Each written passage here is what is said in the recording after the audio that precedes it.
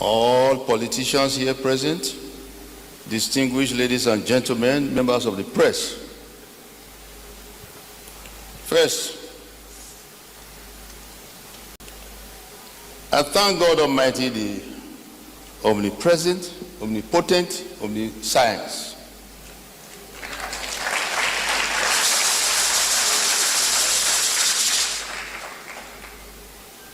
Edo were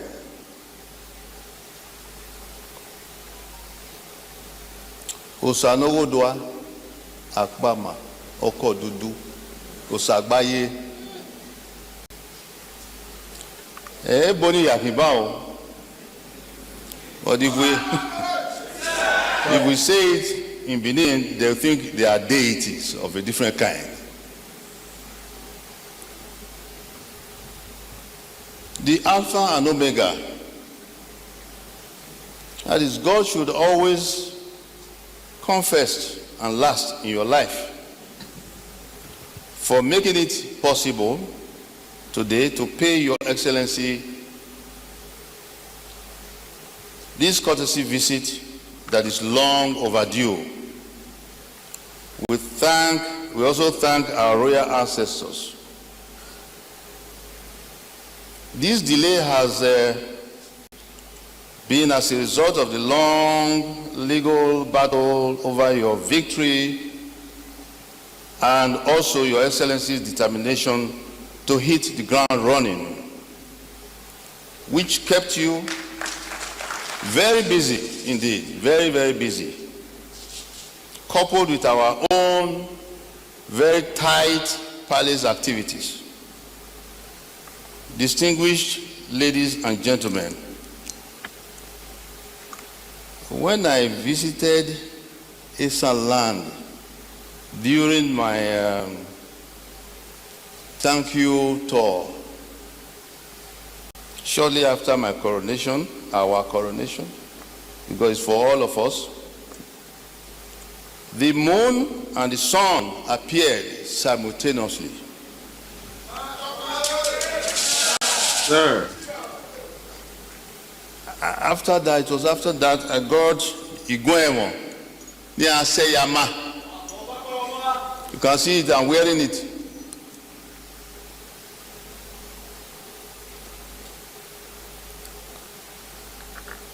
It was then I knew that something good was coming to Edo State from Esan land.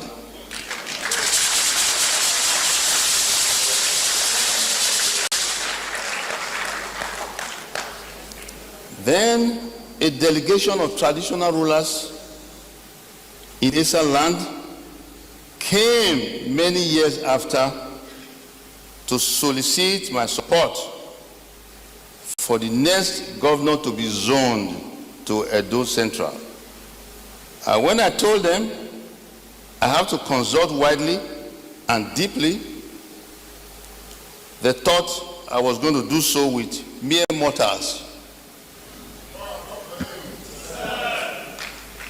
particularly mortals of Edo South persuasion. That is the politicians in Edo South. Now you call mere mortals. But I prayed fervently in line with the prayer point of our great ancestors to the Almighty God and our ancestors to bring a governor that will be good for us. Good for us in the sense that such governor will be able to put food on the table of the masses, develop the state, and respect traditional institutions. The answer to my prayer came from Mesa land. And behold, Akpakomiza was brought forth. Akpakomiza.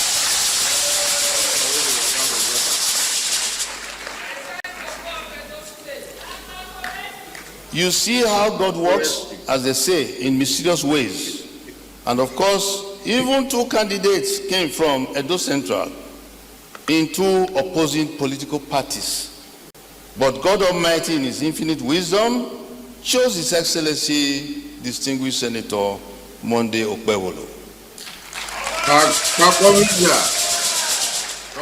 as Akpako Rescue.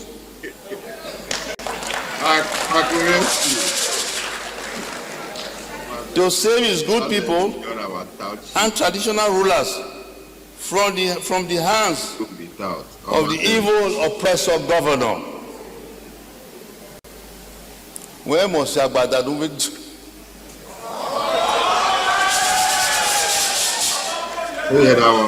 Must Agbada wunu temi o. Agbada wunu temi. As I told you, in America, you tell it like it is. You know I'm American trained as well. And that's the problem. There is what is known as the serenity prayer, which goes like this. May God grant me the serenity to accept the things I cannot change, courage to change the things I can, and wisdom to know the difference.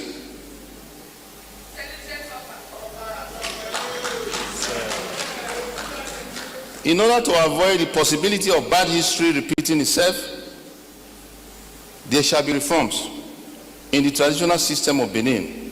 The reforms have already started. Details of the reforms will be made clearer at a later date. When you combine Akpakomiza, and as they address me, and Ogidigan together, does it not equal to peace, unity, and development? For the state, I'd like to appeal to everyone to please put all hands on deck to support our governor, His Excellency Senator Monday Okpewolo, Governor of Edo State, Executive Governor of Edo State, to succeed in this onerous task of governance, to support both of us together. He is already succeeding. At the beginning of the campaign, I was pleasantly surprised when I heard it was distinguished Senator Monday Okpewolo that was finally the flag bearer of the party, of the APC party, simply because I had met him before and remembered him as a nice person, a very nice person.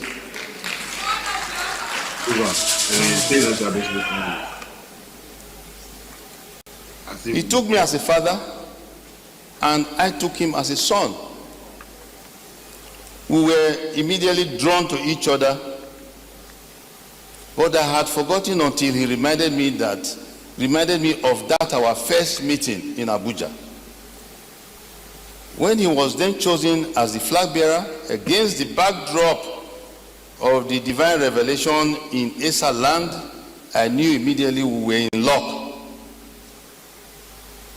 In Edo State, I want to quickly digress to emphasize the reason why Edo should consider itself as the most homogeneous people, the most homogeneous state in Nigeria. Edo Central,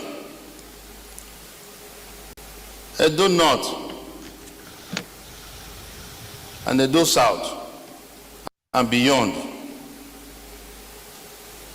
Edo South being the progenitor of Edo North and Edo Central and beyond. Hence you have the descendants of the ancient Benin Kingdom. Let me quickly touch upon the origin of Edo Central, comprising of Esan people. My understanding, as the story was told to us, is that Esan people migrated originally from Benin during the time of Ewa the First, in very peculiar circumstances, which I cannot go into here because of time. Suffice to say that the method with which the Jagba was not by airplane or boats, but by literally hopping into the thick jungle that surrounded empires and kingdoms in those days out of Benin Kingdom. Iana Sanolaha, Ianisan, Isan. You can see there are Benin people. You can see. Oba should not be. There are Benin people originally. Say we are one people. So that's, sometimes I don't know why some people want to differentiate, make the difference. Differentiate And so on and so. Now we do. Among my chiefs there, I have some people there.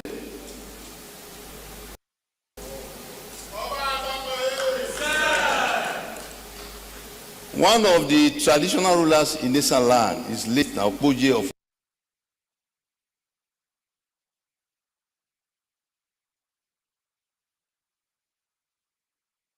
Why don't they miss Yano?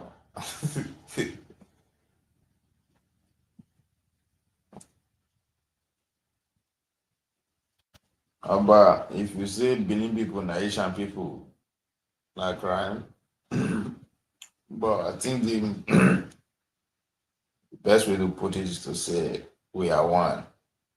Shikina.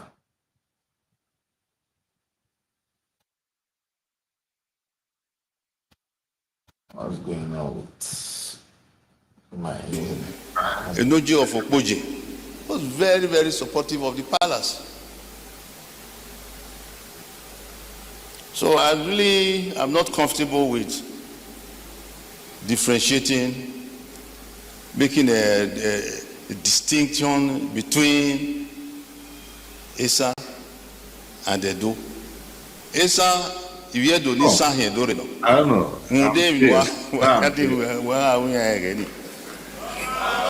Now I'm curious. Who be this one person where they always wake up with me, sleep with me? There's this one person that is always, as soon as I come on, is there. I'm interested. I want to know who be the.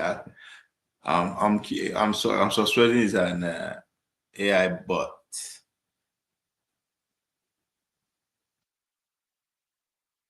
I want to know because at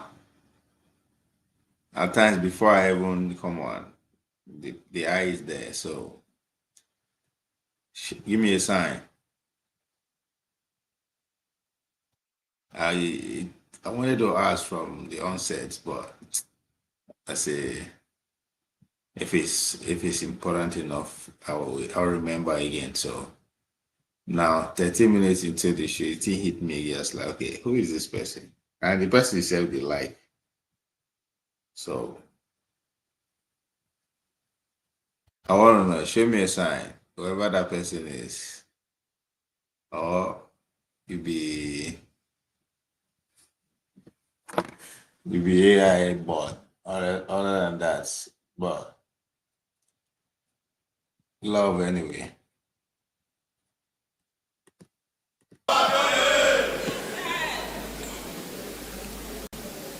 It is the settlements that formed. It is the settlements that they formed that eventually became various communities like Igwebe and so on and so forth. Igwebe. That's close to it. Let me go back. Let's fast forward this.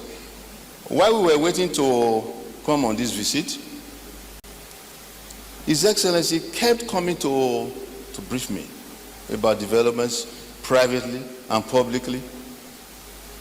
On one occasion, His Excellency even kindly came with several governors led by the Edo State governor to pay their respects to the ancient throne of Benin. He always insisted, we must go and see my father. We must go and see my father. God bless you, Your Excellency. Our ancestors bless you. when His Excellency won at the appeal court, he directed everyone to proceed from the Obaseki, the second airport. It's Obaseki, the second airport since. So I hope you all know, not just Benin Airport. It was renamed, but his predecessor refused to acknowledge that.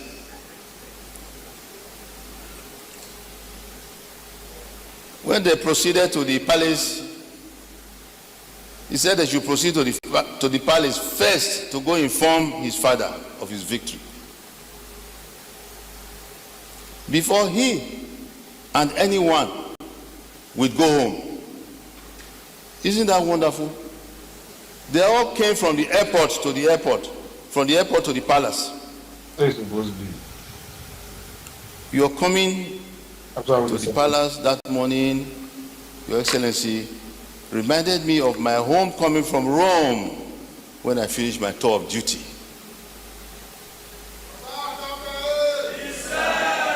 The reception was massive in a carnival-style procession, inching to the palace because of the crowd. We patiently, of course, waited for 1.5 hours or so for you. From the airport to the palace would normally not be more than 10 minutes. Be rest assured, Mr. Governor, we will not take this kind of gesture for granted. We will do our best to counsel you when and if needed, and if we are consulted, with the wisdom I always pray to God to give us to do so. We are here to congratulate Your Excellency for your victory at the poll and victory all the way to the Supreme Court.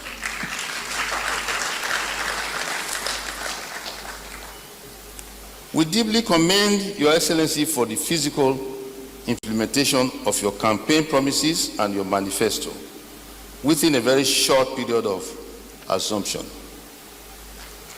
of office. No grammar, no rhetoric, as I've said, no story. Governor, when they walk out for gutter. We also deeply appreciate Your Excellency's abolition of the so-called nocturnal, rebellious, and toxic traditional councils intended to balkanize the Benin Kingdom. Your Excellency, restoration of the full allocation due to Benin Traditional Council is a warm development indeed, and we are very pleased with it. We are grateful, Your Excellency, also restored back to us the Obaseki Cultural Center, which was violently taken away by the evil governor. I say violently because they went in there and were shooting guns in the air. And everybody ran away. And the place was without notice, without nothing. If anybody didn't know about it, you know now.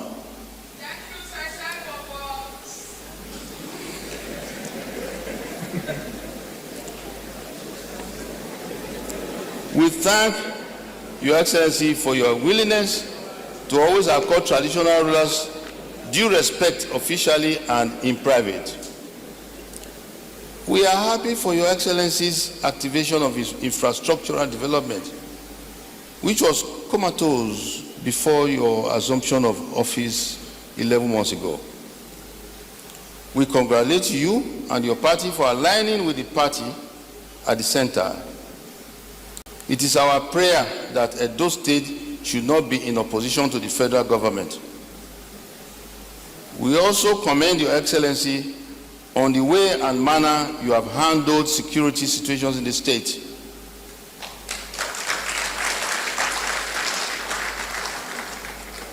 There's no doubt Your Excellency has focused more on intelligence and surveillance.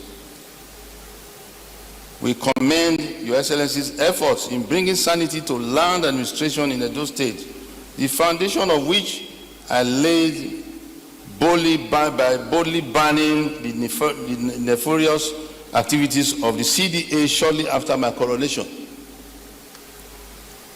Your Excellency, I want to specially thank you for giving us the opportunity to show that our cultural heritage can be a veritable tool to attract immense investment to the state. Early in your administration, you showed the possibility of this when you supported the palace to be showcased in all the way out there in Dubai. In an investment forum, investment drive forum that I personally represented the state under the aegis of the Benin Royal Court, and the head of Edo State Investment Forum representing the state government was also dispatched there in attendance. I personally invited the group that organized the forum to come to Edo State to meet with Your Excellency. I'm sure your representative already gave a report of how successful the meeting went. We are hopeful that with proper follow-up, investment drive will yield the desired results. Your Excellency, in my coronation speech, I emphasized the need to set up agricultural industrial hubs of different types in every local government area, and even satellite towns to attract urban to rural migration in order to decongest the urban areas, particularly Benin City. I suggested that the palace will work with the state government to turn Edo State into a food basket for the country at large and the state in particular. Obviously, your predecessor had other plans in his mind that yielded nothing. I appeal to Your Excellency to revisit this my idea to help put food on the table of our people, especially the needy. Your Excellency, I plead with you to ensure you make good your promises and remind Mr. President to make good his promise to assist in bringing our proposed Benin Royal Museum to fruition. This is the only museum that is allowed to house our Benin artifacts, which will contribute immensely to the tourist industry in Edo State. Finally, we commend your efforts to strengthen the health sector and other key infrastructure. We are looking forward with great anticipation to experiencing the first flyover in Benin.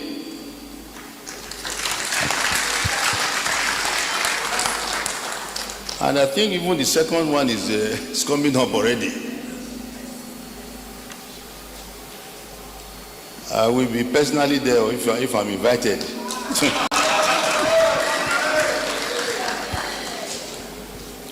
As I said at the beginning of this, my speech, the Lord God Almighty is the Alpha and Omega of everything, the beginning and the end.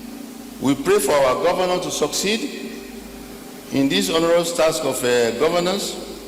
May God and our ancestors sustain the cordial relationship between the palace of the Oba of Benin and the Edo State government. We will continue to pray for a peaceful Edo State and the success of this administration.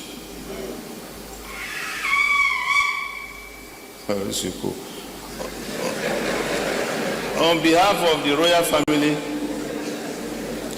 good people of ancient kingdom of Benin in particular, and Edo people in general, I say thank you, and thank you, Mr. Governor.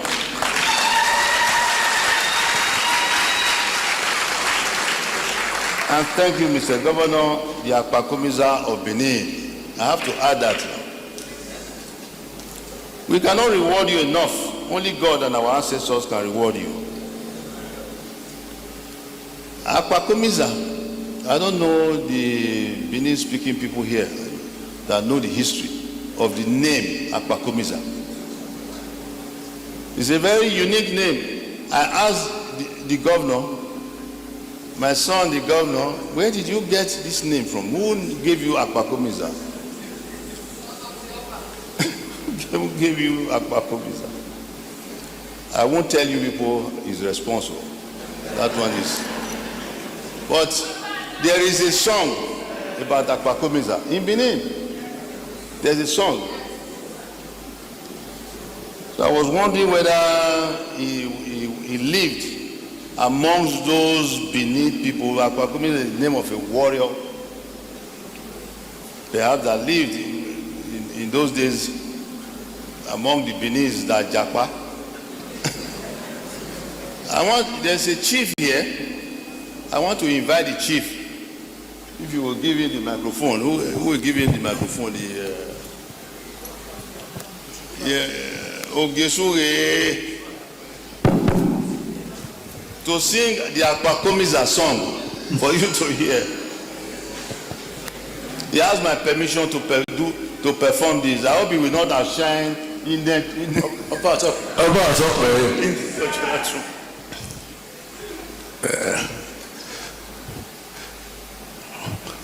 wẹ́rẹ́ ọba ọ̀ọ́dìyàn ìyọ̀nyá màá fẹ́fẹ́ mùdọ́ni kàyọ́kọ́ bá sùn.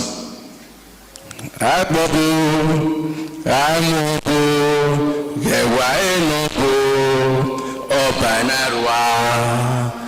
Agbọ́bù amúbù gẹ̀wá ẹ̀nàbù ọba nàrúwá. Ogili gana po ọba narua gẹwà iná po ọba narua ọba àtọpẹ òwe ọwọ kan fìtàn ti ẹdọ kan ya pẹnyọ Akpakomiza nàgbàrò wa ọ̀hún ààrẹ wì máa nà nínú ìpinnu ya ti ẹ̀dọ́ ọ̀yẹ́ yìí pàgbégbé ogun malaza fi ó bọ́ ọ̀yọ́ iyeke ọ̀nà àrèjọ ní kàwó.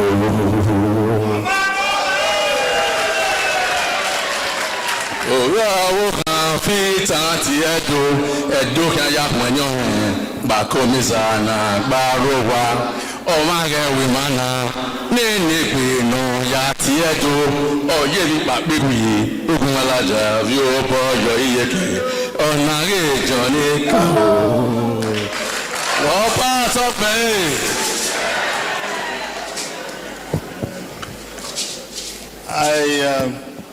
I thought His Excellency should be serenaded with that song. My address to you today is in two parts. It happened to be in two parts because of the certain developments that occurred. So I'm just going to I'll crave your indulgence, so please let me go straight to the part two.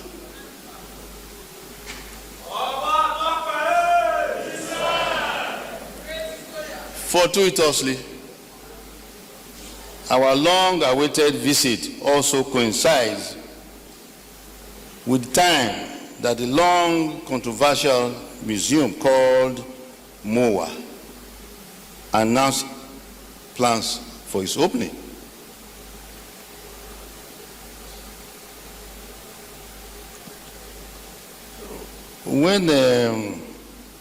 When I first heard this name, it was MOA. Now we're MOA. I bet you MOA mi yana bona. MOA mi yana bo yana bona.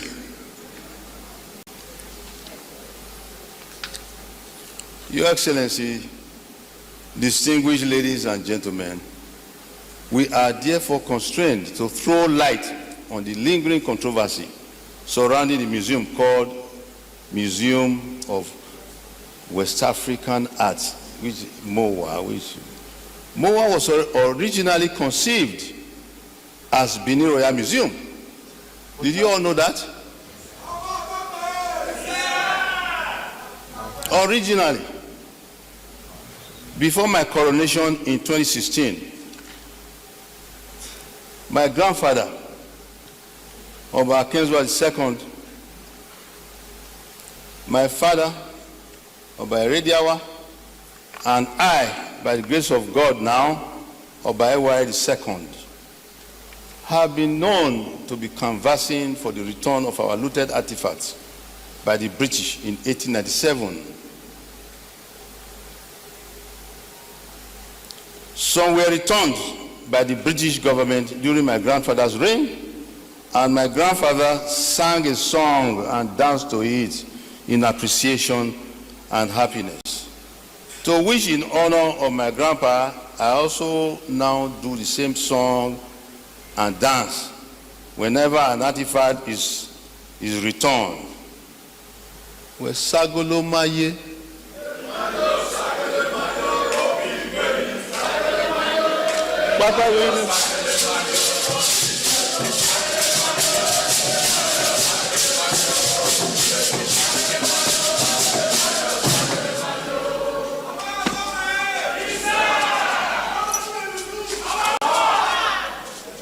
As if it is a kind of mysterious way to summon the return of other artifacts out there to come home. That song. Yes, home, to be housed in the proposed Benin Royal Museum. Not anywhere else. Some were returned during my father's reign. This was well celebrated during the former governor's comrade Oshomoli's administration, who joined the palace to receive the artifacts. As a diplomat, I carried on the struggle of my fathers for the return of the artifacts to the palace to far corners of the globe, because I was fortunate to serve my country in several countries. I presented my letters of credence to the King of Sweden, King of Norway, and Queen of Denmark, and President of Finland, President of Angola, President of Rome, and Albania, Republic of Albania. I invited Governor Obaseki shortly after he was sworn in 2017. I intimated him of how much my father and I had been fighting for the return of the stolen artifacts. I solicited for his collaboration, being the new governor of the state and I the new Oba on the throne. He promptly agreed to support this effort. On my second coronation anniversary, he was called to make some remarks and surprised everyone when he informed us that he had been meeting with the Benin Dialogue Group, some museums, and international donors who were already cooperating with him for the setting up of the Benin Royal Museum, and that he has invited them to Benin for the next meeting. He then said he couldn't see any better coronation anniversary gift he could give to me than that. Everyone applauded him, but somehow I was not so excited. I had a bad feeling about it. Instead of me to be jumping for joy, I had a bad feeling about it, as if something was wrong or going to go wrong. I'm sure my ancestors were prompting me not to believe the story.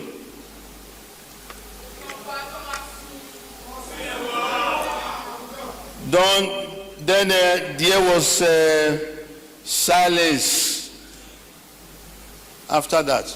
Silence. from Governor Obaseki.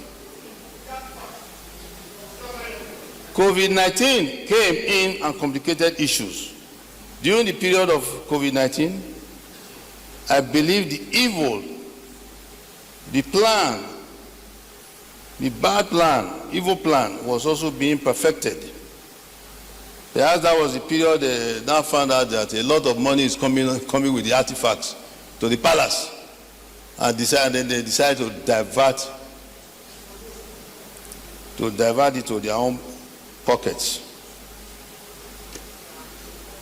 Suddenly, I saw that they co-opted my eldest son into their conspiracy because they felt they would see him as the Crown Prince of Benin. If they see him as the Crown Prince of Benin, that would prove that they are collaborating with the palace.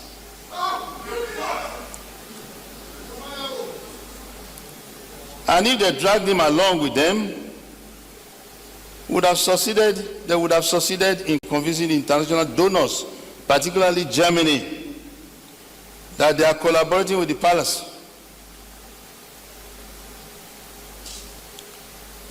My dear son said that they constituted the Legacy Restoration Trust, and they have given him a board seat. But I didn't send him there. He looked excited, of course. Poor child. He didn't understand the implications of what he was getting himself into, because he didn't remember or didn't care to remember that I've been teaching what I've been teaching him about people.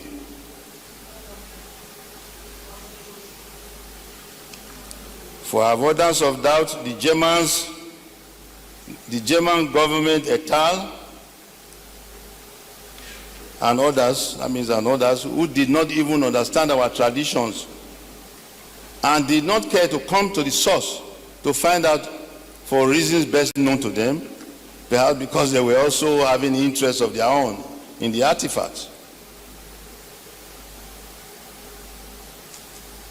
They would have found out that the eldest son of the Oba of Benin is not automatically the Crown Prince of Benin, even though our system of succession is based on the principle of primogeniture, until his father, the reigning Oba, pronounced him so and direct him to Uselu to preside over Uselu as the Edake of Uselu. Or until then, he's regarded as just the first prince or senior prince in Benin. They will say, Oko no Hua. So were we all, and my father.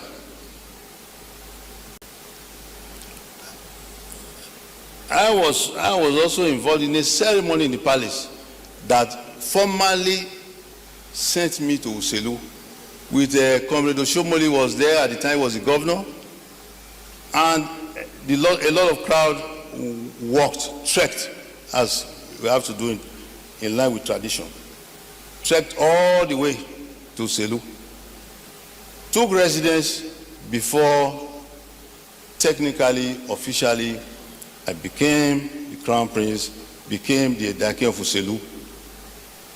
Anything short of that is window dressing and cosmetic.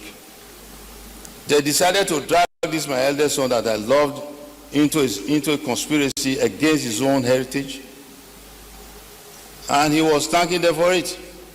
He also let himself be dragged into the conspiracy for obvious reasons, because he refused to listen to the counsel of his father, the king that thought has been nurturing him since birth.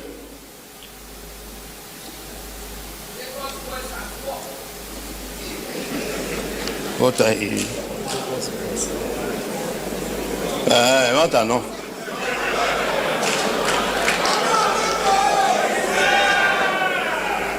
Your Excellency, Mr. Governor, 2 days ago,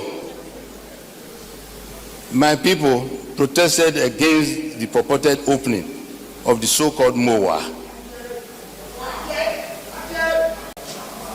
It will be recalled that during the time of your predecessor in office, I suggested to him that the Edo State government should support the Oba of Benin in the pursuit of the return of the artifacts and the building of the Benin Royal Museum.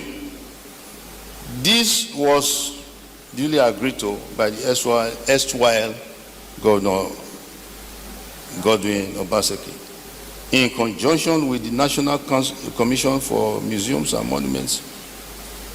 I gave several referral letters to the then DG, Director General Abbas Tijani, for him to be able to negotiate with different museums in Europe and America. Surprisingly, I was no longer put in the picture of the pursuit of these artifacts and the support for the building of the Benin Royal Museum. Several agreements were signed by the then Director General of the NCMM on behalf of the Oba of Benin, which I never saw up to now. Tijani Abbas and Godwin Obaseki conspired against the palace of the Oba of Benin and started building what they called a Edo Museum of West Africa as a MOA. I was never put in the picture anymore.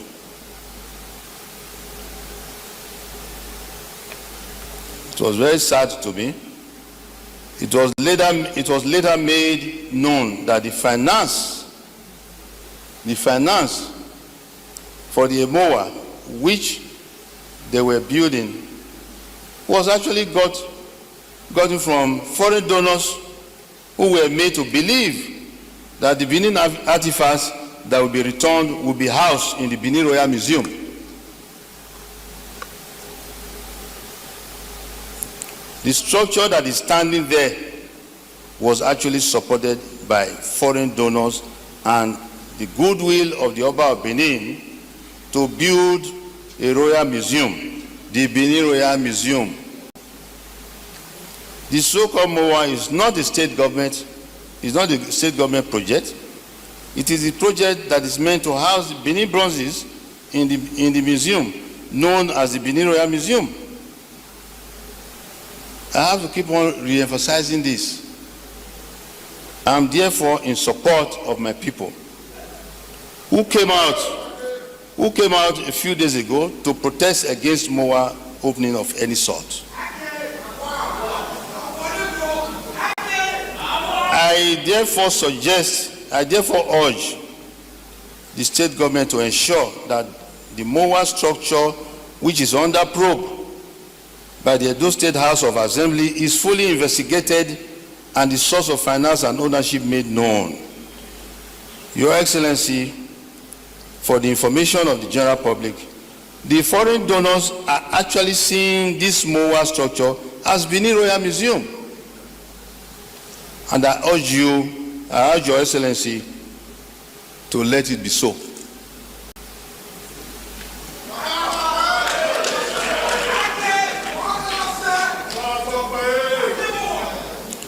Your Excellency, distinguished Governor of Edo State, please, this was like my appeal to President Buhari in his private party that he had. I appealed to him with the president now, the former minister of Lai Mohammed, Minister of Arts and Culture, President, and all the movers and shakers of the country were present. And I appealed to him, Mr. President, you have done so much to support us in Edo State, particularly the royal family, the Royal Court of Benin. As much as you have done, there are some people still scheming to reloot our artifacts. Please, Mr. President, don't let them reloot our artifacts. I'm appealing to His Excellency too. Please stop the opening of the MOA because it is fraught with greed, deceit, and mischief, and lack of transparency. I cannot end this I cannot end this address without expressing deep appreciation to the former President, Mohamed Buhari, GCFR, who is late now, a very good friend of the family of Edo State, who understood completely the need to recognize and support the ownership of the bronzes, of the Benin bronzes, and also thank his successor, President Bola Ahmed Tinubu, GCFR, who incidentally is my in-law. I don't know if you are aware of that, Mr. Governor. He's my in-law. And as he openly said, because he has openly said so, that's why I'm openly saying so now. As he openly said when he came to the palace, that he's not a stranger to this palace for supporting and pledging to build the Benin Royal Museum. And of course, Akpakomiza, who God and our ancestors brought to rescue otherwise rather toxic situation in the state in general and in Benin in particular. Most of all, as I said at the beginning, God is the Alpha and Omega, the beginning and the end. All glory be to God. Long live Edo State government, long live Federal Republic of Nigeria, and God bless you all. Ọba Tọ́pẹ́! Ọba Tọ́pẹ́! Ọba Tọ́pẹ́! Ọba Tọ́pẹ́! Ẹ̀wá ìnáwó ọba náírà agbọ́bó amọ́bó ẹ̀wá ìnáwó ọba náírà ọba náírà ọba náírà amọ́bó ẹ̀wá ìnáwó. All glory and God bless you all. Ọba Tọ́pẹ́! Ọba Tọ́pẹ́! Ọba Tọ́pẹ́! Ọba Tọ́pẹ́! Ẹ̀wá ìnáwó ọba náírà agbọ́bó amọ́bó ẹ̀wá ìnáwó ọba náírà ọba náírà ọba náírà amọ́bó ẹ̀wá ìnáwó ọba náírà amọ́bó.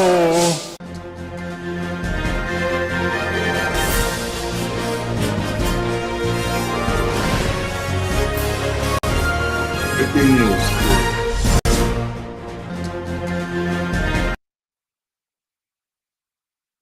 Go to the palace.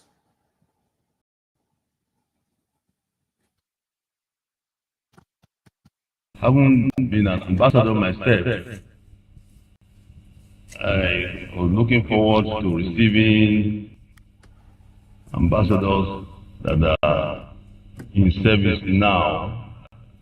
I'm former ambassador now. I served in, I'm sure you've done your research, I don't need to tell you, Italy and all, and so on and so forth. In Scandinavia. Let me just quickly, you mentioned MOA and things like that. I'm not too sure how much you know about this story, but our dear governor told me that he played a video for you to see that you have seen former.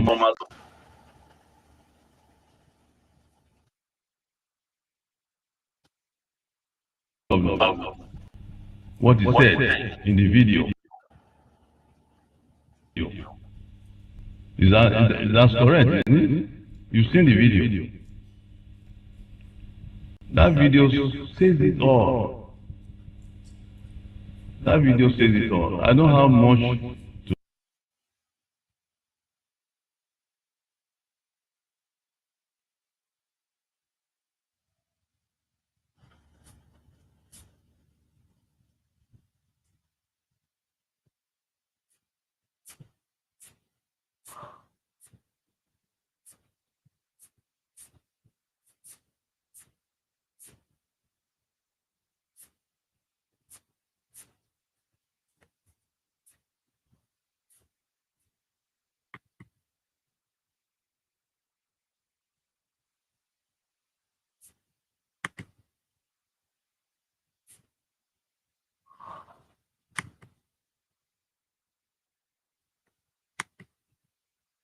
to say now. I really look forward to receiving you again in different circumstances. I should say maybe happier circumstances. The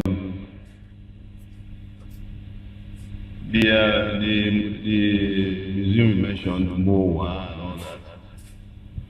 I'm sure if you tell your people, your officers, cultural officers in charge of culture and so on and so forth, to research, they will tell you, it started as Moa. Then they changed its name to Moa. Moa means Edo Museum. But because of certain things,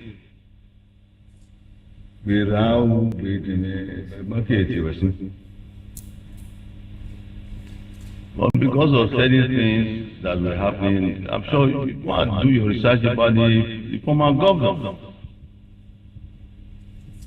You are ambassadors, you are embassies, you have people that can research for you. You even have security people in your embassies, I'm sure. I had. So when I needed to find out some things, I could find out anything for my country. And I'm sure you can too.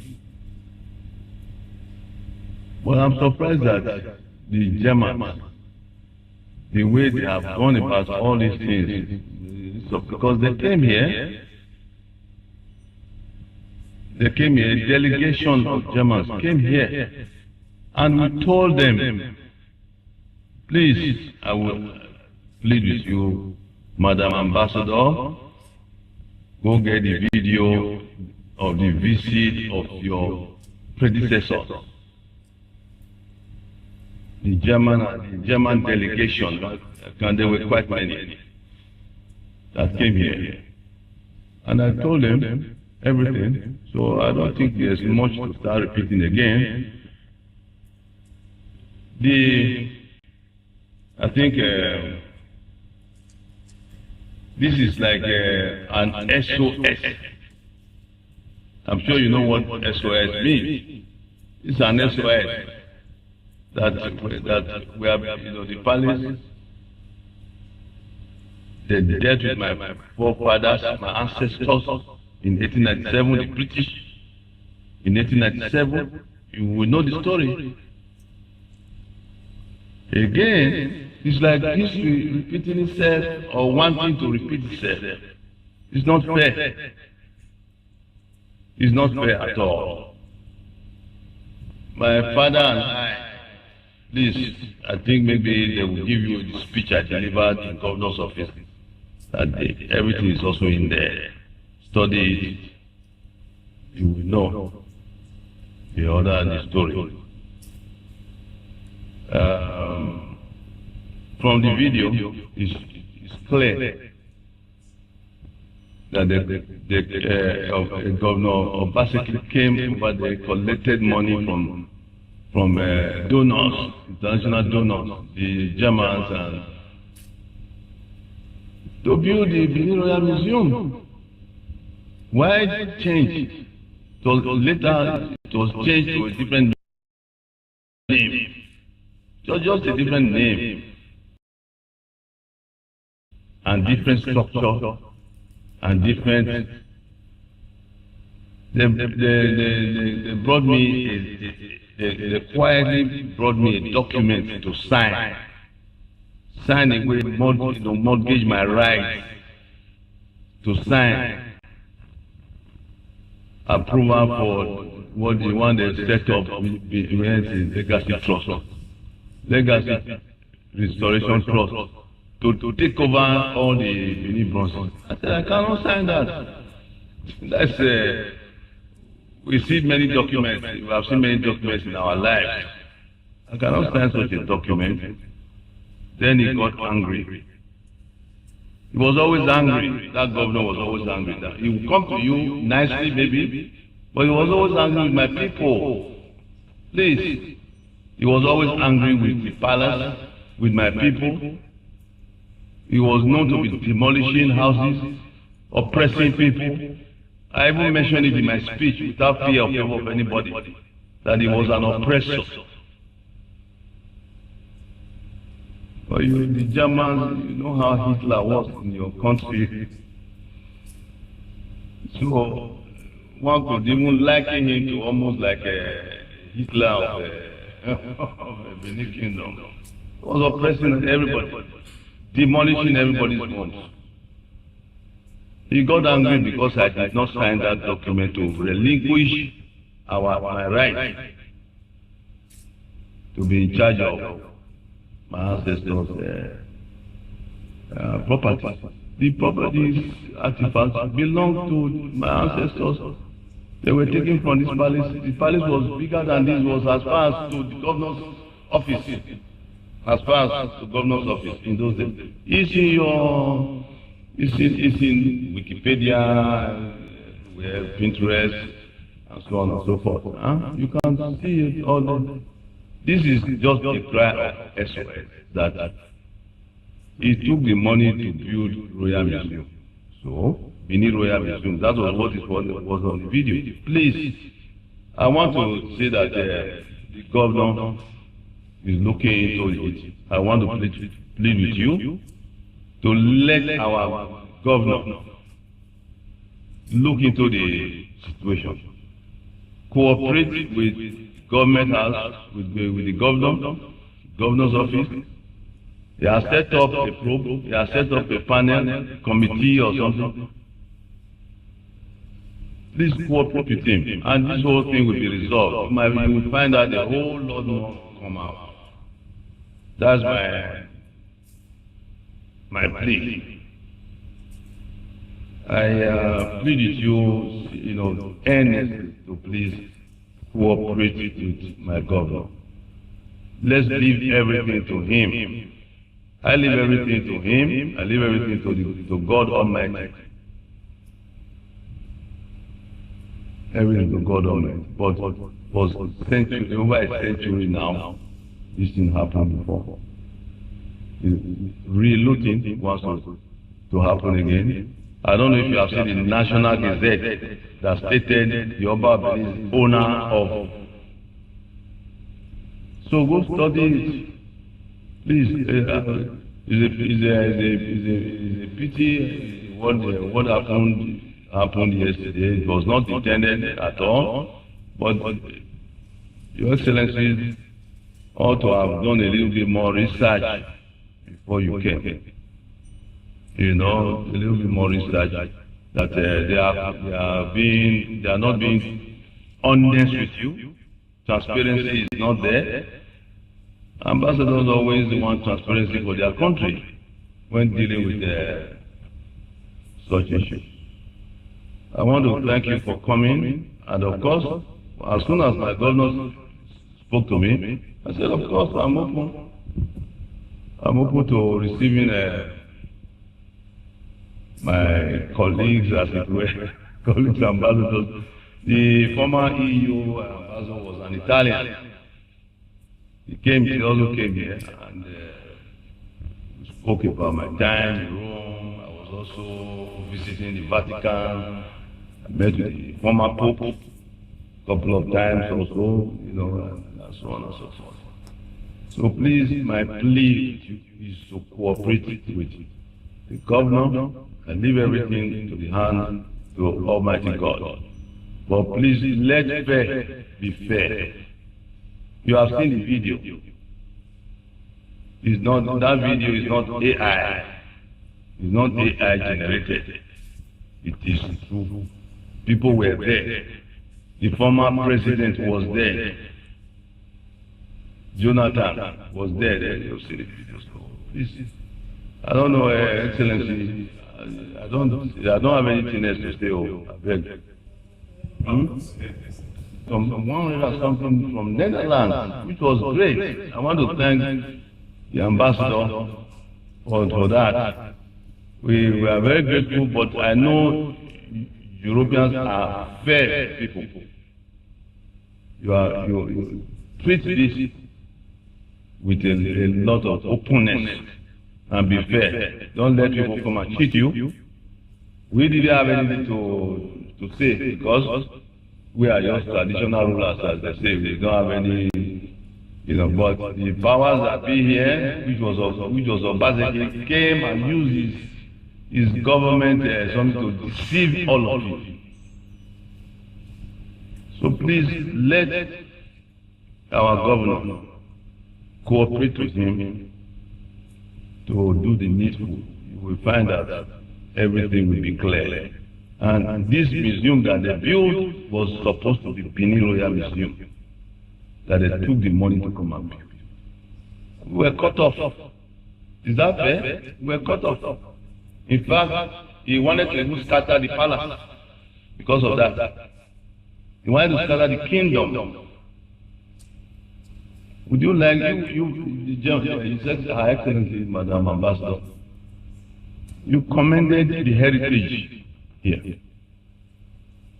But that governor wanted to balkanize the heritage, wanted to demolish everything, that you will not find such heritage to commend.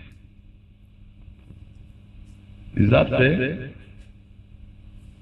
There were several meetings with the Germans. I understand Barbara, there's one Barbara that I kept hearing about, one Barbara. My brother, I sent my brother to represent me in those meetings. He's not here, like in the United States. I think he met you. He met you. I told him first, go and see the ambassador, please, and explain to him that you were discussing with the Germans. You were discussing with them. But you are here now, you can see. And the people are angry. The people of Benin, they are very angry about this matter. They are very angry. And you must listen to the voice of the people. As they say, the voice of the people is the voice of God. So thank you very much. I know you have to catch a flight. So I look forward to seeing you again in a more pleasant circumstances. It's a pity that you are here in this circumstance now. Your Excellency, our dear Governor, I thank you very much for this wonderful visit. Your Excellency, Deputy Governor, I also thank you for accompanying the Governor here, and all of you from Governor's office, and from the Ambassador's offices that came with the ambassadors, and the security and the representative of the Commissioner of Police is here. Thank you. Commissioner. Okay, sorry. The Commissioner. How now? Thank you. God bless. God bless for maintaining peace. You know, we always want peace and quiet in this kingdom, in the state. We try our best. I talk to my people. They maintain peace for the governor. If it was a different state that governor did what they did, it would have been fire in the state, you know. But of course, we told everybody, keep quiet. God is in charge. Your Excellency, Mr. Governor, thank you very much. To first present him our greetings and respect, and also explain to him the reason for our presence here, which is fundamentally to try to engage more and strengthen our partnership and our cooperation with Edo State, as we discussed this morning during our working meeting with His Excellency the Governor and his team. And we also touched upon the issue of the... So, to people who never still understand politics at play with if you know wear cap, we get a Tinubu emblem, there is don't come to work. And everybody, a lot of people went crazy. Now, the faith to understand these people are serious business-minded people. Just because he said it doesn't mean he has the power to actually enforce it. No. So it's just a political statement. He understands the media well. He gave them what they want and they ran with it. Now, I'm saying that because this guy, obviously, you can argue is a commissioner, given. Even the one behind him, who seems to be wearing English face caps, so to say, also carry Tinubu's emblem, right? Given those guys they took it to the next level. But Afeboa, this guy right here, more and strengthen our partnership and our cooperation with Edo State. Afeboa is the current commissioner of communication and blah, blah, blah, blah, blah. The guy no wear cap. The guy wear native. State, as we discussed this morning during our working meeting with His Excellency the Governor and his team. And we also touched upon the issue of the project of museum. Because he no wear cap and is on duty. Anyway. Of West African arts. The same trick they behind will give Tinubu 3.5 million. And people are like, oh, I don't say not 2 million. But you see the foolishness. As if even if you give her 5 million, then go make Tinubu win. The Coco be say he is going to do everything 100% to make sure he give Tinubu all the votes from Edo State if possible. Whatever that amount to, 500 or 1,000 or whatever it is, that's the whole logic behind it. But people not to go to school, so common sense nearly work again. Where we were yesterday, some of us, and so we wanted very much to have His Royal Majesty's views on this, and he shared with us these views. And I think we all had exchanged in a spirit of dialogue and partnership, which is the spirit in which we want to take this matter further and all other matters. The European Union as such is not involved in this project, but some of the member states, in particular Germany, is. Good afternoon, my name is Annette Günther. I am the German ambassador. I'm very honored to have been able to make a courtesy visit to His Excellency, His Royal Majesty, the Oba of Benin. Thanks to our host, His Excellency the Governor.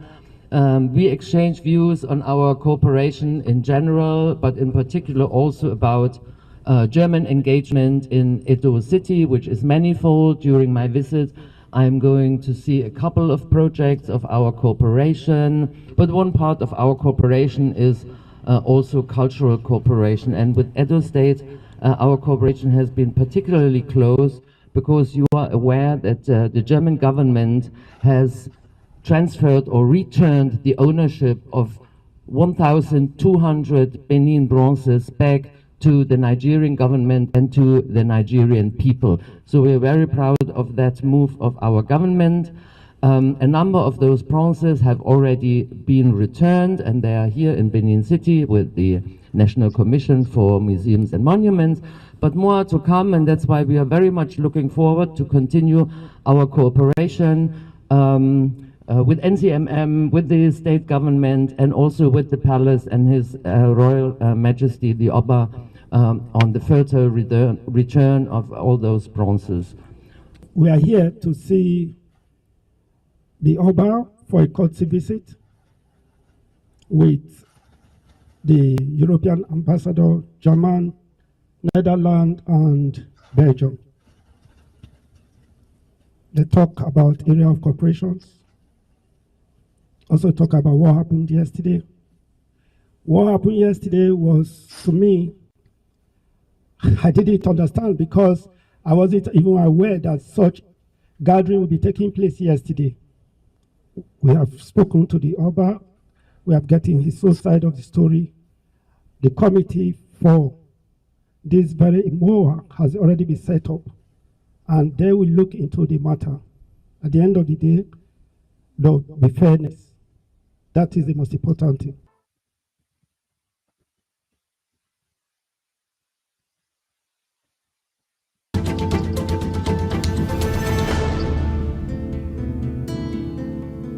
So it's a high-profile event at the Museum of West African Art in Benin City, attended by investors, artists, and... Fuck you guys. I need to give one of my ears or subject my listeners to this nonsense. Let's go to the latest development, the breaking news. I never talk about this till since they happen. Maybe it's a good time to just share light to those who are on the known. And they always talk about us also all the time. So where Kulata? Kulata has a little bit of idea of this development of about the king of Ososo, if we get Ososo, if we get king or not. And they always tell people, say, well, before I was born, the dispute about king don't they go on even before I was born. So in other words, I don't meet king, but people they parade themselves up and down as king, but never have any privilege or any power. So it continues. The guy who they parade himself now seeing Papa parade himself for 30-something years, he died, nobody give a shit. He carried Igbo wife come from Florida, his son. Him and his friends came and saying that he be king, he was paraded. So there's been back and forth, and to this time around, the thing go a little bit national because should I say we end up in Arise TV trying to shed light on issue that is going on there. And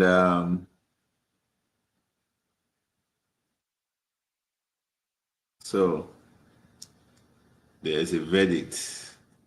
Maybe I should see another reason for me to support to keep supporting Akopomeko. Governor, when they walk out of Gota, maybe I don't get another reason. So this is what's today's date, by the way? It's 13. So this is just coming out. This is we dig ground. Well, I'm bringing out this on Facebook, but they don't send me a copy of this letter a couple of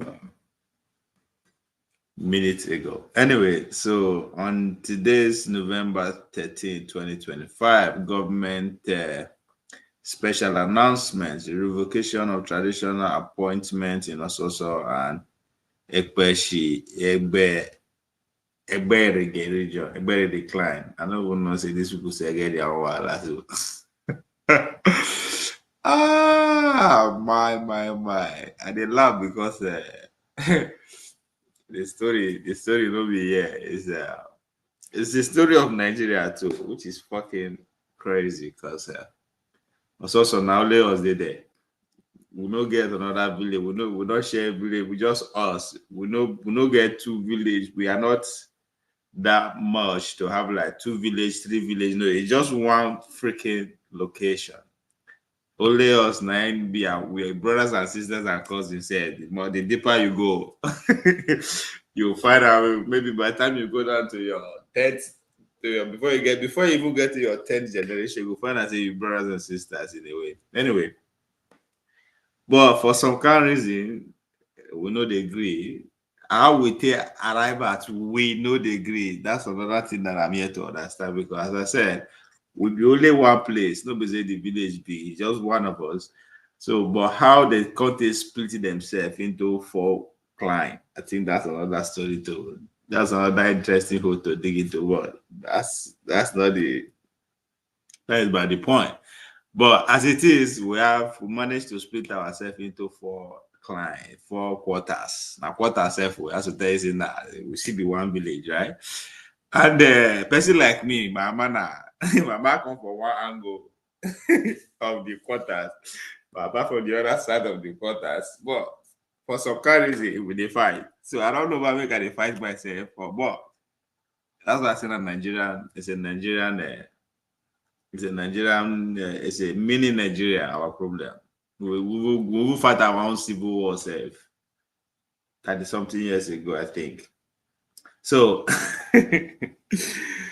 they laugh because it's just crazy. That's why when people this argument about Nigeria, it's always very fascinating to me because it's like if I go home to my village, I'm facing the same shit. So if I come up from village, on the bigger picture is the same. So it's just kind of ridiculous. Anyway, so we drag ourselves this year to a point that they had to spend millions to keep making case on Arise News. But Governor where they work out for Gota has decided to, here me in particular, say me, I be in supporter. So he gave me a call. And I say, young man, what can I do for you? I say, I don't need anything. Just pause this bitch for a minute. Pause this shit for a minute. All right? Pause this shit. He said, all right, I got you. Anyway, the Edo State government has received the circumstance surrounding the ongoing disputes relating to the traditional leadership of Ososo Kingdom and the Ekpeshi. I don't even know that these people say get their own issue. Clan in Akoko Edo State, in the interest of peace, stability, and due process, the governor has approved the immediate revocation of the appointment of Mr. Bamidele Obaito, formerly appointed to the vacant stool of Ososo Kingdom.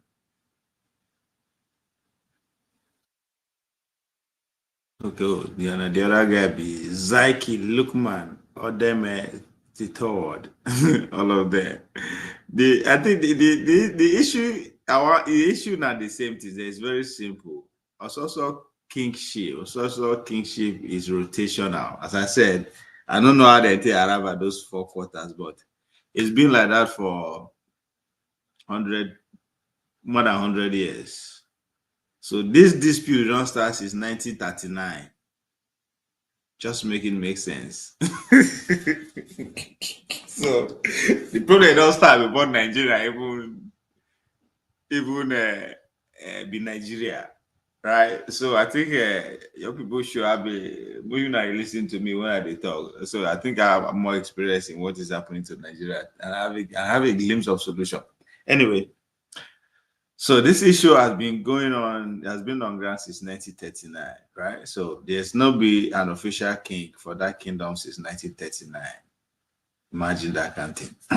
Anyway, so the same thing. So now these two people, Bamidele, his father, for instance, I think his father.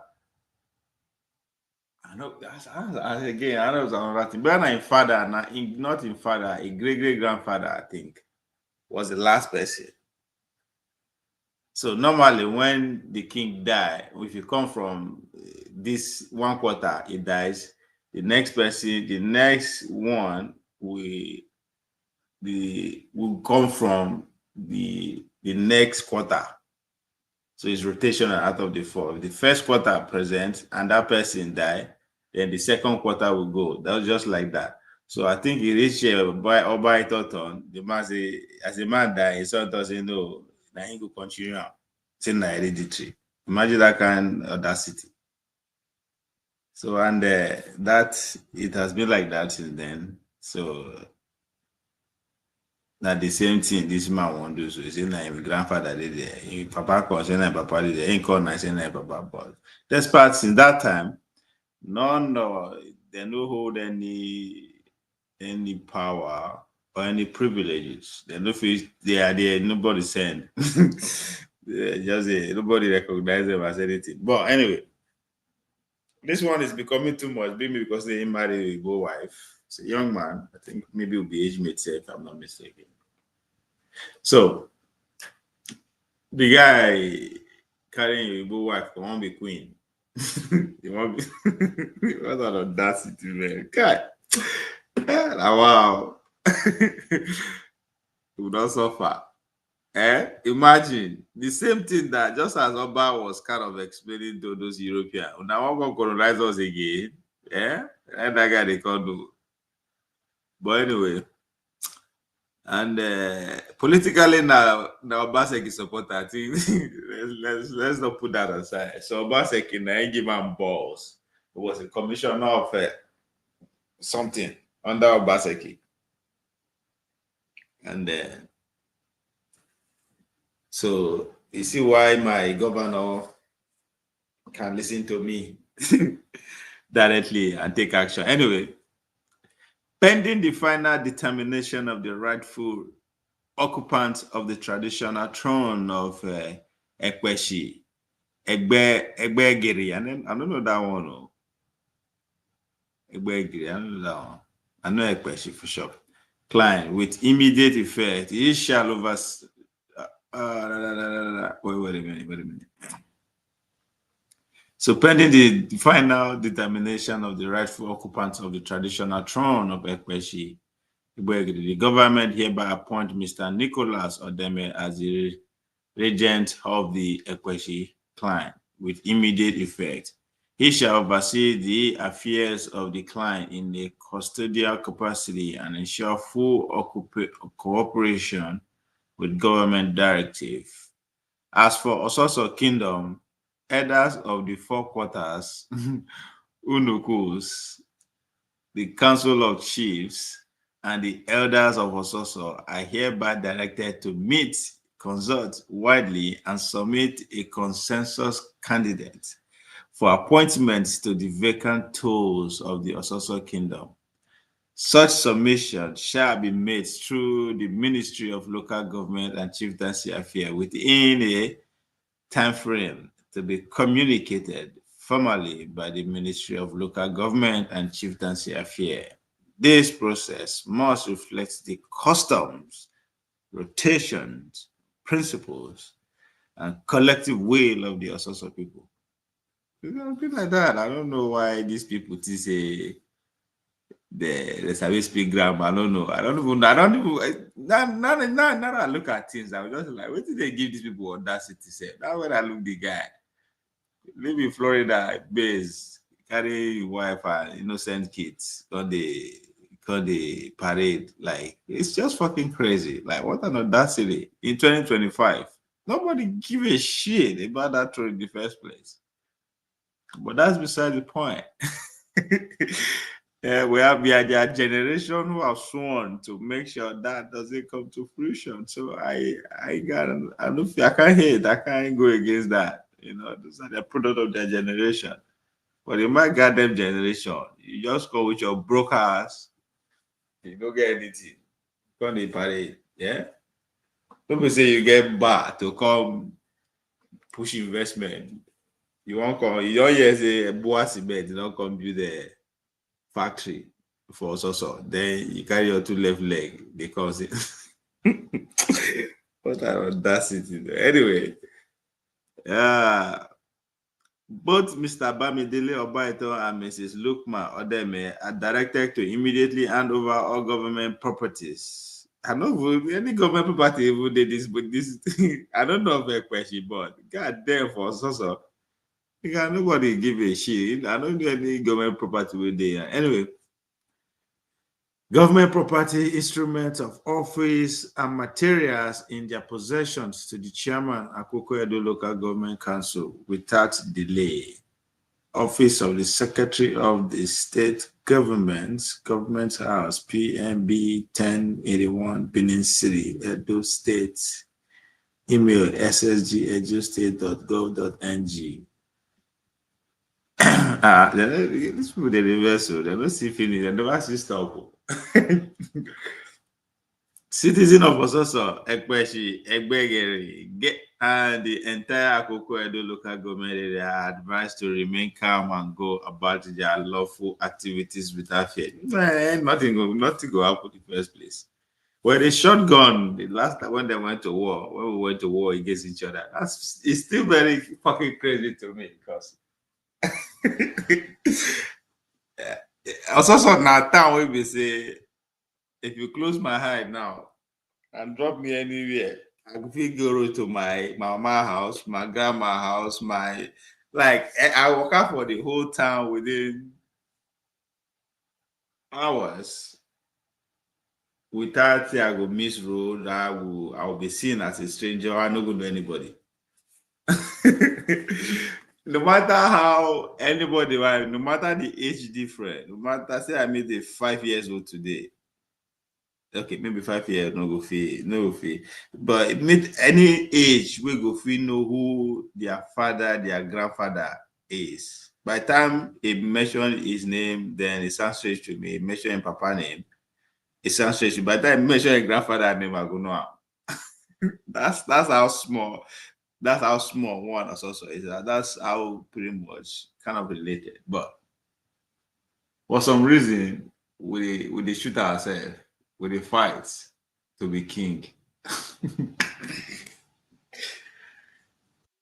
That's well, same thing with Nigeria anyway.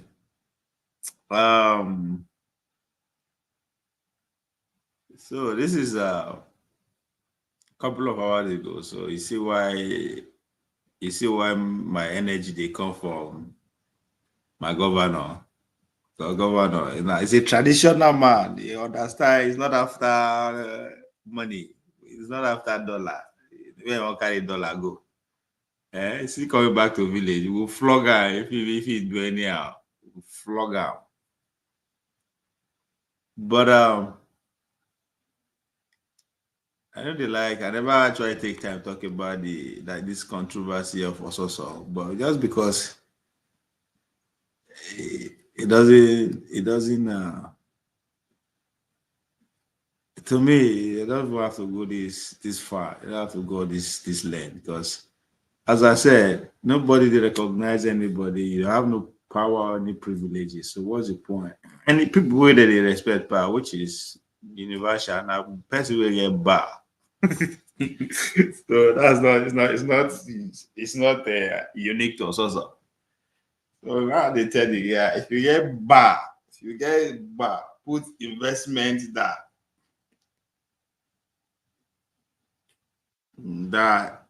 employ a lot of people in Ososo and change the economy or the physical look of the town with some benefits that for the people, nobody will build mansion as people do currently.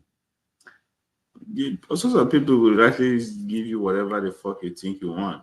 That I know. As I said, I just want people.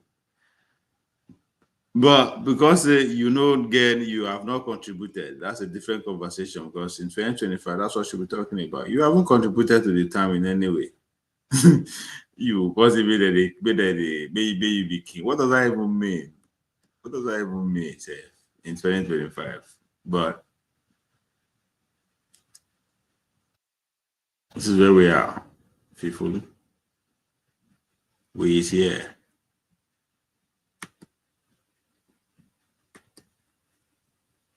Let's do. We is here.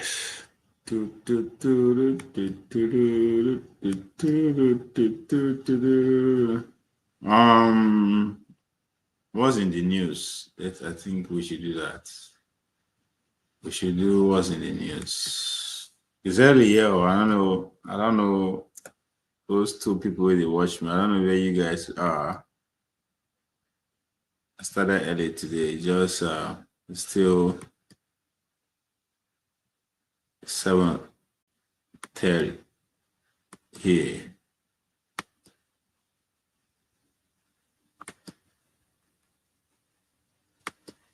Oh, yeah, boy. Every show, not you. Let's see. Let's walk around with Nigerian news. The minister should not have confronted him. Matawale's become wicked clash with Naval. Man, this weekend you have done you give me fatigue. Shetima lawmaker Dabiri urge Nigerians in diaspora to invest in critical sector. Okay, where now? Critical sector like, I want to invest in my chieftaincy title. Is that critical? It is critical to me and to my people.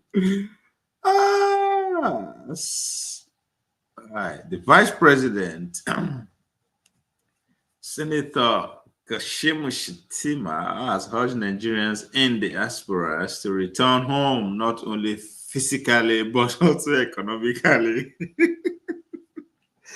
This is a threat. This is a threat as far as I'm concerned. I'm taking this as a threat. Like, you're not giving condition. I don't think you want us to come that way because you know go the office. You won't be able to win election anyway. All right, let's get serious.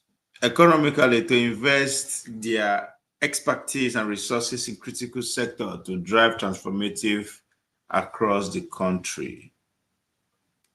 But now they carry the money go invest for outside. Make it make sense to me. All these people, that's why I know they like all this Nigerian news. They always, I know they take them serious. Regardless how hard I want to try to see if there's something to all your investment in Chad, Cameroon, Niger, Dubai, America. But make people there they call like make it make sense. So in fact, no point to continue reading that one. Yeah. So I'm always very paranoid with all these fucking people. Let's see if they let's see what's there.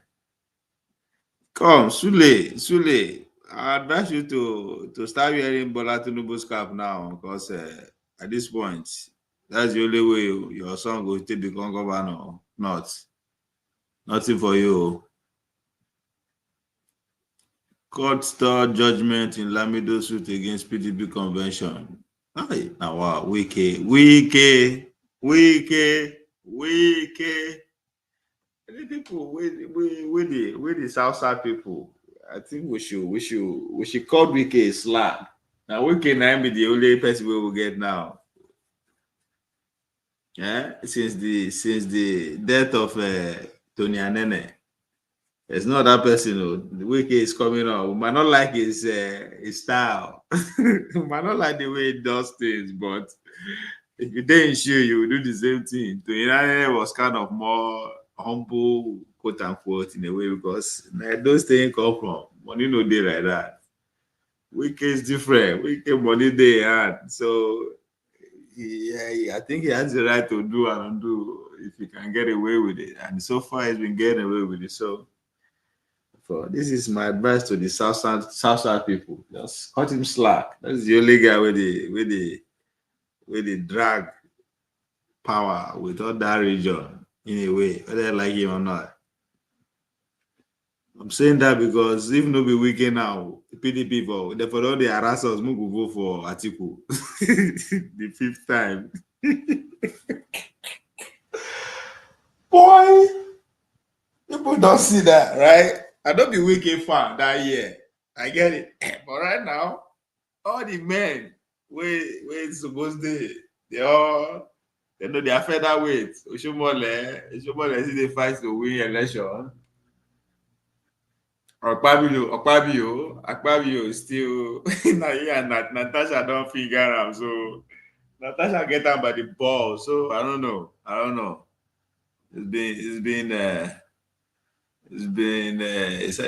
So far I know feel better now. But Wike, I think I can to lead my to speak for my interest when it comes to at that level.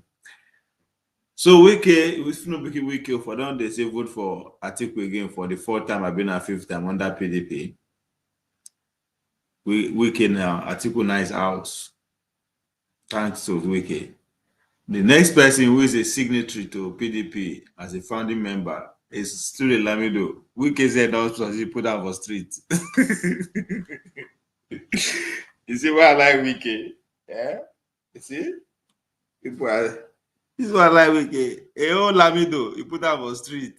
Chai, that's not good. This is a cap. You need to change them to a local cap. If not, your son will never be a governor of that state you come from. The judgment in the suit fell by former Jigawa State Governor Sule Lamido, challenging his exclusion from contesting the national chairmanship position of the. How you go see party where you found? They know they run you out to be a chairman. Now, wow, they don't allow you contest. Not also make you lose. That's too much. As on Thursday, stalled at the federal court in Abuja, Justice Peter Lufu, who was expected to deliver the verdict, could not sit as scheduled. Instead, the court registrar. Wike. They said the judge go vacation for Dubai, he go Christmas shopping. Hey, go and do shopping. The hotel and your flight ticket, first class ticket, see the 7-star hotel, and just take this $20,000 for to buy 1 or 2 handbags for your wife. That's it. The guy miscut. Oh my people. Anyway. Instead, the court registrar informed counsel and parties, including Lamido himself, that the judgment was not ready. I think that the new date will be communicated in due course.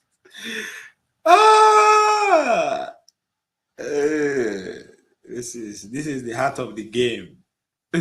Trump wrote a book, Heart of the Deal. This is the heart of the game right here. Anyway. The development comes 2 days after Justice Lufu restrains the PDP from processing with the proceedings with the planned national convention, pending the determination of the substantive suit. So kudos to Wike. He's bidding the Niger Delta people's bid. He's doing well. Can't blame. Comforting. Justin Bajami Amila language Yelwata da name. In attendance as 2 Kanu NNPP lawmaker Johnny Kokoso change the red cap.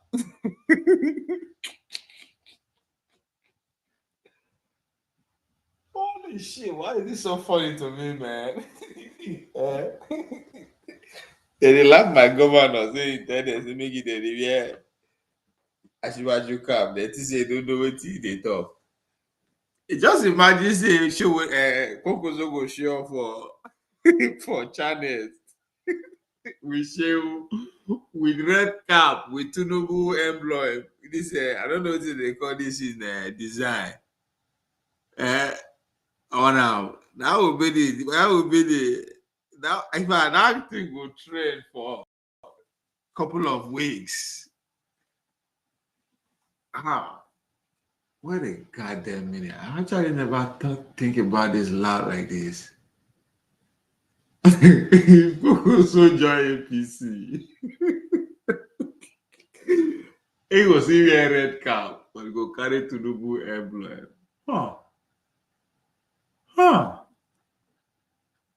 Wait a minute. Come on. When I will see why this acting the way I'm acting. Look at shit. My show na my giving my show na something. Well, I don't think it will happen like that, but if it does happen, holy shit. If it happen, if it happen like that, my, then I myself will fear myself. So those two people where they watch, you see? Now, let me. So this was when. Let's see if I can see it. Sure enough. But somewhat last month. So I don't know. You see this you see this color. You see the color is red. Then if you see the Tunubu cap, Tunubu wearing the cap on that, why the color of the shirt is red, right? This is a campaign merchant that I'm designing for Paulo campaign. So I am saying that because imagine the Konkoso join APC and then they wear red cap still, just like behind. God, what's going on? The Tinubu cap with the cap with Tinubu wearing right now on this picture behind me, right? This cap, you guys see where this is okay. This cap is somewhat red with gold, like a color to do the emblem. So imagine Konkoso joining APC. Come with pretty much, it's maybe instead of this Tinubu red, it will wear this Oba red, right? But with the same emblem exactly as what Tinubu is. Maybe you will be white because they wear white. So which is pretty much what I already envisioned here over a month ago. See? I'm dangerous when I don't zoom in to support person. It's so many things go just they come and anyway to the obedience. Now basically recruits me. So because you can only obedient company now, so we can only work with obedience or for obedience when we get paid. Anyway, let's get serious.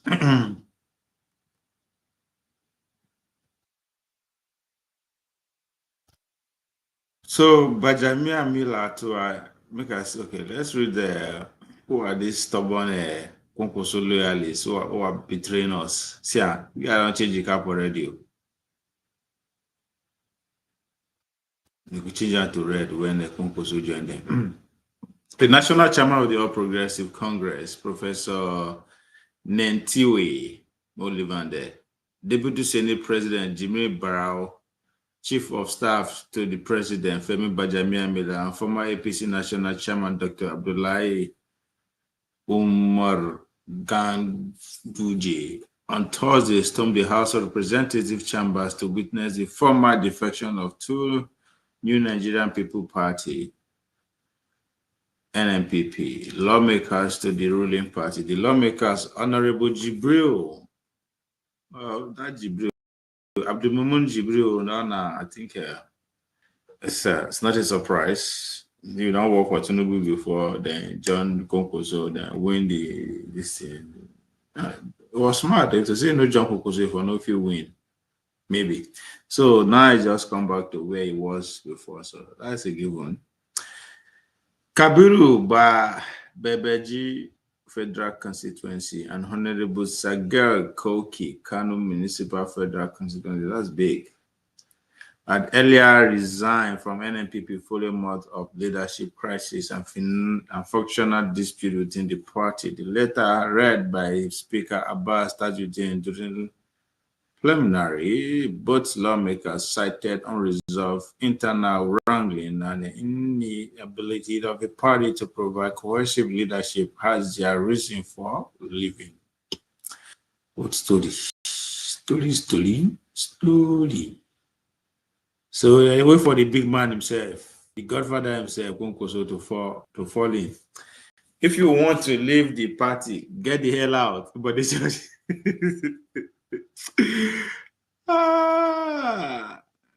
I just leave that one there like that. Or this gossip. This is the most useless thing Ned Other is retarded wife to say. Regina Daniel Black. These people. Oh my God. I know they gossip know they sweet me. Sure what is I don't dive in. Sure what it exposes network will share evidence that Regina Daniel was under 18 at marriage. Okay. You have a person now, they don't lock you up because of him, so it's okay. Angelotti believe Ronaldinho can reach 1,000 goals. Here is Xavi, Alonso, la. Fuck him.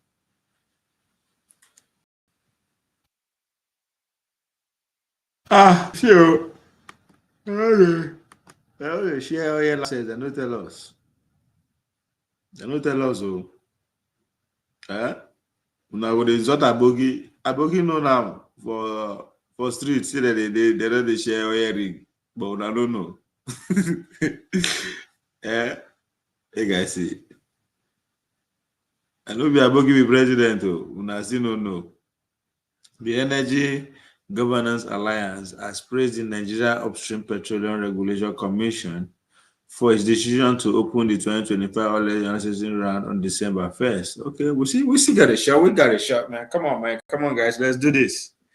We have a chance. Let's do this. It's possible. In a statement released on Wednesday, Executive Director Dr. Kelvin Sotoner Williams described the move as a major boost for investor confidence and a sign of renewed seriousness in the Nigerian sector. He said the decision reflects strong leadership and policy direction and revitalizing the country petroleum industry and drawing in new investments. So we have a chance. We got a chance.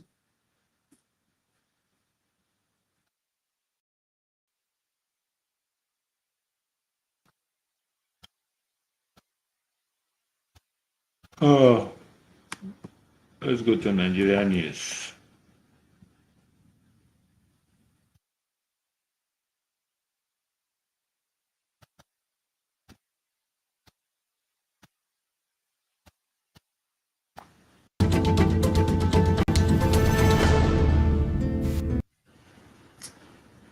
I listen to my. That the okra tree can possibly be taller than who planted it. Like I said one time, there are not a few people see NNPC as behaving as if they are the country, Nigeria is their parastatal. And so they are above the country. Now my worry is not about the fact that I mean, looking at the period of coverage, it doesn't come under the present GMD. Yeah. But the fact that the GMD is anxious to cover up the fraud suggests that he may also want to continue with business as usual. That is what troubles me. Because, like you rightly said, sir, being given the opportunity to come and explain what happened that you have inherited should be something you should do freely. But time and time again, the GMD is never going to come here. And those figures you mentioned, sir, about charging crude, subsidy on crude, and then NPC go on to charge subsidy on refined product. It's not just a matter of law. That is, the real word for it is fraud, monumental fraud. And the amount involved is far more than what our president is struggling to borrow from foreign countries. If those monies were here, we don't go to borrow this kind of money. So just to thank you, Mr. Chairman, I think we are all in agreement with you. You know, we need to make it clear that the the current constitution, 1999 as amended, gives this committee the power even to arrest the GMD of an NPC if it does not behave. And we have the will to exercise those powers. So that for once, people should know Nigeria cannot be. I want to quote President Tinubu himself. He said, no more excuses. No more. Whether on issues of security, issues of abuse of power, anybody who is mismanaging his own bit, we have a collective duty to bring the person to justice or bring justice to the person wherever he is. Thank you, Mr. Chairman. Having exhaustively reviewed the answer by NNPC, 107 trillion, the equivalent of which in dollars is $117 billion. Against available facts and evidence provided by the same NNPC, which go contrary to their claim, the 107 trillion cash call paid to JV partners in 2023. The committee is duty bound to reject this. Why the committee is rejecting this is that 103 trillion as accrued expenses. NNPC declared a revenue of 24 trillion naira between the year 2017 to 2022. The equivalent of which in dollars was $58 billion. And the same NNPC in 2023 alone claimed to have paid 103 trillion to their JV partners based on cash call. Two things here. One, cash call was abolished, so to say, if I may use that word, in 2026 by late President, but in 2016, sorry. Crude of 24 trillion. Now you are paying 103 trillion naira to your JV partners without telling us the quantum of crude that justified that payment. And how on earth can anybody give what he or she does not have? Where did NNPC get 103 trillion to have paid to its JV partners in only 1 year? $117 Sir? $117 billion. $117 billion.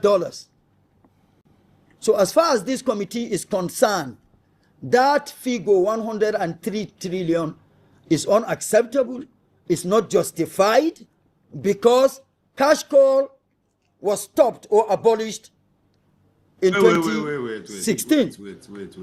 And now in 2023, cash call. $117 Sir? $117 billion. $117 billion. For what? That's So a as lie. far as this committee, That's a lie. How much we on our budget? sir, give what he or she does not have. By late president, but in 2016, sorry, crude of 24 trillion. Now you are paying 103 trillion naira to your JV partners without telling us the quantum of crude that justified that payment. And how on earth can anybody give what he or she does not have? Where did NNPC get 103 trillion to have paid to its JV partners in only 1 year?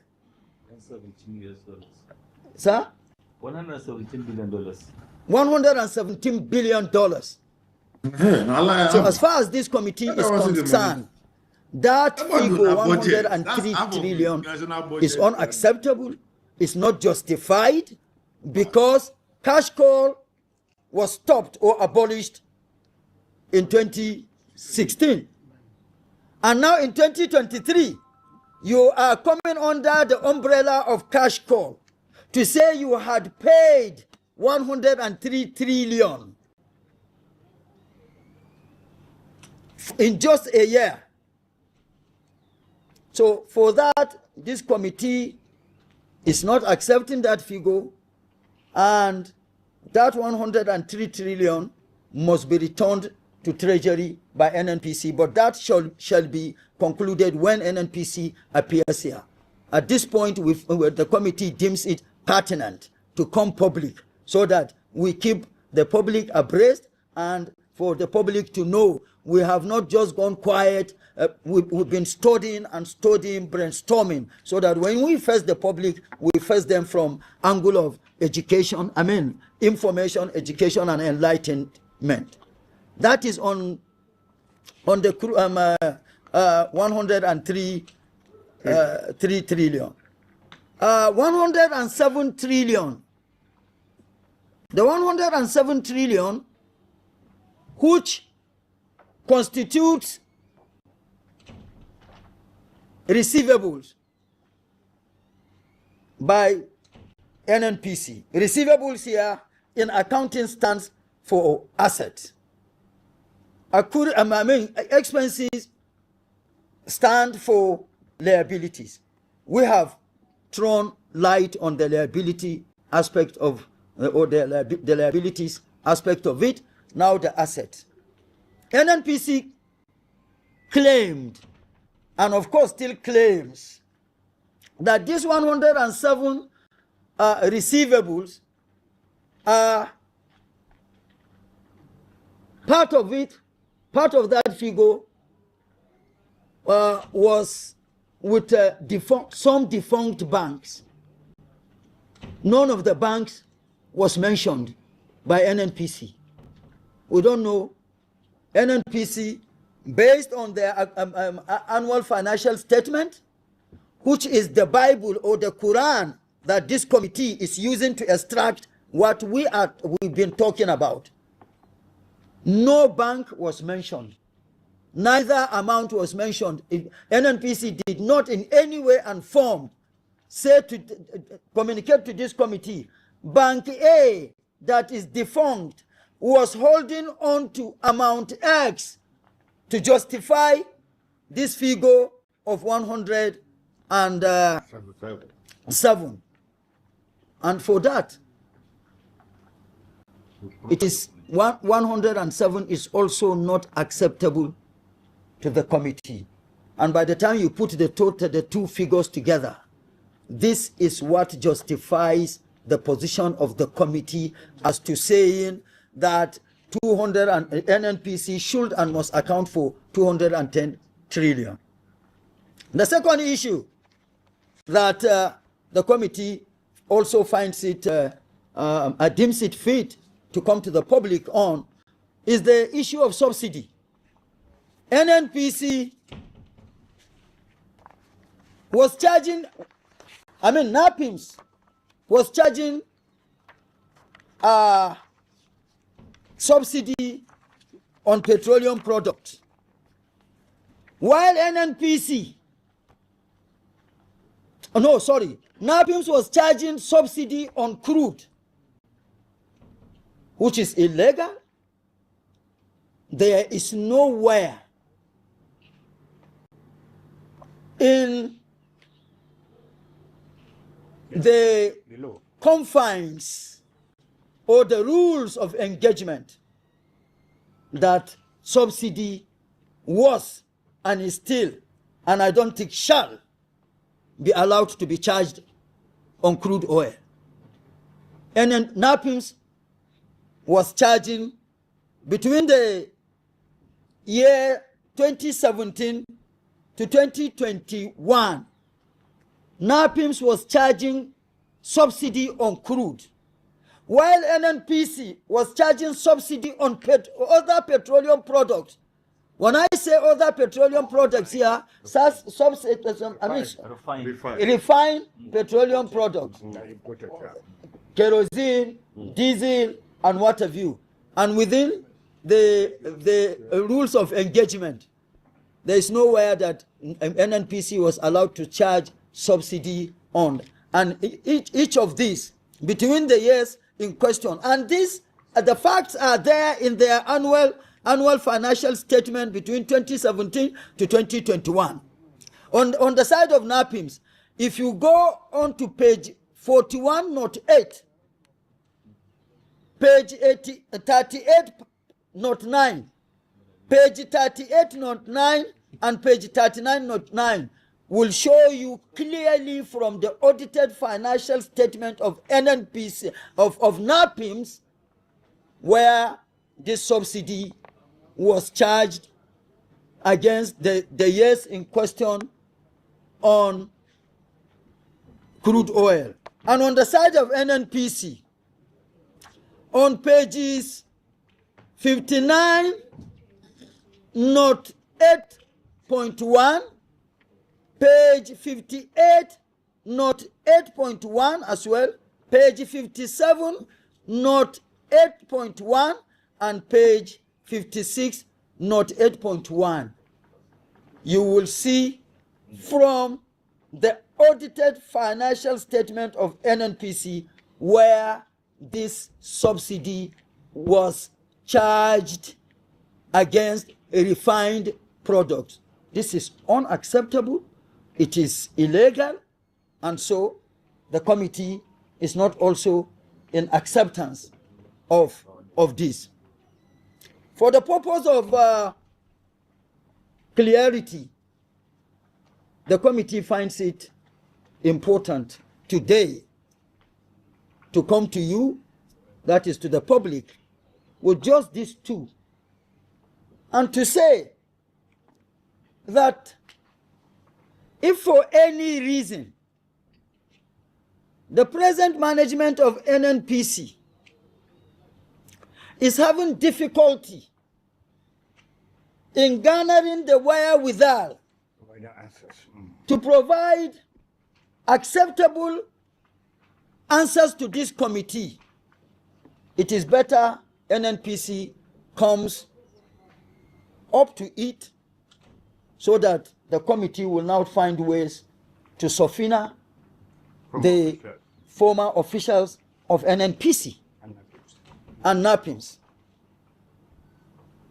because these issues cannot be swept under the carpet. For NAPIMS in particular, NAPIMS is a department by extension of NNPC. So NAPIMS by law cannot maintain an independent account from that of NNPC. But from what we have, NAPIMS has been on record going by the annual financial statement of NNPC from 2017 to 2023 clearly shows NAPIMS as an independent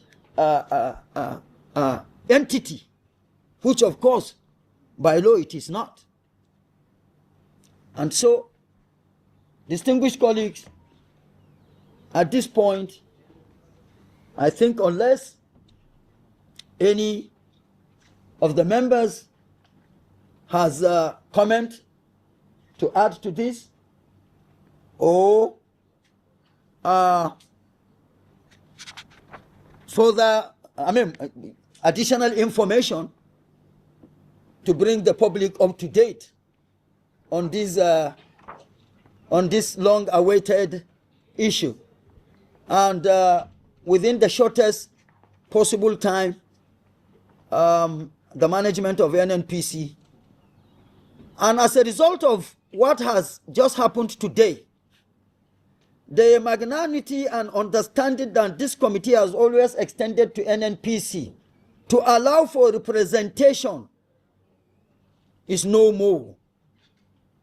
At any point, this committee invites NNPC, the chief executive of NNPC, should and must appear before this committee. Wherever he is or will be, particularly if it is outside the country, he will be where he is only on the grounds of the fact that he is the chief executive of NNPC. If he was not appointed by President Asiwaju Bola Ahmed Tinubu, nobody would have called him. But if he's within here, and for some reasons, the number one citizen of the country calls him, or invites him, or assigns him to do whatever, this committee can extend understanding. Otherwise, to be out of the country, I don't think is an excuse, will not be accepted by this committee anymore as an excuse. At this point, the next invitation of this committee to NNPC, representation will not be accepted by the committee from the side of NNPC.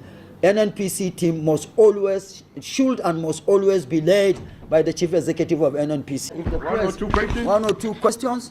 And otherwise, before the questions, or if there are no questions, from what Senator Adams Oshomole said, this is a very dynamic and pragmatic administration, spearheaded by President Asiwaju Bola Ahmed Tinubu. And this government needs all the support. All hands should and must be on deck to support this administration. And in supporting the administration, whatever any citizen can do to see to availability of funds to be judiciously and effectively utilized by this administration to deliver the dividend and the goodies that the administration is targeted at should be done. We are here from this side of the divide to do everything possible within the confines of the rules of engagement to support the administration. To that and for that, this makes it important for these issues to be brought to closure, so that at the end of the day, NNPC makes the needed refunds to the government. Thank you. We do it openly, and that's why the management of NDS or whoever is called should come and make his case public. So I just want people to know that this is the responsibility of this committee. More so, the EFCC, ICPC are also being oversighted by the National Assembly as the constitution permits. The fact that you are answering something in ICPC, EFCC does not give you any leverage not to answer our cause, because ours is different. We are constitutionally enshrined. The ICPC, EFCC are all laws, but National Assembly Act. So I want people to know what you are doing is just constitutional, and I hope the general public should be guided. Thank you.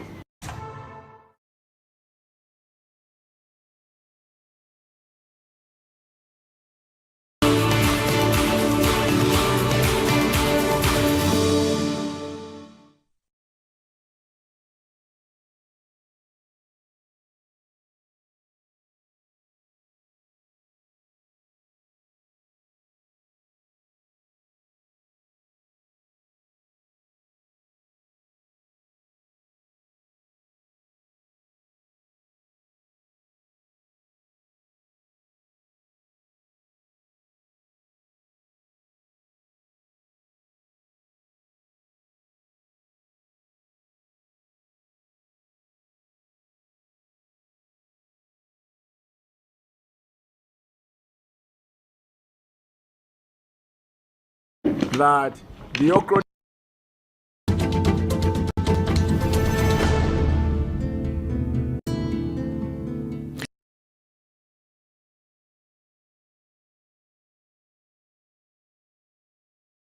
Having been an ambassador myself, I was looking forward to receiving ambassadors. All politicians here present, distinguished ladies and gentlemen, members of the press. First, I thank God Almighty, the omnipresent, omnipotent, omniscience.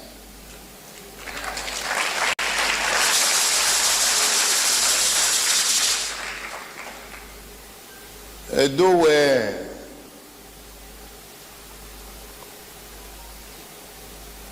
Osanogodwa Akbama Okodudu Osagbaye Boni Yakibao. But if we say it in Benin, they'll think they are deities of a different kind. The Alpha and Omega, that is, God should always come first and last in your life, for making it possible today to pay Your Excellency this courtesy visit that is long overdue. We also thank our royal ancestors. This delay has been as a result of the long legal battle over your victory and also Your Excellency's determination to hit the ground running, which kept you very busy indeed, very, very busy, coupled with our own very tight palace activities. Distinguished ladies and gentlemen, when I visited Esan land during my thank you tour, shortly after my coronation, our coronation, because it's for all of us, the moon and the sun appeared simultaneously.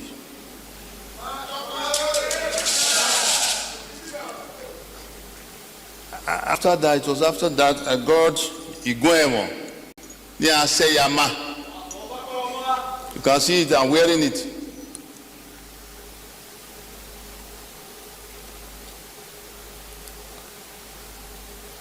It was then I knew that something good was coming to Edo State from Esan land.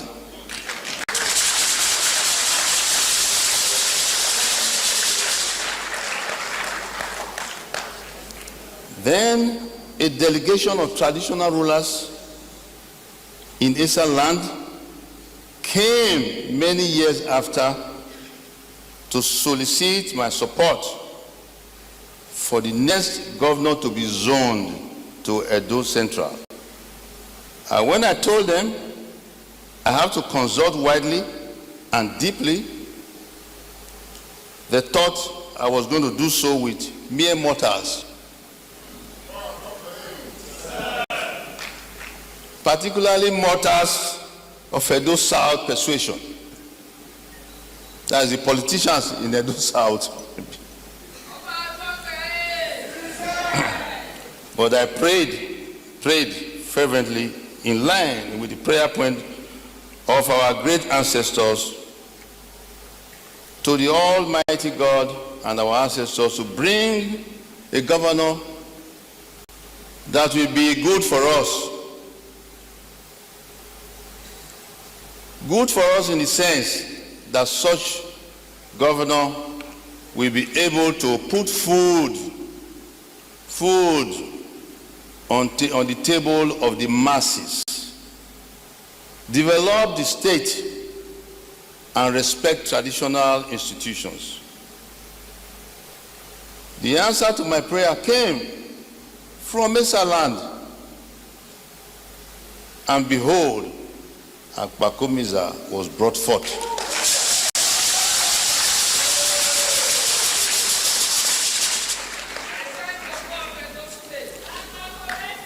You see how God works, as they say, in mysterious ways. And of course, even two candidates came from Edo Central in two opposing political parties. But God Almighty, in His infinite wisdom, chose His Excellency, distinguished Senator Monday Okpewolo as Akpako Rescue.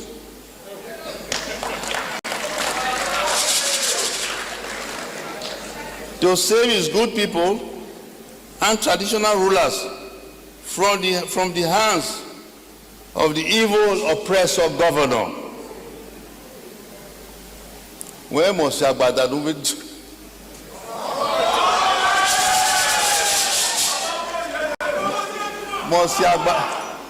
Must Agbada will not tell me, Agbada will not tell me. As I told you, in America, you tell it like it is. You know I'm American trained as well. There is what is known as the Serenity Prayer, which goes like this. May God grant me the serenity to accept the things I cannot change, courage to change the things I can, and wisdom to know the difference.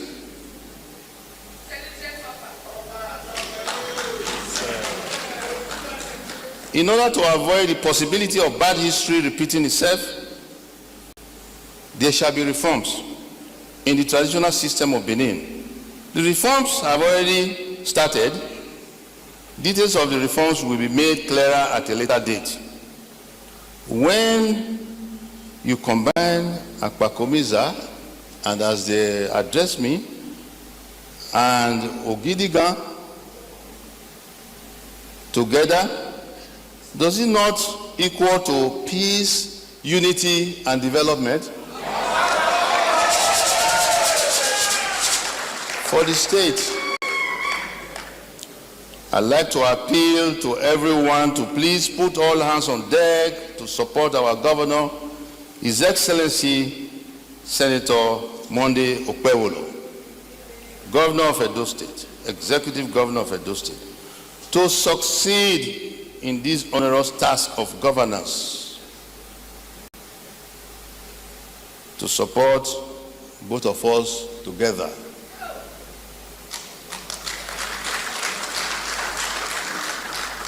At the beginning of the campaign, I was pleasantly surprised when I heard it was distinguished Senator Monday Okpewolo that was finally the flag bearer of the party, of the APC party, simply because I had met him before.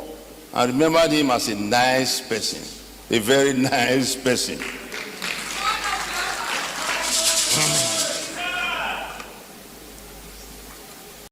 He took me as a father, and I took him as a son. We were immediately drawn to each other, but I had forgotten until he reminded me of that our first meeting in Abuja, when he was then chosen as the flag bearer against the backdrop of the divine revelation in Esa land. I knew immediately we were in luck. In Edo State, I want to quickly digress to emphasize the reason why Edo should consider itself as the most homogeneous people, the most homogeneous state in Nigeria. Edo Central, Edo North, and Edo South, and beyond. Edo South being the progenitor of Edo North and Edo Central and beyond. Hence, you have the descendants of the ancient Benin Kingdom. Let me quickly touch upon the origin of Edo Central, comprising of Esan people. My understanding, as the story was told to us, is that Esan people migrated originally from Benin during the time of Ewa the First,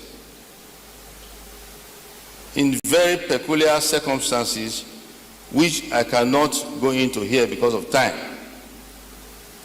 Suffice to say that the method with which the Japa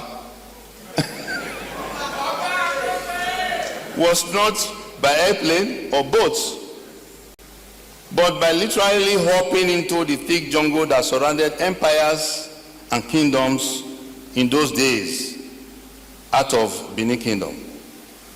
Iana Sanolaha, Ianisa, Esa. You can see they are Benin people. You can see they are Benin people originally. So that's, sometimes I don't know why some people want to differentiate, make the difference. And so on and so.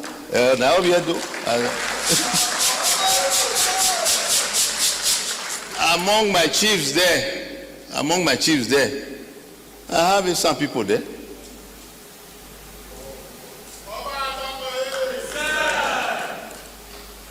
One of the traditional rulers in this land is late now, Enoji of Okpoje. Was very, very supportive of the palace. So I really am not comfortable with differentiating, making a distinction between Esa and Edo. Esa, you do need Sahin Doreno. It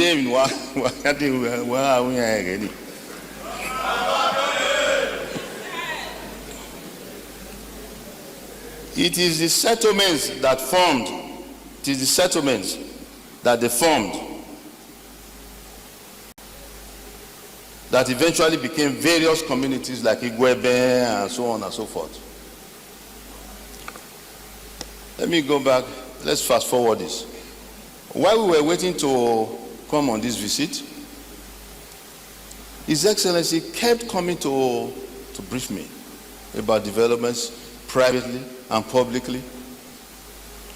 On one occasion, His Excellency even kindly came with several governors led by the Imo State governor to pay their respects to the ancient throne of Benin. He always insisted, we must go and see my father. We must go and see my father. God bless you, Your Excellency. Our ancestors bless you. Bless. When is Excellency? Oh, blessed. Blessed. They fear God, oh, if you know they fear me. Eh? If you know they fear me, they fear God, oh. Yes, oh. Eh? Now my Oba, you want to say, no, my Oba, you will not get choice now. Oba now from Oba now only one lineage. You understand? Our Oba no be USAID. Oba is fighting USAID now.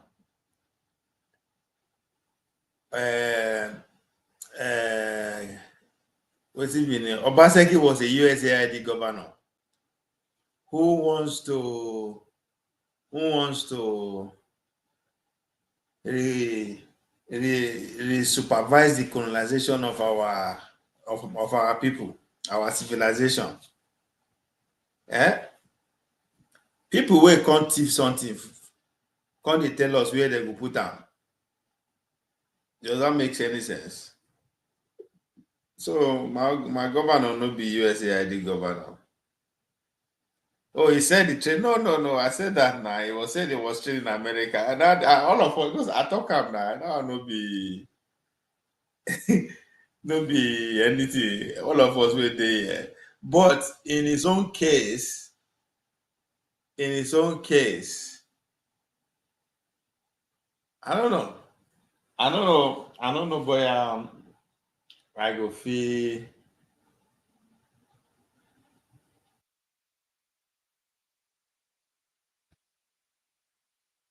I don't know because why with I won't talk be say now only them feel occupy that position. But again, he can choose not to send his own kids abroad, right? So that defeats that part of the argument. So I don't think he care. So for the fact that he's still speaking English, right?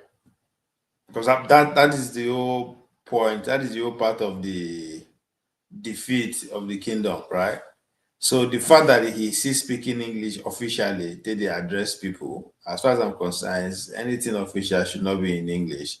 The fact that they see they shout Jesus Christ, Jesus Christ, Jesus Christ, that's what I don't understand. They say that I pray, So I kind of condemn him from the one. And my own, that's my love with the my relationship with the palace is love and hate, right? So I think from his father, shouldn't my father say, now I begin to, was it his father? Him in particular, from the one, I'm not his fan. I'm not his fan.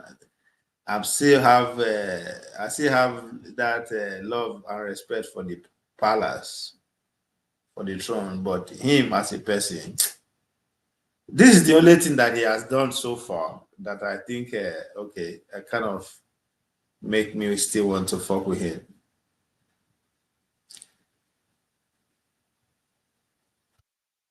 You can't speak for only one, only yourself. But when it has to come to public office, it's no longer anyone's now. Blessed. I agree. The day they stop sending their kids abroad, I know they are for the land. Yes. Now only also I don't know. Do you think that will ever happen in our lifetime? Blessing. Do you think will in our lifetime because it has to be a law. I think that's one thing we need to do. If I say today they give me power to be president, the two things that I will do,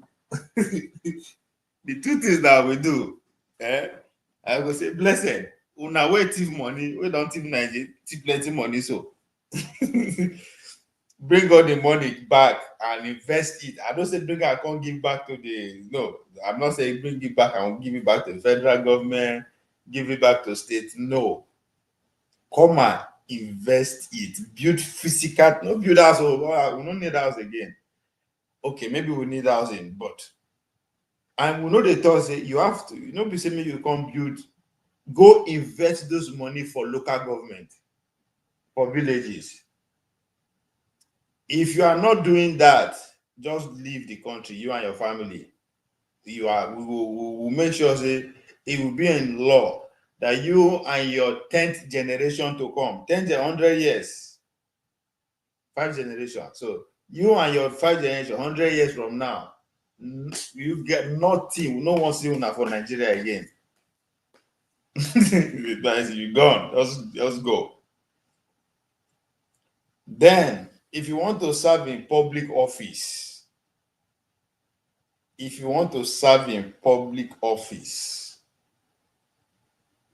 you must not be schooled abroad. That's it. If you like saying your children may go abroad, that means automatically you are saying your children will not serve. That is fine. So I think if you say make them and their family no go school for abroad, you are not helping in a way. There are some innocent people who don't want to be in government, who just want to do their lives, so you can let them go. But once you go school for abroad, you are done. You cannot serve in public office. Yeah, I am talking about intention. You do not know people's intention, only what they want you to see. So you can't always speak for. Oh no, I know that one for sure now. I'm not missing only the picky with the inside belly nine the film make case for. So once the picky don't come out, don't finish. You can't speak for that. So I get that part. I get that part. So we're never ready. So if we're ready, that is the sacrifice that our elite needs to make. That before I go say before I go say I think these people are, because every government I talk an accord is a secret, and that secret means everybody has to make sacrifice to keep that secret. The mafians, the Italian mafia in those days, there's two rules. Kids, the women and kids are not to be targeted, and you don't cross you don't go after your member's wife either. These are they are out of reach. No matter what thing happen, deal with me and you. Don't go after my wife, kids. I won't go after your wife and kids. So everywhere get rules. Everybody, there's a code, right? That's why I tell you by the American government. It doesn't matter what the Republican, all these politicians, all these news people, all these pundits. It doesn't matter what they talk. It don't matter how useless. Those who the American planners, they know themselves. They know what they are. They do the things. If you cross their path, they'll cross you. They'll take you out. It doesn't matter. You know how many presidents they don't kill? In our lifetime, we see as they want to take Trump out. They know they follow them bargain. They know they argue. They know they argue.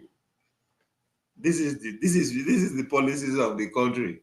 However you want to make it happen, that's not your problem, but it has to be done at this point. If they say Nigeria, you go attack them by the year 2027, however they want to do them, even a Republican or a Democrat, it doesn't matter. It has to be done when you get to that point. How do we make that sacrifice? Take, for example, some starting a health hub independently from ventures. How do they get support? The ordinary Nigerian is way below. How do they fund group? Okay, see, first of all, when you the way they talk, so it's a different thing, right? This one, they say, you ask a very good question. How do we make that sacrifice? I think let's start with that. Let's start with that first. How do we make that sacrifice? We have to first of all define what we are sacrificing for. Right? What are we sacrificing for? If you marry, you and your wife, what you not the sacrifice for is different than if you have a business partner, what you not the sacrifice for. If a business partner, you're sacrificing to grow the business, profits, you know what to sacrifice. Maybe how more hours, more research, whatever you take to make that business grow, right? So what is it that we are sacrificing for? Because as far as I'm concerned, the Nigerian problem, that's where it is. the leaders from the Tafawa Balewa days, that is the Tafawa Balewa, Zik, and the Awolowos, right? Everybody keep referring to how progressive they were. That is because they have territory that they control, so they just compete.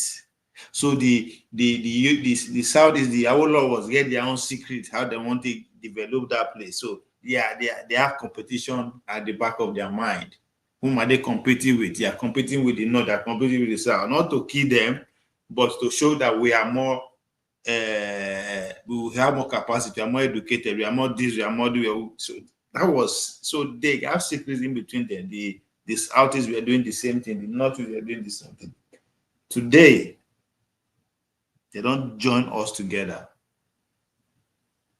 So in the joining us together, they could not agree who is going to lead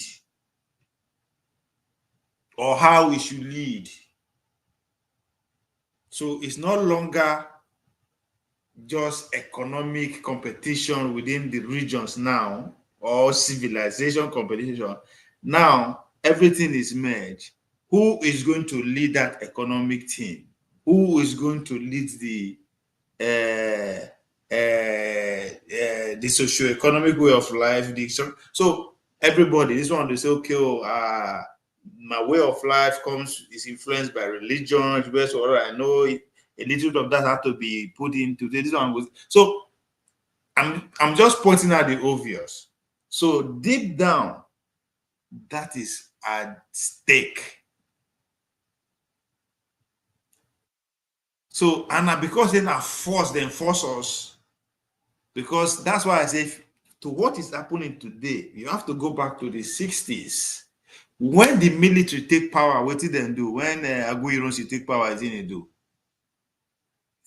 It declared to be Nigeria to be run under national unity government. Because that people are not talking about that. That is the beginning of the end of that regional competition. So before we begin to talk about how it benefits the outsiders now, right?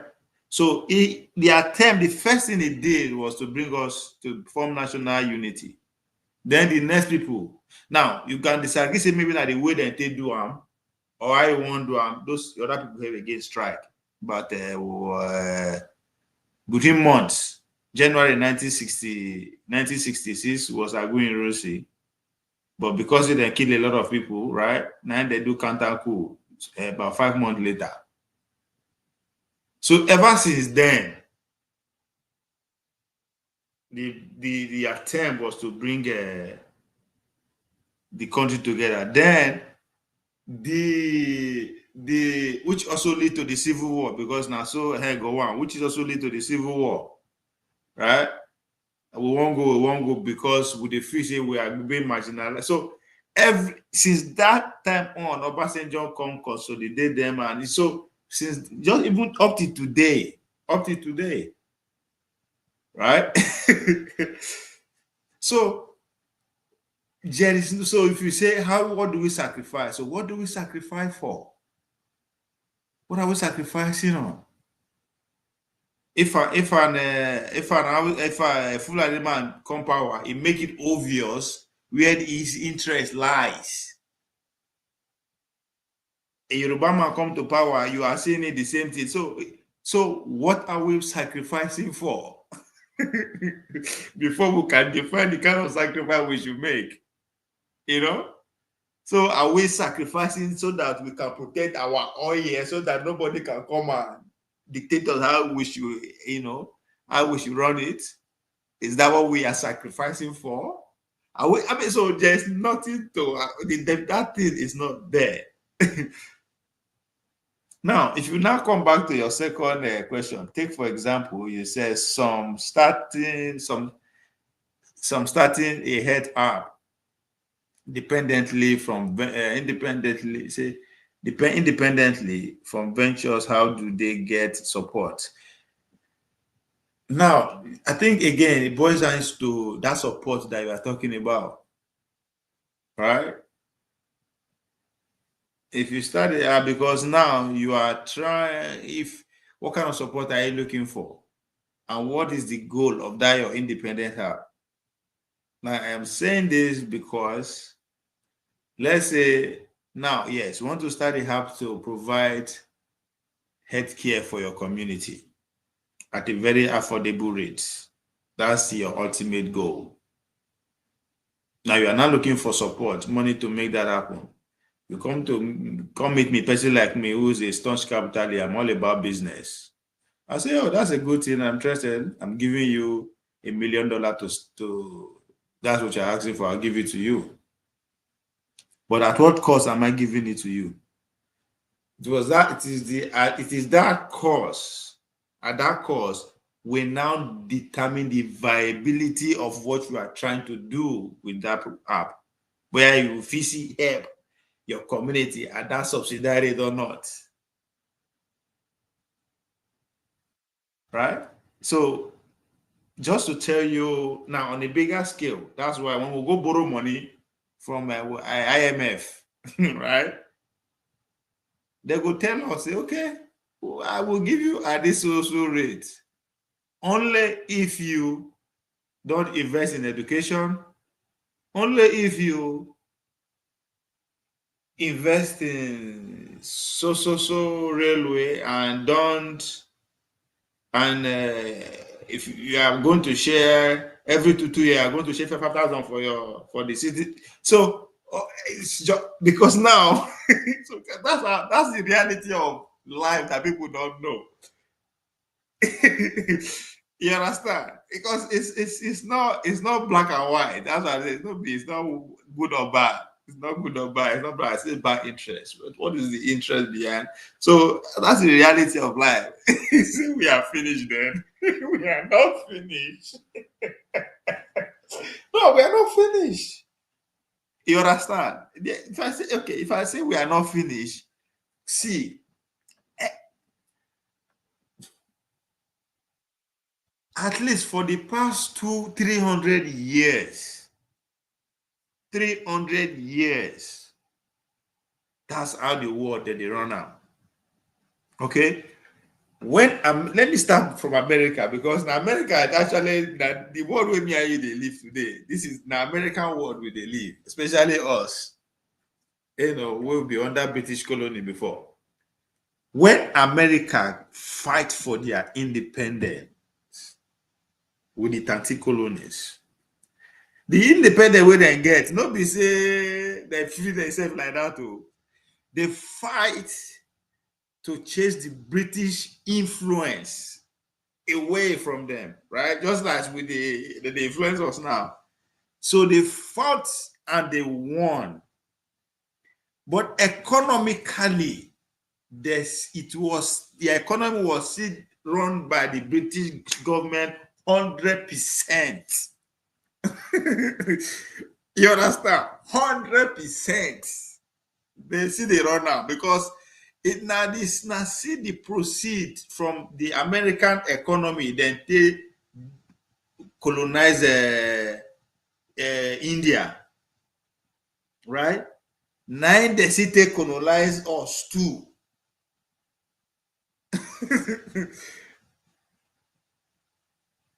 I'm just making light of the situation. Okay, yeah, but of course now, and that is because now where my pay grade reach, right? If I'm a billionaire, then I will be more privileged to a different way of. So that's what it be. But at our own level, so that we will know how to target the problem. So economically, I think they're almost from 1776 to pretty much 1850s before they finally freed themselves economically from the British way. You find a British system of government, the America they operate before, when king and queen they determine things. So it took them time. So as far as I'm concerned, we are at that process, right? The Chinese, everybody that use the Chinese. You say the founders of capitalism got their word from free labor. Bam. None of them be the founder self. right? They are not the founder. So, but everybody gets, every country, pretty much this big nation gets their wealth from free labor. The British Empire themselves now free labor. It's just that what they did was to come colonize people freely and transfer the wealth. You understand? Britain literally flipped Indian economy. Literally, that's what they did. They took them from like the number 3 in the world economy as at that time to like the poorest nation in the world a couple of years ago. You understand? So the Chinese people are doing the same thing, a cheap labor that they do, right? Just that they are using their own people where they have the population. There's no need to go and employ, to go and import from any outside. So it only makes sense to use your own people. So everybody they do them. So the world now so it be now dog eat dog until now you need to go pursue me. I no go leave. Why should I leave? If I leave, I will come back. When the Chinese are talking about 100 years of humiliation, it is because other countries infiltrate them the way that they do also. You understand? Every country they cut deal. They sell drugs. you pay attention to Trump right now, right? They strive Venezuela and every other people because drugs they come in. That's a reality. This one not be because now waiting then they build their empire better. The British Empire at a point only survived on selling opium when they could not afford to pay cash from what the spices they are buying from India, from China, from the Chinese. Because China said we are more civilized, our civilization is more superior, so we don't need any of thing from Una. Pay us. Once you buy anything from us, you pay cash.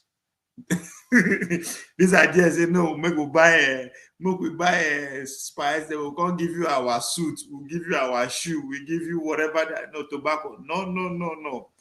Your stuff are too inferior. When the British Empire, the British elite could not afford to be paying, they resort to selling opium. They smuggling drugs enter China just to use the money pay. The same thing they do us now. Drugs will everywhere for Nigeria now. Where the manufacturer, no, they go carry our oil, see use the money. So now the same thing, what did they happen to us? It's not new. Now just to go back and do history. That's what the Chinese people succeeded in chasing those foreign interests away and build a system that not only they know, so they have a secret. Putin succeeded in chasing all the people, they feel that they are linked to all this in away from Russia, and so that's why now it's very difficult. So our leaders, unfortunately, as I said, we are caught within our own greed. So the idea, say, Moku even say Moku pursue the foreign interest away. That's why you see, say, in China, you know, if you use, they block every avenue. You know, if you use Google, you know, if you use Facebook, you know, because these are ways in today's world to infiltrate your people, just to make them to behave the way you want. So they build their own app instead. So our people need to put our, I don't know how they want to do it. Maybe that's why I say maybe that the next generation will think different from the way we are thinking right now. Because as it is,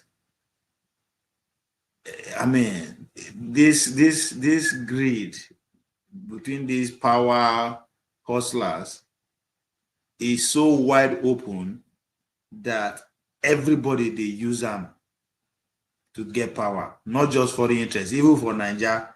Once you can organize assemble gang, get more money, you will take power. That's what the bankers are doing.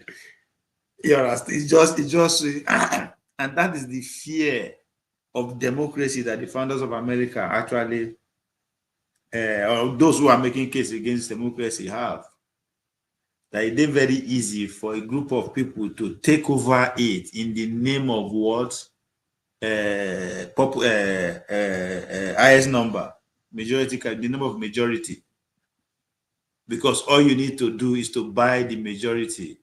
It's easy to buy majority. One way now, via political party.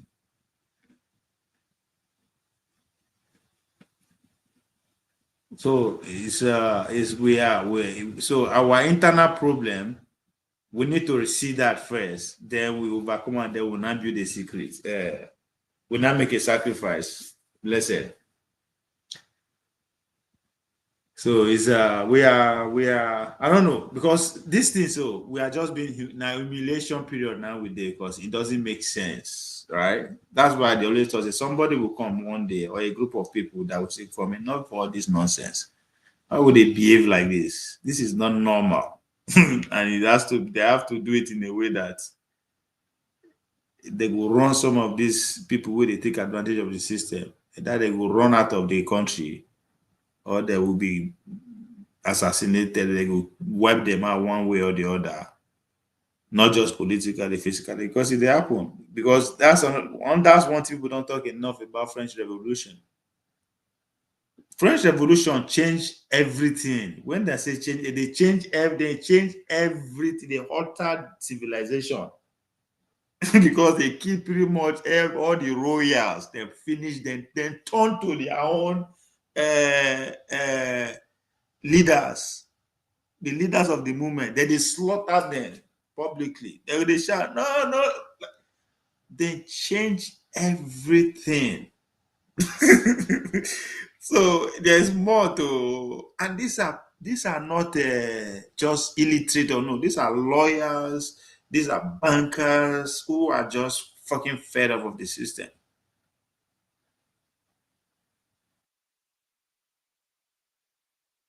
So they changed the course, their way of life totally, like the whole system. They just couldn't believe it, even themselves. So no be saying if it begin happen, America are the same thing now. The Civil War of America, it was bloody to a point that more than 25% of the young military men for the South were finished them off. So at a point, a sacrifice. The another thing that where they happen, and my fear of my fear of our own, that with a shout for revolution is going to come, but it's going to come in form of that of the Arab Spring. Because Arab Spring, people don't understand. They don't understand. Arab Spring now, the Arab itself, the Arab system of government is what they classify as a militocracy. From the one, military they run the government. Forget it that they do election now. It's still the military cabal that run things. From day one, before that they use they import that they buy strong military men to come around the government, that they use expatriates. They begin breed their own from day one. So the very first time when Mubarak won't make attempt to change that tradition, now lead to Arab Spring. Now, what was he trying to do? He was trying to groom his son to take over power, but not via the military ranks. He raised his son to go school, to go read book, become a business executive, and he made him lead the economic team of his government. So that's why in Grumman, in an attempt to hand over power to him, the military boy say, hell no. The military guy say, fuck that, it not gonna happen. That's why when the Arab brothers, right, were doing their mobilization, educating people, organizing people from village to village across the Arab, for years. They empowered them. It takes years of actually building organizing, such a momentum, coupled with the social media and all that kind of thing. So when that thing sparked, when that guy blew up himself, set himself on fire, to spark the whole revolution off, what did the military do? The military say, you know what, fuck this shit. Nope. They just fold their hands. They no agree join. So when they no agree join, that is what the Arab Spring was successful in overthrowing Mubarak. Now, we now have two interests that topple power: the Arab brothers and the military elite. Of course, because of the organizing force and the numbers, the majorities are with the Arab brothers, they won. So they produce the presidency. Before you know, they are leaning towards Arab Islamic state way of governance. And they always talk on for years, say the Nigerian future, say by 2031, the Islamic states will largely in control of the political structure of Nigeria, and they will declare Nigeria Islamic State. People say Naibo are smoke. We will get there. The way things are doing, I don't think we will avoid that. So when the Arab brothers begin to lead the government towards the Islamic State government, another protest start again. Right? This time around, they succeeded in taking them out of power, but the military boys, assume where they rightfully belong. Up to today, now waiting they go on. Forget election. So in Nigeria, when that police guy, the military Yerima, push back to Wike Madness, and he succeeded, and everybody did that. I was like, holy shit. Holy shit. Because they asked this question leading to 2023. Are we sure Buhari is the last military head of state we are going to have? Member of the 66. People don't understand fully what I mean by that question. Because whether we like it or not, Tinubu is still part of the old guard, his 66 class. Yes, it might not be military, get military background. But those men are still here.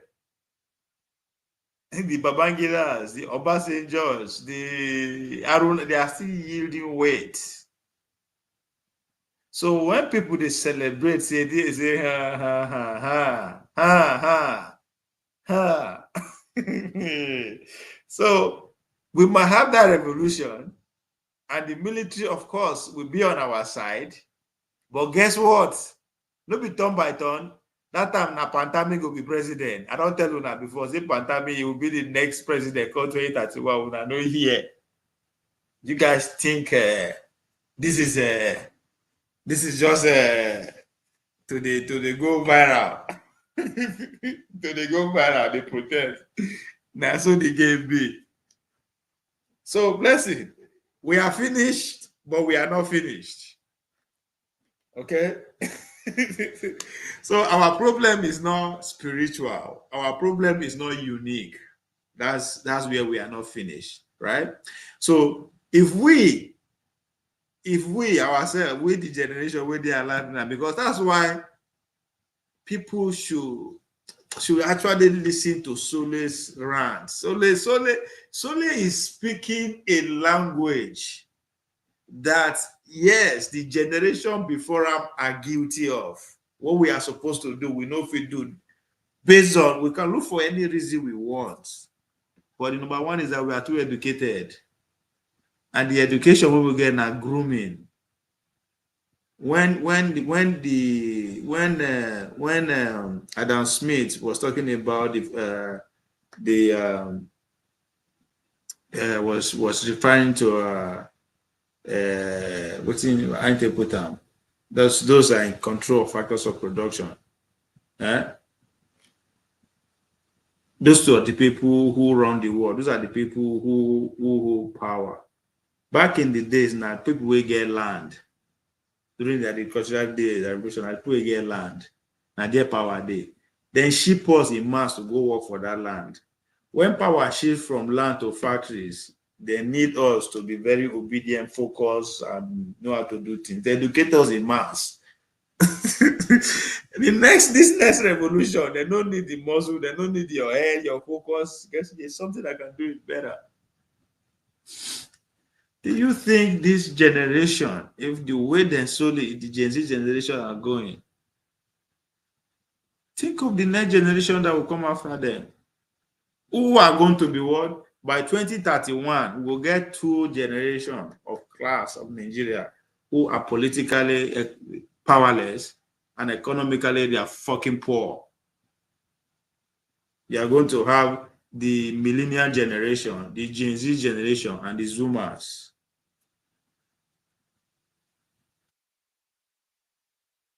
We will see. And I guarantee you, blessing, after 2027 election, there will be a breakdown of law and order. Everybody will do and undo because the government will not, nobody will trust the government again, regardless of how they win the next election. Because if Jay-Z, if Obaseki carry the same momentum go next election, and the result is still the way it is, you don't finish now. You don't know if anybody will come and slap politician for street. Everybody will be happy. Everybody will be happy. And that's dangerous. Good. So, there is the future, as they say, is pregnant. But the way I'm seeing, with what I saw with that Wiki and that military guy, I felt that the military guy will still win again. They are not going to come with guns. They will win by bringing their own puppets into power. They will maintain the same status quo, which is what the way power did. Namuku just manage these people. That's what I'm. How long can they do that? It will explode, right? But I believe the Islamic State is more prepared. Forget all this. They call them those way they forest. They kill themselves. They kill people. That's not the Islam. That's not where the power lies. If you remember Dr. Dameji, this guy they always come. This Fulani guy, Pulo. Out of the 7% of the Fulanis, now only 2% they here, the rest they bush. Those 2%, that's all you need. These are the intellectual powerhouse. These are the economic powerhouse. What else do you need? You need majority who are ready to go, who are ready to die for what you can condition them to. You need the intellectuals to drive the policy, to drive the organizing, and you need the money to set everything in motion. So they have billionaires among those 2 people. Among the 2%, they are billionaires. Out of every 3 billionaires in Nigeria, I then get 2. In the intellectual house, and then full government everywhere. So you are going to either see Pantami representing that group, right? And as I keep saying it, if you are talking about the modern modern education, internet savvy, tech savvy of Nigeria across the board, Pantami speaks to them. They represent it. If you are talking about people who are conservative in nature, who still believe in the old-fashioned way of living, family, communal, being respectful to your elders, that old school way of living. He is that guy. And if you are also looking at the radical way of living, he's that guy. So already everything favor him. And then the other thing that favor him turn by turn. So the political conversation automatically favor him. What else remains? Will be the other half of the country, which is maybe 80%, 20% Igbo smoker like us. All you need now to give them focus on two regions, give them powerful position for the government, promise them vice president and the other. Don't finish. Then they go begin change the law. Then we will know where the tech savvy, the tech billionaires, the oil typhoon in the south, we sponsor the angry people. Again, who the government of that will not favor them to do the same thing. I see that. That's a template. That's the template of the Arab Spring. We'll see. So interesting times ahead. Interesting time. Trust me. Interesting times ahead. I just say Trump tweet. I just I am more concerned about what happened between Wike and Yerima than what Trump tweet or intention. I'm not going to lie. I am more because the people are going to be the losers on the long run because nobody is organizing us. And the only person who is doing that, quote unquote, is Obi. If Obi no succeed in 2027, the pendulum will shift to a more younger, more vibrant, more conservative, more radical, younger version of Obi from the north. And as far as I'm concerned, as of today in Apantami, it could change. Somebody else could come out from nowhere. But within this, where we are right now, the scheme of things, that guy is the man.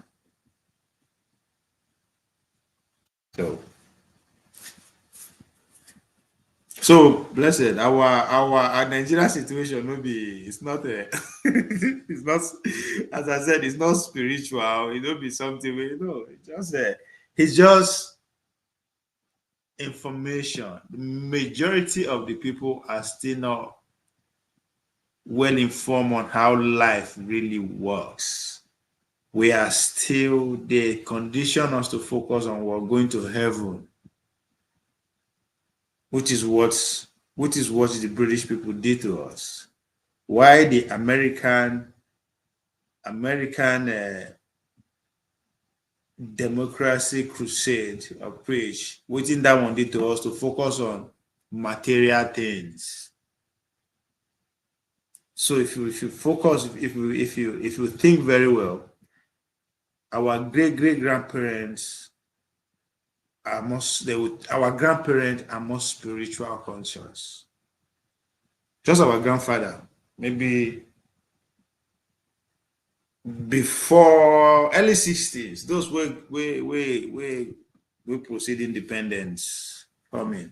They are more spiritual conscious. Now then they build the church and the mosques they use them to build the church as we now have it and the mosque that we now have it. So that's our the attention is to name before money. Be obedient to this, to your church, so that you make heaven. If you do this, you will meet it. Then our parents from now them then build education system. The capitalist, world, the open market society, go to school, learn a trade, we focus. So the American, when the Americans took over from the British, they groom us to be material realists because that's what capitalism is all about. That's what keep capitalism alive. Buying, keep buying, just have to keep buying. Go to school, graduate, get job, keep buying. Just start buying, you go buy till you die. Go learn work. Once you start making money, buy till you die. If I buy for your children, for your unborn children, just buy for. So that's what fuel capitalism, right?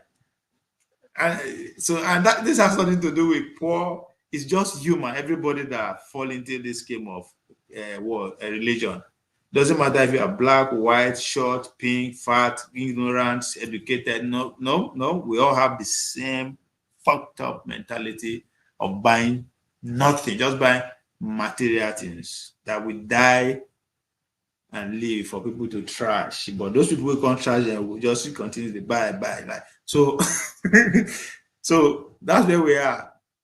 So the religious guys, our grandparents are dying off. That's why their grandchildren, their grandchildren no fit go to that way of life. So they see their grandpa, heaven, go church, go there, photo grandma, go church, go church, at the end of the day, poverty kill them.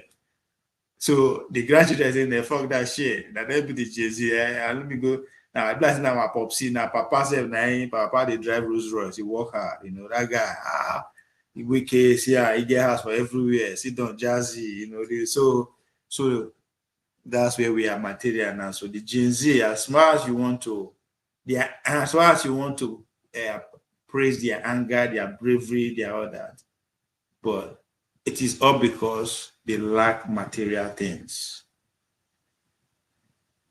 We millennial, we are kind of lazy because the money where our parents make now we they use and they spoil us, they send us go to the nice school.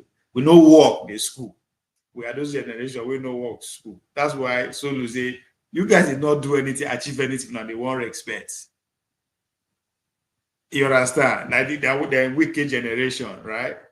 The Showore generation, the Obi generation, they know they go school for Harvard, they go free school, come back, they gave the job were easy for them, they started bank, you know. You understand? So they live large instead of them to invest in building the nation, right? So it's too late now. Their grandchildren the verse because they don't say come. Blast I not go even buy Rolls Royce like my father said. Come, I not go feel open bank like my father. Like what is going on?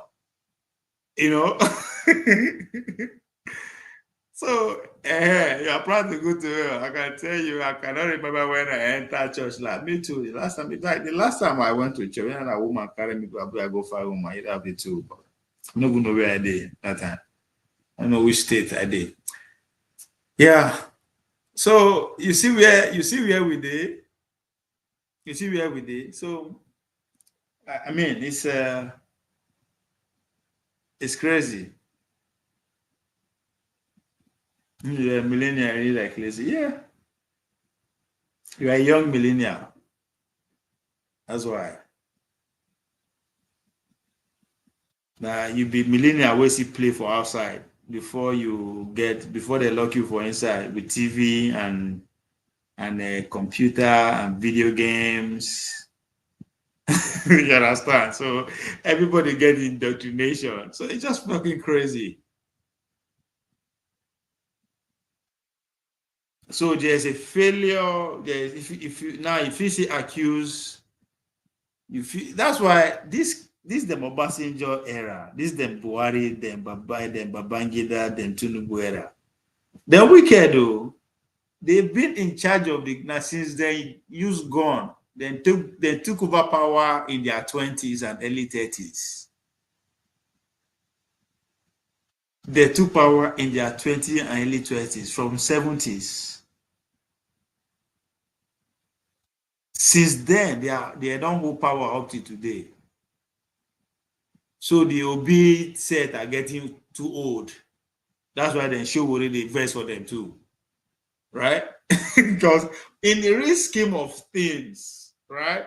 Now millennials now supposed to they in governor position. Right? But the millennials are fuck shit. Money you no get. So where it is when we say we still get two people ahead. So again, if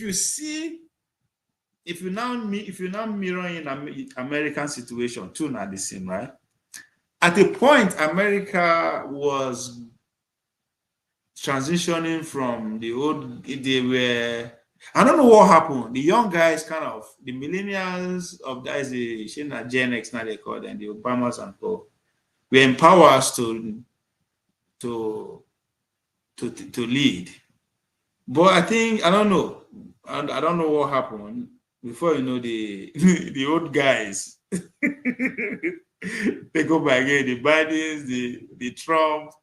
So we will see if they are ready to give it to young men or women, because that's a different conversation. If they are ready yet. So again, if you have to also look at it Nigeria from that perspective, is the 66 class ready to give it to a younger generation? And if it's a younger generation, from which age? Because there are 3 generations now they have to give it to. The obese and concosos who are in their approaching their late 60s, right? Or are they going to come down to the Showore's age in their 50s? Or again, to the blessed in their 40s? Because then no 40s, nobody in that age, no millennials there, are too fucking poor to even think of that, to dream of that position now. So, which is unfortunate. So, is that or they are going to bring their guy, Atiku? That guy does suffer. The vision PT and give her 4 years. So, or are we going to see the Akpa Kobo of the governors when they walk out for streets? They walk out for gutter. So that's where we are. If you want to see from that generational point, so those in their 40s are not even in the corridors of power, as far as I'm concerned. Now only Dotun, who the current minister of what do they call her? Internet, whatever. Wait, I always mistake her. I always forget that funny ministry where they give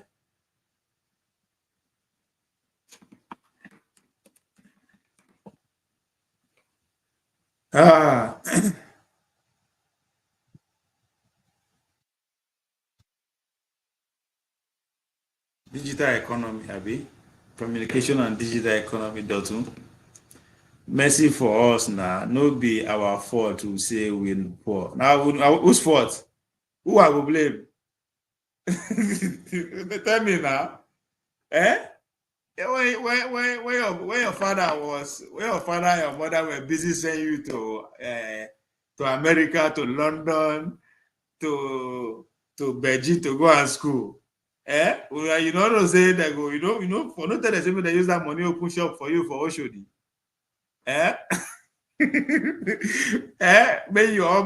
May you just stop for secondary school like Buhari, like our northern brothers they do. Why would they busy go school for London and everywhere? They go acquire PhD. Yeah, when you come with your PhD, you go and become a director of a ministry that Usman is the minister. Today when I call they come, Fulani is dominating everything. Fulani is dominating everything. You guys now miscalculate. Now too like money, poverty. Now too poor. Money now they pursue. You have the money. You have the goddamn money. You're on the banks. Why not cause they complain? When your papa went from using a 404, your grandpa use 404 take go office. Now your papa they use Jeep, bulletproof. You no complain. You say Mungu mercy on you. You were busy because after you use the flex. You use your papa. You can't use your papa 404 till they intimidate boys for streets. Then they collect babes. I know, I belong to your generation, so I know what we did. I know what we did, so I'm not just making shit up here, okay? I'm part of it too. I'm guilty. Our our generation, we a party with a party anyhow from morning till our Nigeria was good to us in a way in terms of security. If you look at we that grew up, you know, especially 20s, we that come of age in year 2000s, we live life. We are living life. Party clubs were popping up, you know. We were doing the music industry was popping, beginning to grow up. So we invest all our energy and our resources in Nollywood and Afrobeat. Yeah, coming to tell me I should make it easy on you. Now lie. The soloist, the Gen Z, the verse, because the only smarter when they get to the flesh, una just dey ban everything. Una come go woke. Una generation come go woke. Eh? What a life. So let's Boku no pretend as if say what Soli is talking is not the fact. You remember that year, Abi? I no go remember that year. Who were the shit? Because our papa come become director of NMPP, our papa become manager for Chevron. Now during our time, our parents become owner of banks, you know. Obasanjo come again, come finish there, come bring telecom. We can't get our uncles where be engineer for Econet, engineer for MTN. We can't the flex now. We can't drive. We can't. Now we begin drive car go Unilag, go Unibuja, go Zik, go Amodu Bello. We they use cars. During our time, we begin the rent. We rent room and parlor. 100,000. We know we they stay inside about students. We will line up our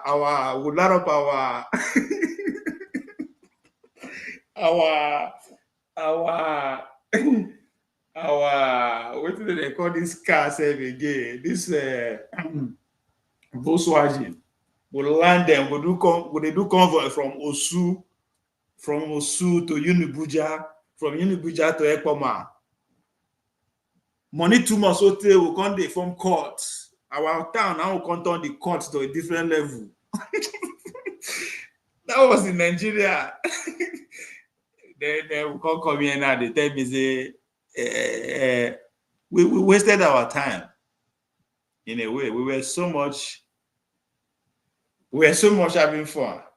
Don't worry. If I go write a book on how the Nigerian maybe you did, I will take it from a very different angle.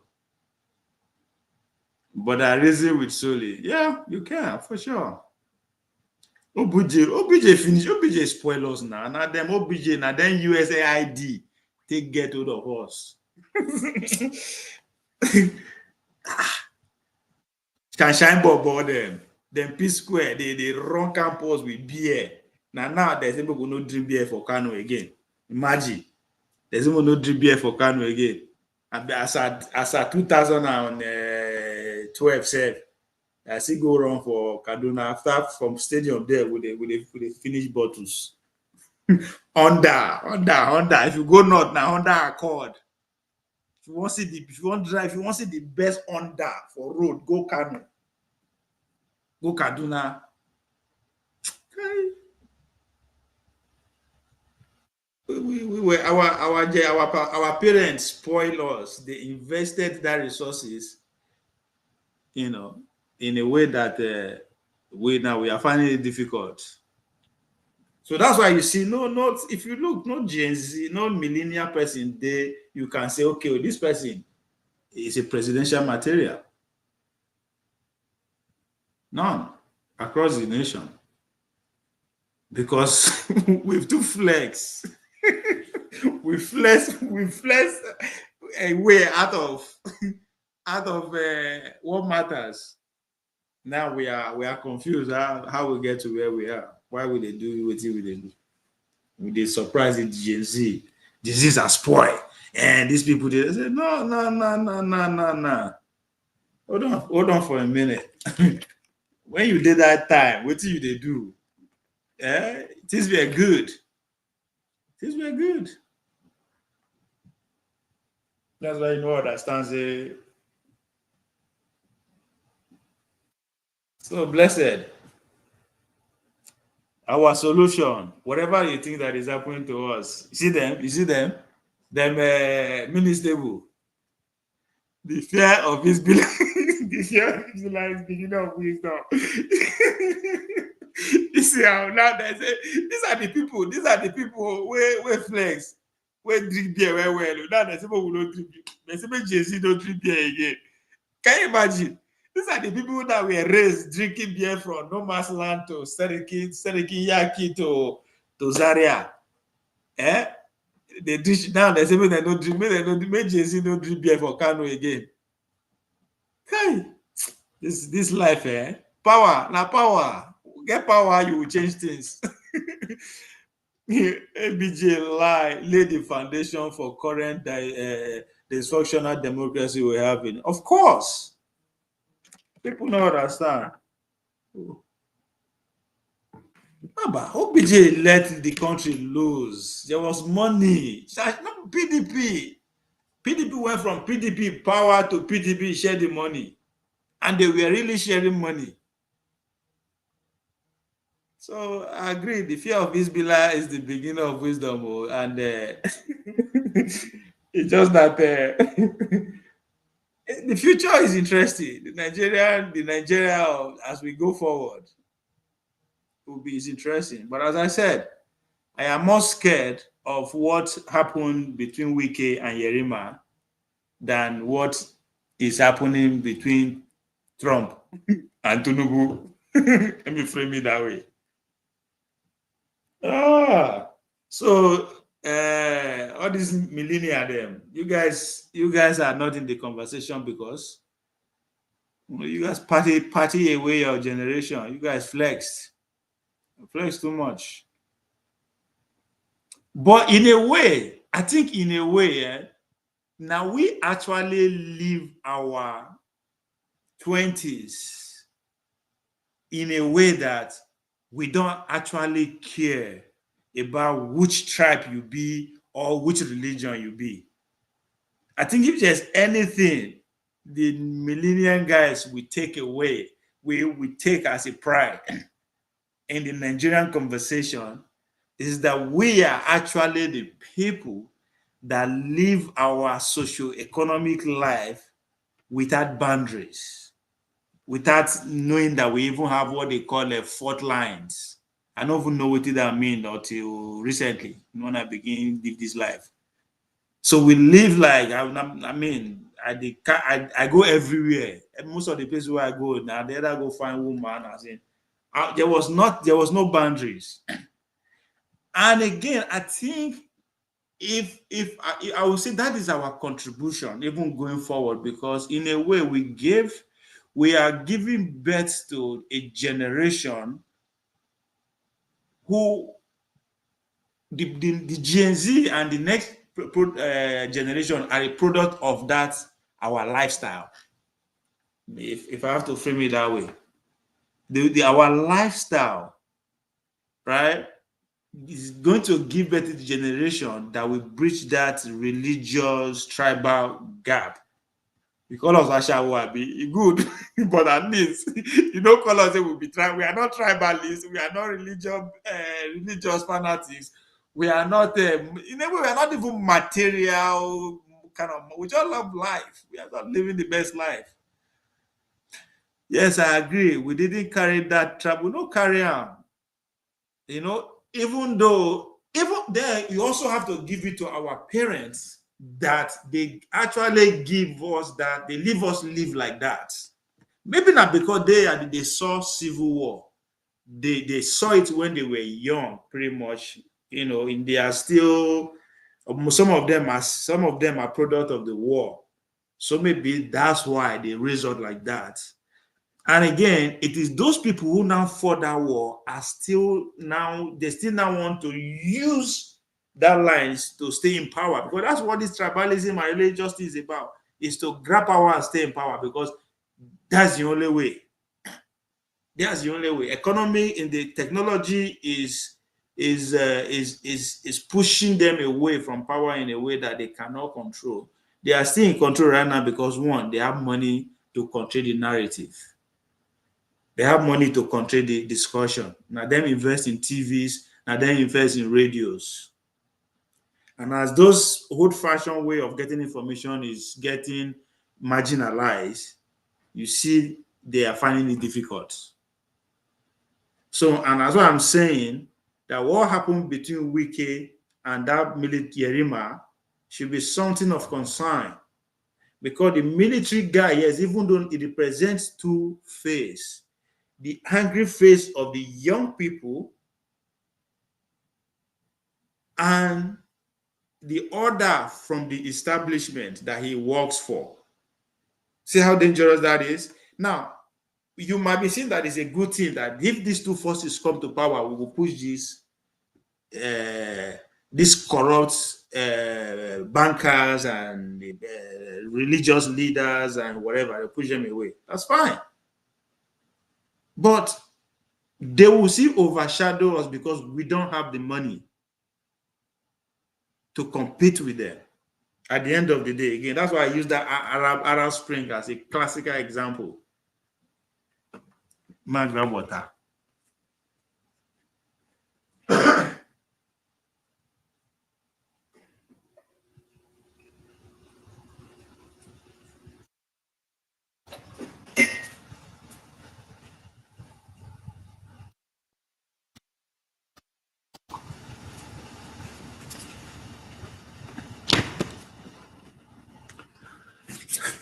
So, Ovie, the military should be one of the most efficient and respected institution, but unfortunately, it has been made extremely useless. Nahim Padi, the current military self.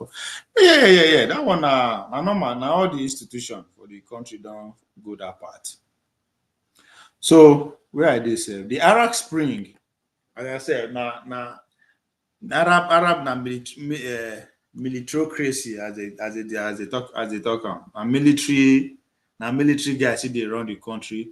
They run it from the beginning to today. So it is an attempt to move from that militaryocracy to a credential class.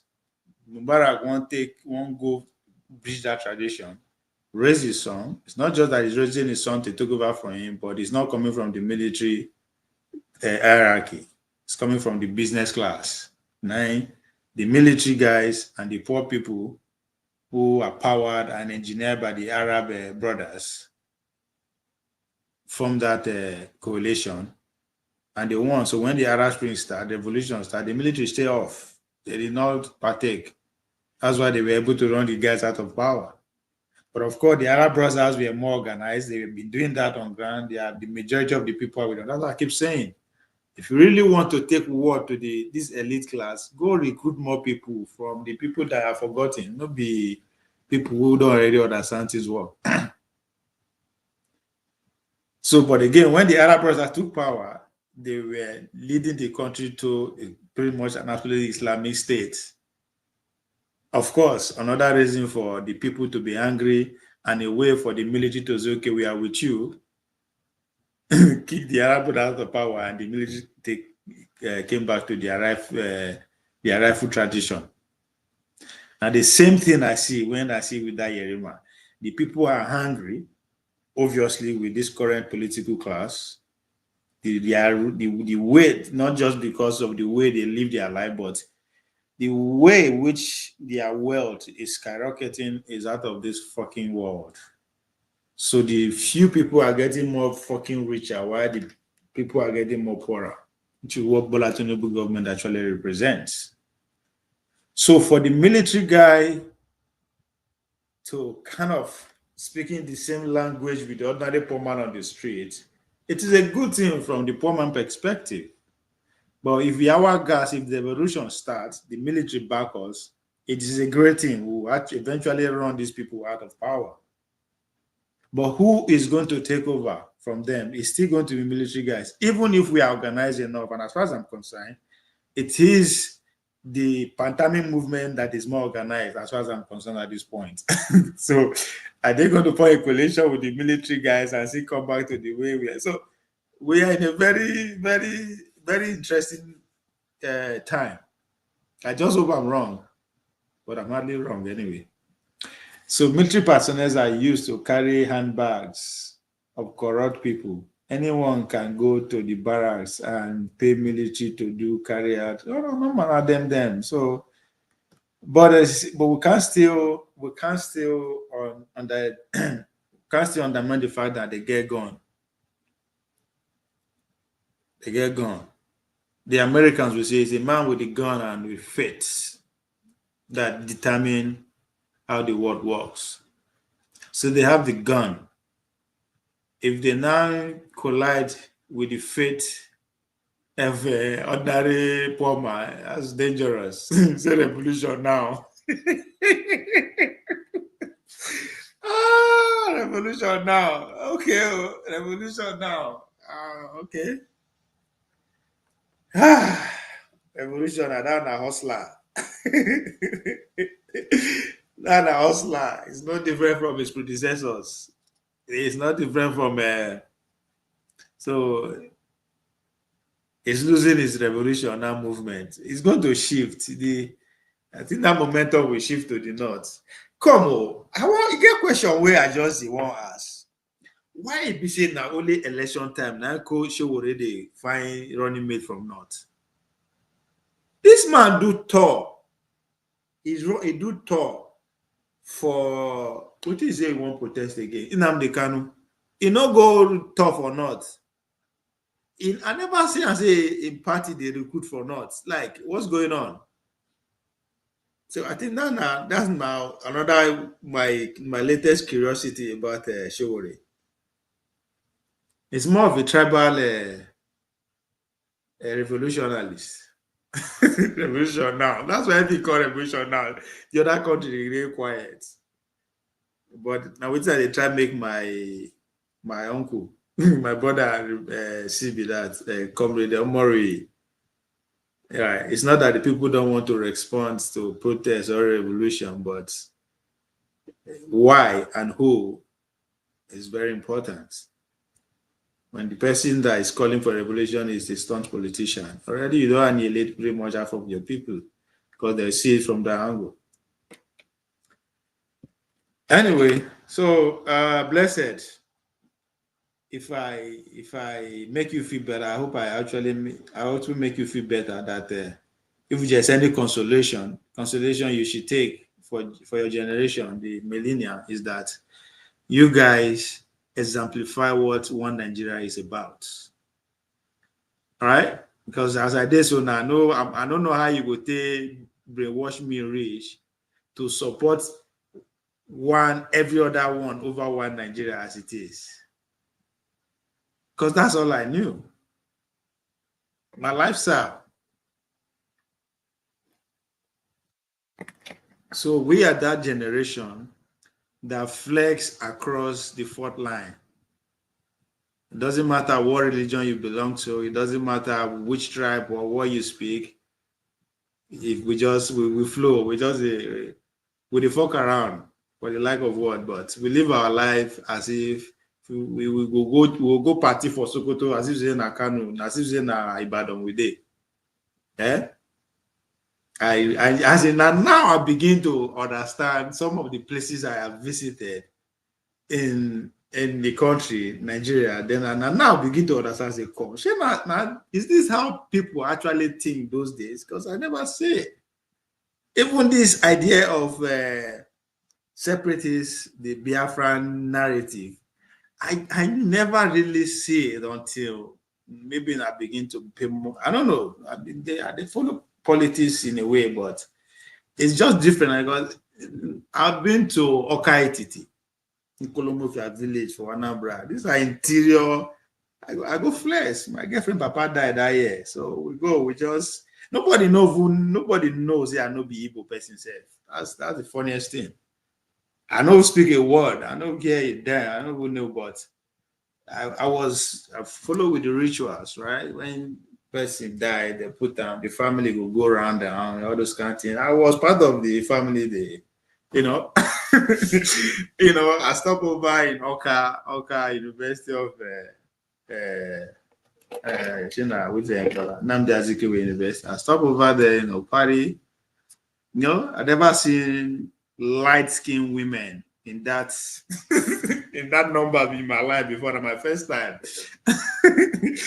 My first time to see women, young women that are so light skinned in such a large fucking freaking number when I enter Oka.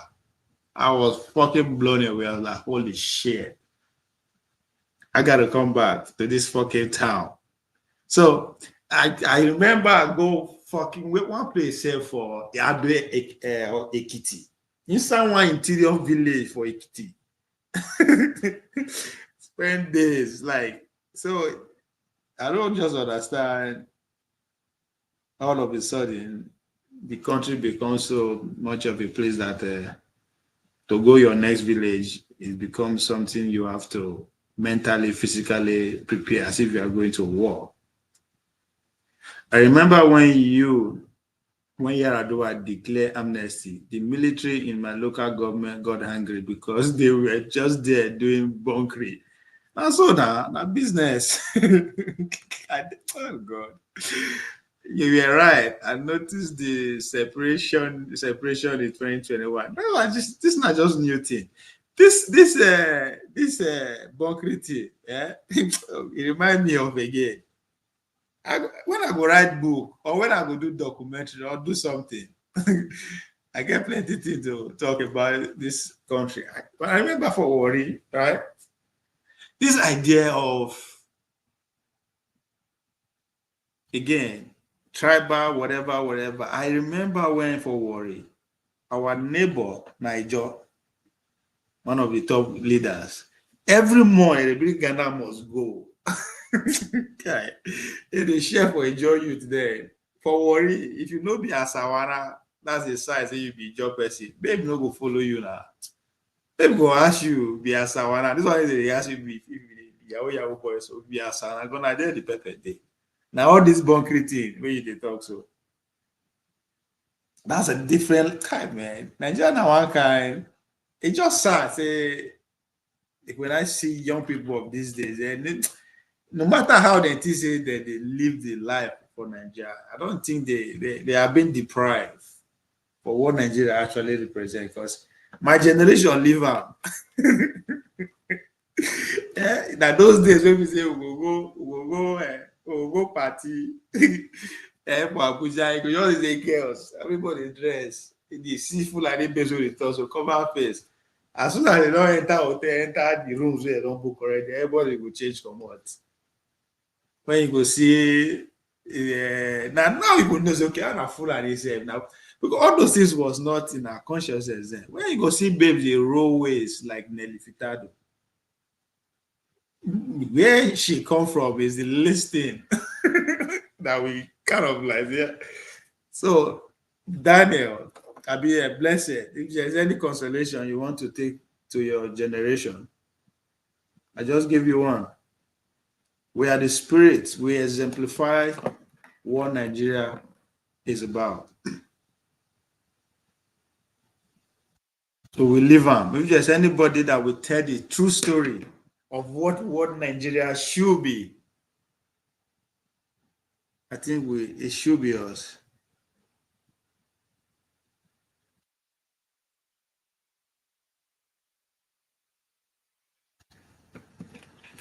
But other than that, we fuck up.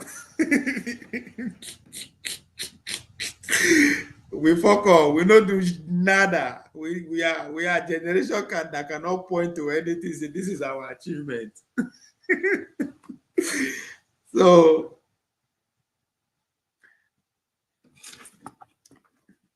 I don't know. I think when it reach our time, I don't know if we reach our time to actually want to. If I am to work for any presidential candidate that is a millennial, I think that the story we have to tell. That's the story we need to tell. I think that's the only story we can tell the full picture. Because we actually know what it means. To be a one Nigeria, we live it like with the fullness of it, without any restriction. If there's any restriction, now waiting we set for ourselves. It wasn't because there was an institutional failure that make us to set boundary to ourselves. If you no one go Kanu, now because you the fear, say you fuck up, you don't go chase somebody, babe. I mean, you have a personal deal with it, like now only nothing. You are not scared because there is an institutional order or law that says that restricts your lifestyle in any way.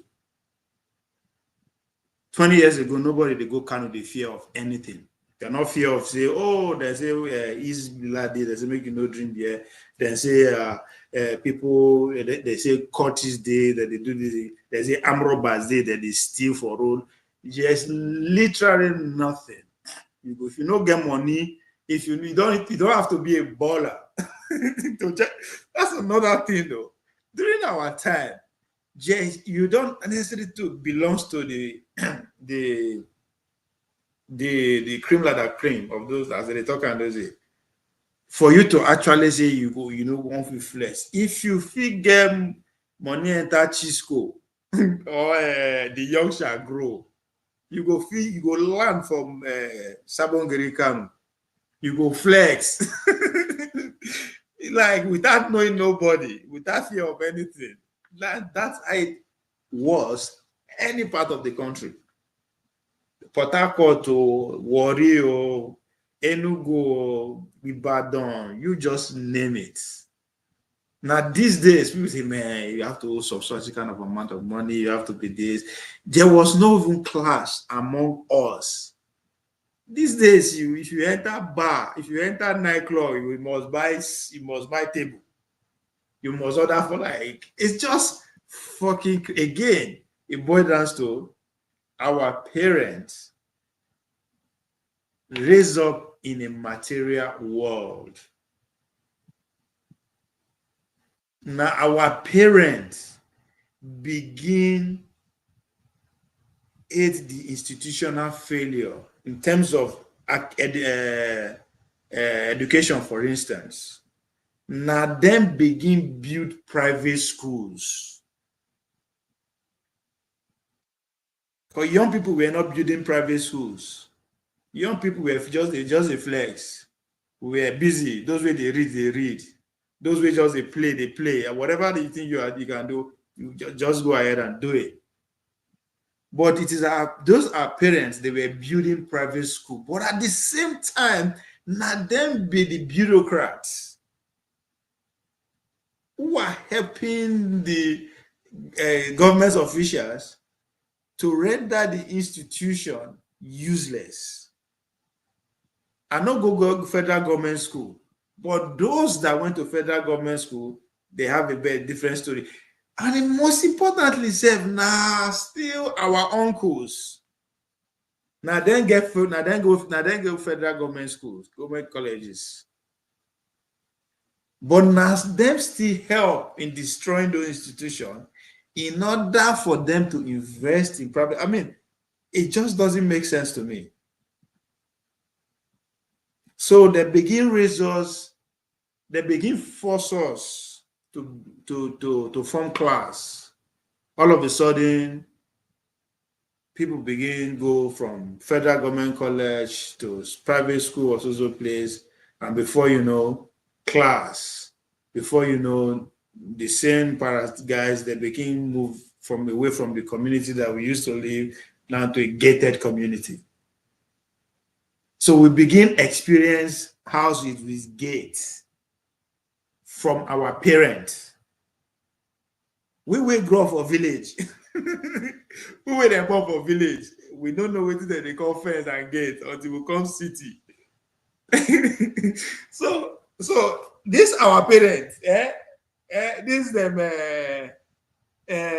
in a way them will be, because now they give birth to this Gen Z's now where they don't figure they won't use. They won't use. What make Obaseki a traitor? Obaseki sold our civilization just like his father did. Yeah. Obaseki go sign contracts to monetize Edo Civilization. I think that's a simple way to put it. He signed to monetize our civilization. The civilization we then steal as in a return and back, and he wanted to monetize it on behalf of his people that stole those civilization. Imagine that kind of thing. But I will go back to I'll play the video for you to see. Then we can have a conversation on that. There was a middle class before this 1999 democracy. People could live comfortable and their salaries and they talk now. This 1999 class, not be them be our parents. Are you not a millennial? If you are a millennial, they are your father, direct father. So while they were destroying the institution that gave them free education, gave them that middle class luxury that you are talking about, at the same time, they were using the money to finance you and me, our lifestyle. That they send us go school for America, send us go school for London, send us go for Saudi Arabia, right? They use our name, they buy a club, use our name, they buy open accounts for everywhere. So we are saying the same thing. So those the lifestyle that was afforded to our parent, our direct father, for some reason, they destroyed it. Now they cannot understand why our younger brother are behaving the way they are behaving.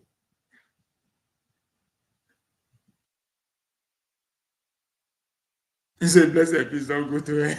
He's already here. Hey, why? Also king has been destroyed. This one now one lead official before now. We know get king since 1939. So Daniel, I know that one. So now to who they ask waiting about how Obaseki is a traitor. Obaseki is, and will forever be a traitor, not just because he was a traitor that gave birth to him, but because see, people who don't come from Edo State no really understand why we they support Obaseki. We they support Opaulo. Forget the political propaganda angle, Sabi speaking here, we get other point. But at the core of Obaseki crime was exactly what is happening today. When they won't return the stolen artifacts, it's not be the first time to return. Do you know Oshomole received stolen artifacts? There's a reason the thing no make news or anything, because they were returned to where the rightful belong, which is the palace, Oba Palace, that where those artifacts were stolen. Now you can make argument that the artifacts were stolen all over Edo. Get it. But there is no public zoo museum that they were stolen from. All the public museum as at that time were Oba Palace and local chief from my place they call them Agbara, Oba House. That's where all those artifacts are. People know they get artifacts for Times Square when they use and they make money, like where Obaseki want to know.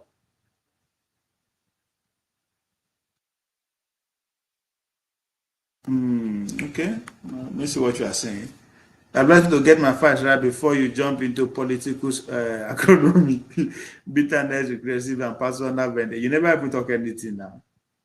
Currently going on in Edo. So we'll say, you not say anything. Now you they do gymnastics now. So say something so that we know where you are on the right path or not. Now, so returning the artifacts, where those artifacts supposed to go? Oba Palace. For no other reason, for security purposes. Oba no go sell am. Nobody they can carry am. Na there you go there. People say, oh, the economy variable go make money. What it concern you? For the past 200 years, you make money on top of them, you die. Why are you in a hurry?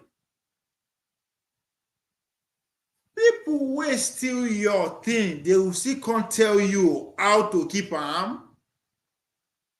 If they actually have an idea, the civilization that brought those artifacts to life, the kind of knowledge, wisdom, and education and civilization that was involved, therefore don't replicate them. That thing was with them for almost 200 years. They could not replicate it. But they are coming to tell you how to preserve them. You they think at all?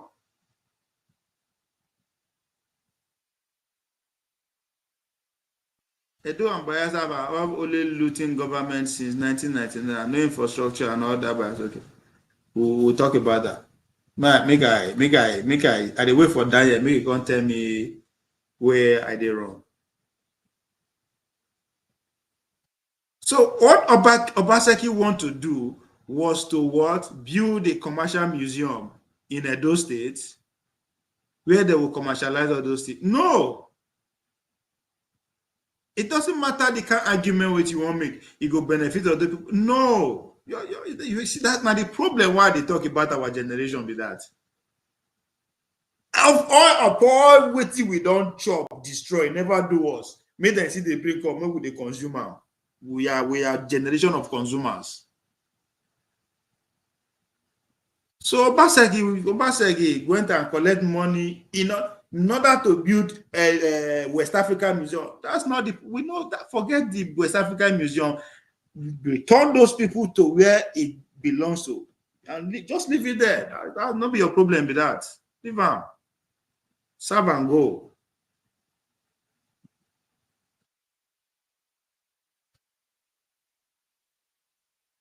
So I'm Daniel. Abi Nat. Don't tell me where where my facts they wrong.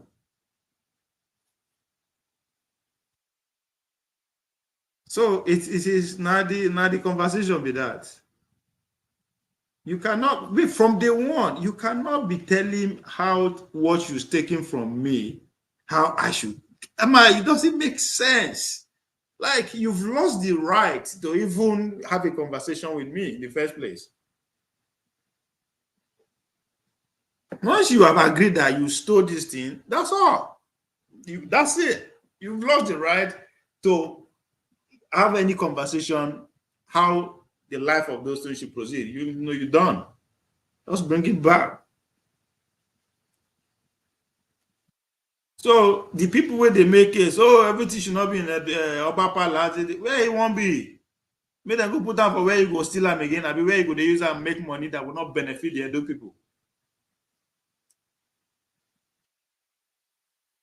I wait for you, Mr. Where you tell me say I politics of bitterness. No. Where I for the bitter before, I know the bitter again. Make I go tell you. So why AY, you are talking about my Oba, our king. We no get king. I know they no born me no king. So I just wonder where that is coming from. You know. So this is it. This is what AY is talking about. This is I never want to talk about that before, but it's something I'm going. This is not today. So where I won't start from self.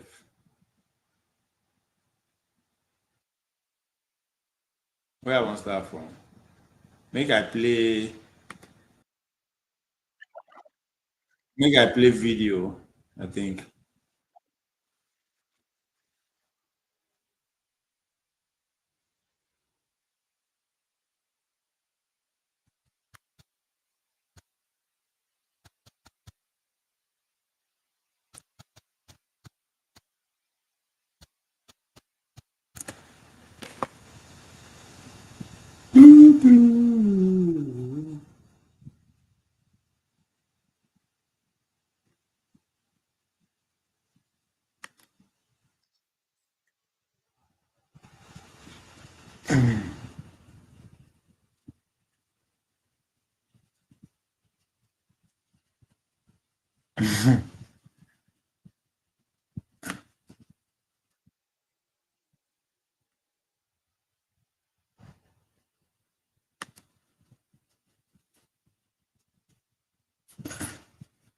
Oh, okay. Not don't make I see waiting not today. The bone of contention at the moment has nothing to do with artifacts. It's all about class and greed of few individuals are the determinant of progress of the Edo people. This guy. So, artifacts that they talk before, no be everything we talk about, of course, has to do with people, has to do with human being. Isn't that what power is all about? We're talking about, so what did they cause the people they behave the way that they behave? Why are they greedy? What are they greedy about? As goes back to Blessed, the question you asked, what kind of sacrifice are we going to make? In order for you to embark on any sacrifice, you have to know why you are making that sacrifice in the first place. Why are you making that sacrifice? So people where those few individuals we are talking about now, what are they? What is the responsible of in their behavior and their greed? It go back to what I want to talk about my own town also. Now, because of what is they are going to benefit materially, that's what it's about. Artificial are now already in the palace where the duly belong. That's not the point. That's not the point. Like I don't know what into. I don't know how to explain this to you, right? If you are in charge of a territory, if a territory is in your custody, what goes in and out of that territory should be of your concern. Okay? What goes in and out of that territory should be your concern. Nigeria must don't start. Nigeria, I know they watch football before, so I know if you say match today. Do not allow yourself to be fooled or cajoled into full paradise. These good people of Edo, exactly what I know. You just they talk as if say, I be Edo person. No, I don't know if you understand that. This is something that concerns me. I don't need to be paid or bribe, but no, this is my this is I be a full-blown Edo person. 100%. So I don't get the point you are trying to make. I never hold enough to have my own make my own decision, have my own opinion about things that are going on. They don't need to bribe me, nobody need to pay me to do anything. So try again that. So let's go. Let me give you the story of Edo, so that my also so that maybe you go understand where my understanding of Nigeria. Also, not meaning Nigeria is a small version of Nigeria in terms of what is happening. So, also now one town, not just one local government. Nobody say now one local government. Now one small village, right? Now village where be say now only us they there. We know get another village where we share with no, now we just have one location. Only us they there. Now one language we they speak. Now everything now one. Everybody is bound by one thing. Maybe if you go down to 200 years ago, say maybe we be we be brothers and sisters. All right, one. But for some reason, which I'm here to understand, at one point, all of them divide themselves into 4 quarters. Now, quarters will not be small village, 4 villages. We not be saying we share ourselves into small. No, we see they one place. Like just like me, you get 4 different streets in one small place. So, for somehow, as they divide themselves, they rotate kingship within them. This I'm talking about issue of hundreds years ago. So if this quarter person be king and he dies, the next quarter will produce the next king. If that one died, just like that. So it was like that until 1939, I think. So when that king died, his son comes, he has to take over, say, hereditary. So that was it. For they carry guns, they won't shoot themselves during my lifetime. So, and then again, my man from one quarter, my father from one, it's fucking ridiculous to a point that if we sit down when we're thinking, we say, okay, why are these people fighting over a king? Okay, waiting the king in this world, waiting the under king.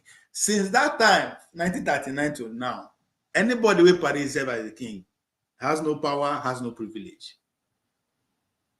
But, you know, so for some reason, the generation that come before me are still fighting, are still maintaining that energy. Are still maintaining the same energy. Again, we don't speak two different languages. We are it's just one. But again, now money they come. Boy, I don't compute the factory. So I guess there's money on one side, but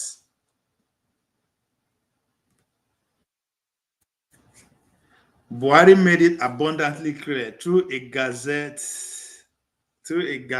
and wide publicity that those artifacts should be under the custody of His Royal Majesty and the order and was order. Okay. I know they of course I know what you they talk, say this fight now power. Now normal now. So but just like propaganda have to be built on a real story. They arrest policemen and military men. Show will they call them cool. Right? That they kill people for Nigeria. Trump call them Christian genocide. So every propaganda, as most of the time, is built on a real event. So that's why they did very difficult. People don't know when they say that's a propaganda, like say, it happened. Yes, but just listen carefully. Just a reason they frame it the way it's framed.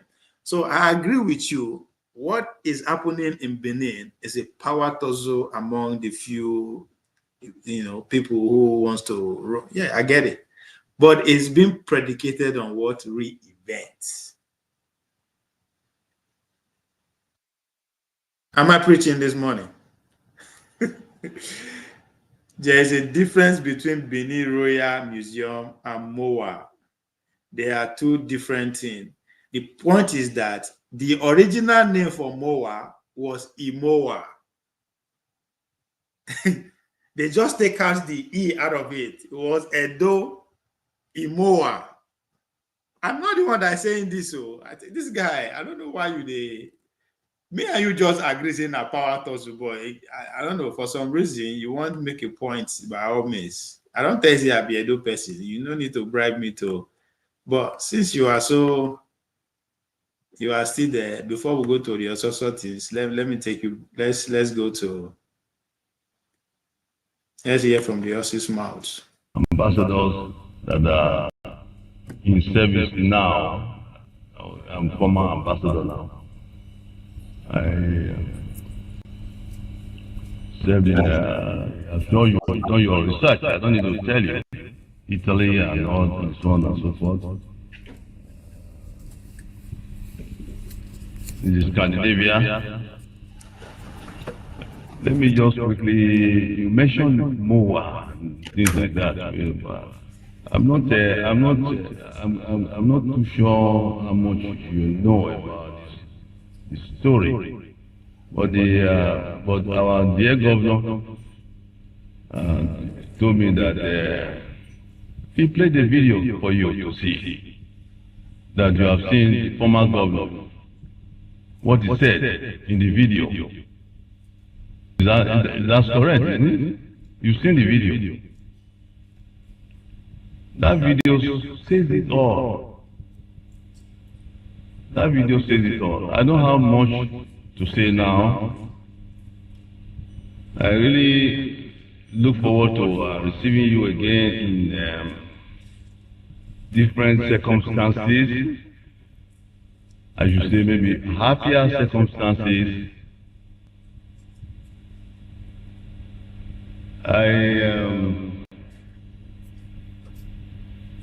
The museum you mentioned, Moa and all that. I'm sure if you tell your people, your officers, cultural officers in charge of culture and so on and so forth, to research, they will tell you, you started as A Moa. Then they changed its name to Moa. A Moa means Edo Museum. But because of certain things, Nat, do you hear that?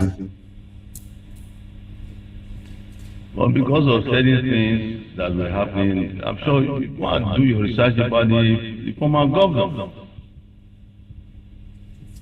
You are ambassadors, you are embassies, you have people that can research for you. You even have security people in your embassies, I'm sure. I had.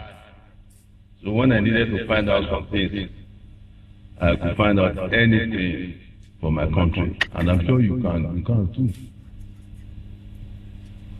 But I'm surprised that the Germans, the way they have gone about all these things, so because they came here, a delegation of Germans came here, and we told them, please, I will plead with you, Madam Ambassador, go get the video of the visit of your predecessor, the German delegation, and there were quite many that came here. And I told them everything, so I don't think there's much to start repeating again. I think this is like an SOS. I'm sure you know what SOS means. It's an SOS that we have, the palace, they dealt with my. It's not they talk again now. This kind of satanic, devilish, backward, progressive, and witch hunting. This guy, this your grandma, easy, you are beg. I hope you are not addressing my king like that. Make I appear for your dream now. Isn't good for your image as a civilized and well-traveled young. Now the problem be that. See, you guys think that you are more civilized and more intelligent, not even more than the people that came before you. That's where the problem is.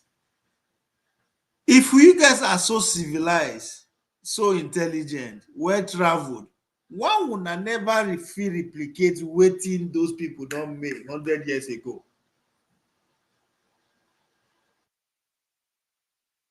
That's the point. Everybody they hold on to a civilization. They say your own are backward and is devilish and is satanic. What does that think of you? How do you think the outside world will see you? If you all your education and your civilization and your traveled and all you could amount it to is to look back to your people, say they are evil, they are devilish, they are satanic. Not because of anything, no, because of their way of life, to which you, the current living, have none. Like, what does that say about your civilization and your education, your civility? I don't understand, though. See, and that's the problem. It is this kind of thinking that produce Monday Ekpaholo. You guys are still not getting the point.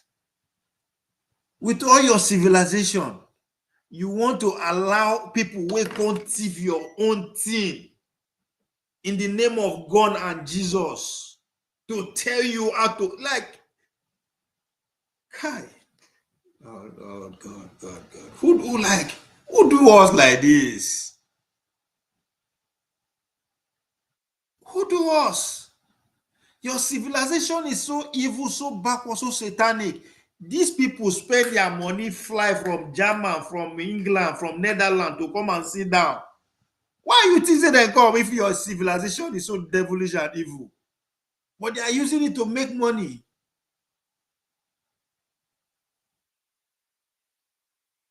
Man, wow. It's sad, man. It just... Whew. Come on, Robana. My forefathers, my ancestors in 1897, the British in 1897, you will know the story. Again, it's like history repeating itself or wanting to repeat itself. It's not fair. It's not fair at all.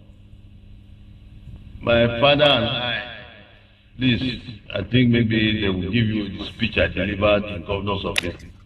That day, everything is also in there. You know, see what they do, Hush Puppy?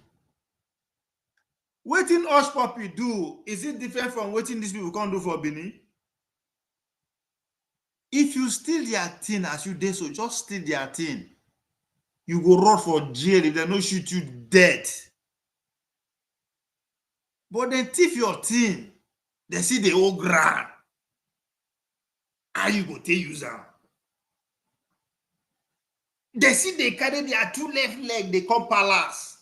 And they first see the info they accommodate them. You there they like. I should go and listen to interview between Afeboa and my guy. I be Edo person. Nobody need to speak for me. What? I'm an adult. I know for reason.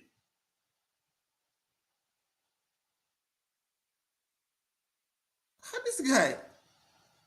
I'm not a stranger to the kingdom. I am a product of that kingdom. I am also entitled to royalty for where I come from.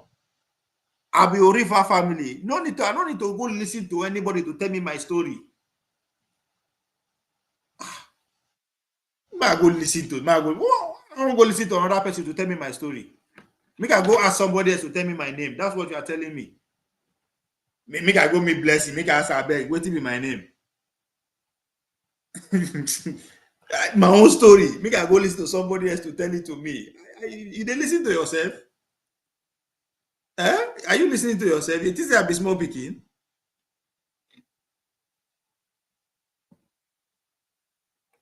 You tell me say na power tussle between few individuals. That's a given, I agree.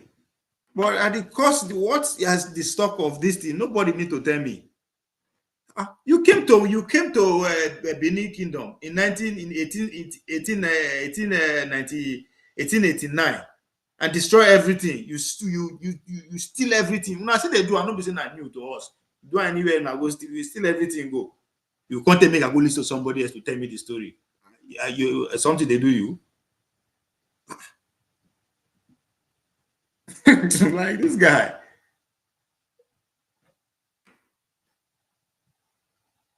That then be the problem of, yes, you are right.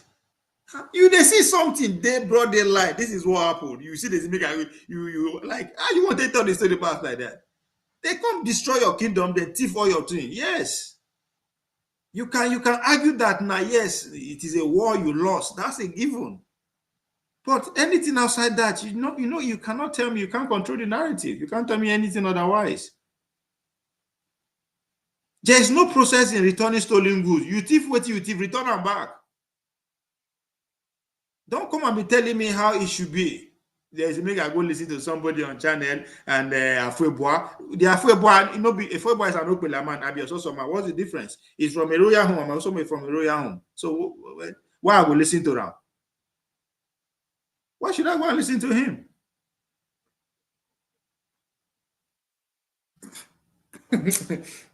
It's just like when they listen to journalists, maybe they tell you about the terrorism that is happening in Nigeria. And I would just say, like, no, you cannot tell me. Or like before now one call I need to make, I would speak to a person in Borno, I would speak to a person in Chibo, I would speak to a person in Newi. Just a call.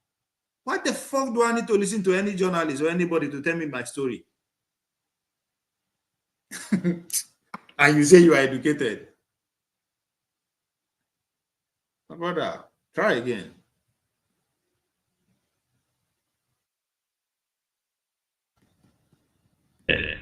Study it, you will know the other and the story. From the video, it's clear that the Governor Obaseki came over there, collected money from donors, international donors, the Germans, and to build the Benin Royal Museum. Why change? It was later, it was changed to a different name. It was just a different name and different structure and different. They brought me, they quietly brought me a document to sign away, mortgage my right to sign approval for what they want to set up in Legacy Trust, Legacy Restoration Trust, to take over all the Benin bronzes. I said, I cannot sign that. That's we see many documents, we have seen many documents in our lives. I cannot sign such a document. Then he got angry. He was always angry. That governor was always angry. That he would come to you nicely, maybe, but he was always angry with my people. Please. He was always angry with the palace, with my people. He was known to be demolishing houses, oppressing people. I even mentioned it in my speech without fear of anybody, that he was an oppressor. But you, the Germans, you know.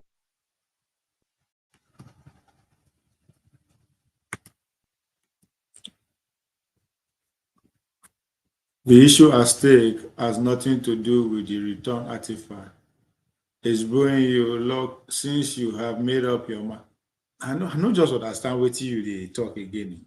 I agree with you. They are individuals who are power drunk and fighting for power. I don't just understand what you want me to agree with you again now.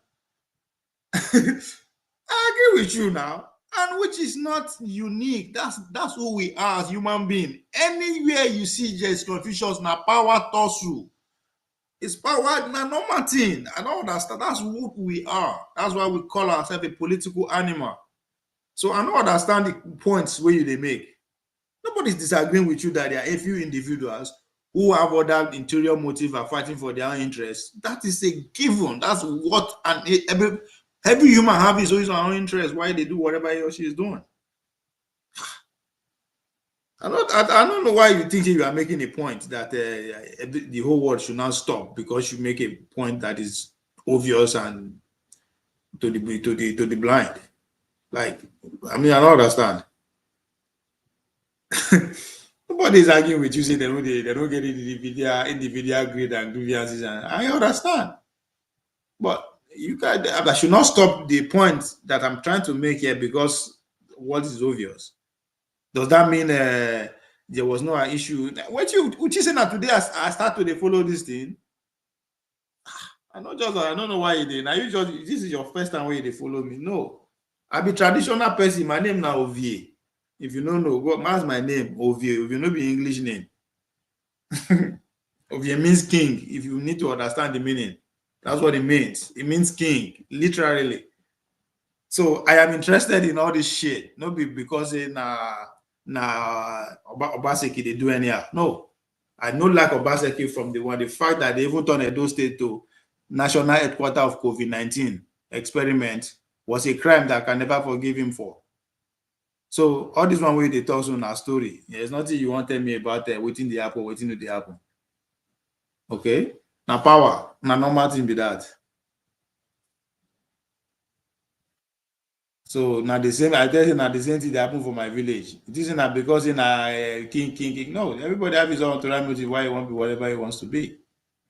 You keep trying to push something that is obvious. In your country.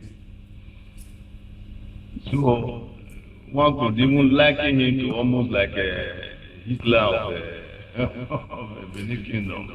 He was oppressing everybody, demolishing everybody's homes. He got angry because I did not sign that document to relinquish my right to be in charge of my ancestors' property. The properties, artifacts belong to my ancestors. They were taken from this palace. The palace was bigger than this, was as far as to the governor's office. As far as the governor's office in those days. It's in Wikipedia, Pinterest, and so on and so forth. You can see it all there. This is just a cry of SOS that he took the money to build Royal Museum. So, we need Royal Museum. That was what was on the video. Please, I want to say that the governor is looking into it. I want to plead with you to let our governor look into the situation. Cooperate with government house, with the governor's office. They have set up a probe, they have set up a panel, committee or something. Please cooperate with him, and this whole thing will be resolved. You will find out a whole lot more come out. That's my plea. I plead with you, earnestly to please cooperate with my governor. Let's leave everything to him. I leave everything to him. I leave everything to God Almighty.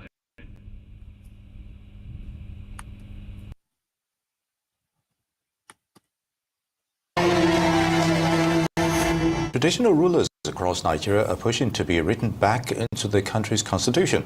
Their demand featured strongly at recent town halls and public hearings held by the National Assembly as part of the ongoing review of the 1990 constitution. Royal fathers say removing their formal roles over the years has weakened grassroots governance, dispute resolution and local intelligence gathering. They argue that giving them a defined place in law will strengthen security and preserve culture.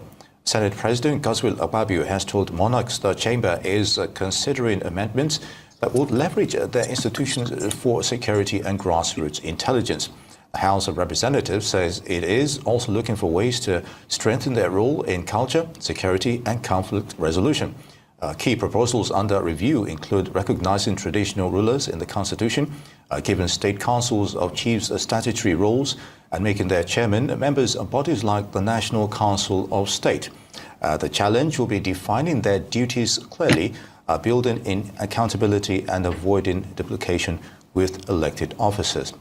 And the monarch of Ososo Kingdom in Akoko Edo local government area of Edo State, Oba Bamidele Obaita, joins us now for a chat about the constitutional role for traditional chiefs. Welcome to the show, Your Highness. Thank you. Thank you. It's a pleasure to be here. Thank you. It's a pleasure to be here, and thank you for sharing this huge platform with me. Indeed. It's good to have you with us. Thank you so much. How relevant, you've seen the backdrop we've just said, how relevant is the role of traditional rulers in Nigeria's current governance structure, you think? Well, I think it's crucial that royal fathers be included into the Constitution with defined roles and responsibilities. I know I live among my people, I spent many years abroad, a lot of the Obas are educated, they know their people extremely well. And I think we definitely have a responsibility and a role to play, especially at the grassroots level. We see what is happening. We always talk about security matters being something that goes down into the communities. Someone in Abuja can't know what's going on in my community, but I live there amongst the people. So I know what the issues are.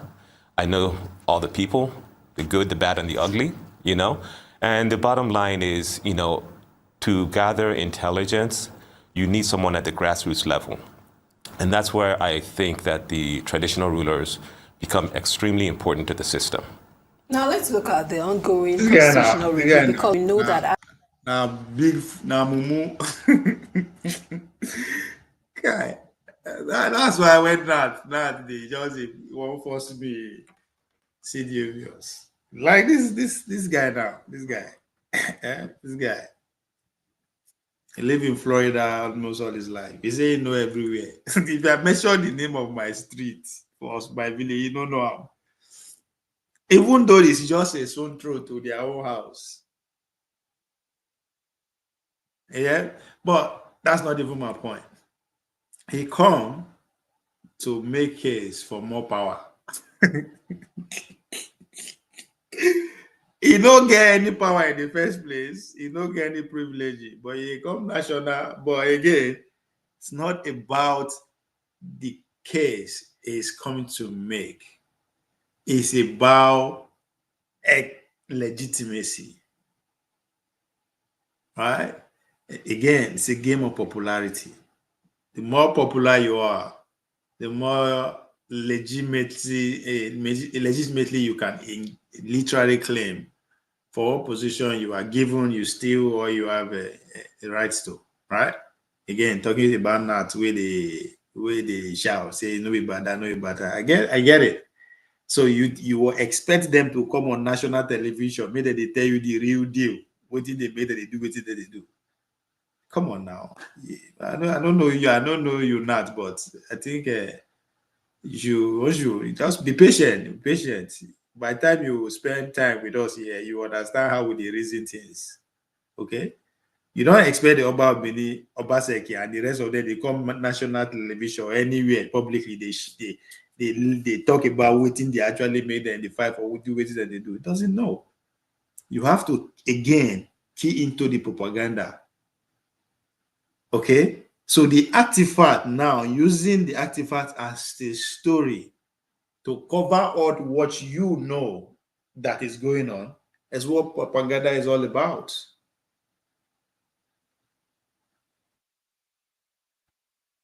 Okay, because by the time you begin to use the artifacts, make your point, it get more national awareness, more international, again making you more popular, making you more superior, making you giving that legitimacy. That's what it's about. It has nothing to do with exactly what's going on. You said it. It has been gazetted into the national archives. Then get yes, they know that too. So so what this guy come here to do is the perfect example of what I'm trying to tell you. Nobody knows it also. We they fight for our king before. When I mention nobody, it was not a national conversation. And that issue has been on even before I was born. Before he was born, before even his father was born, if I'm not mistaken. But guess what?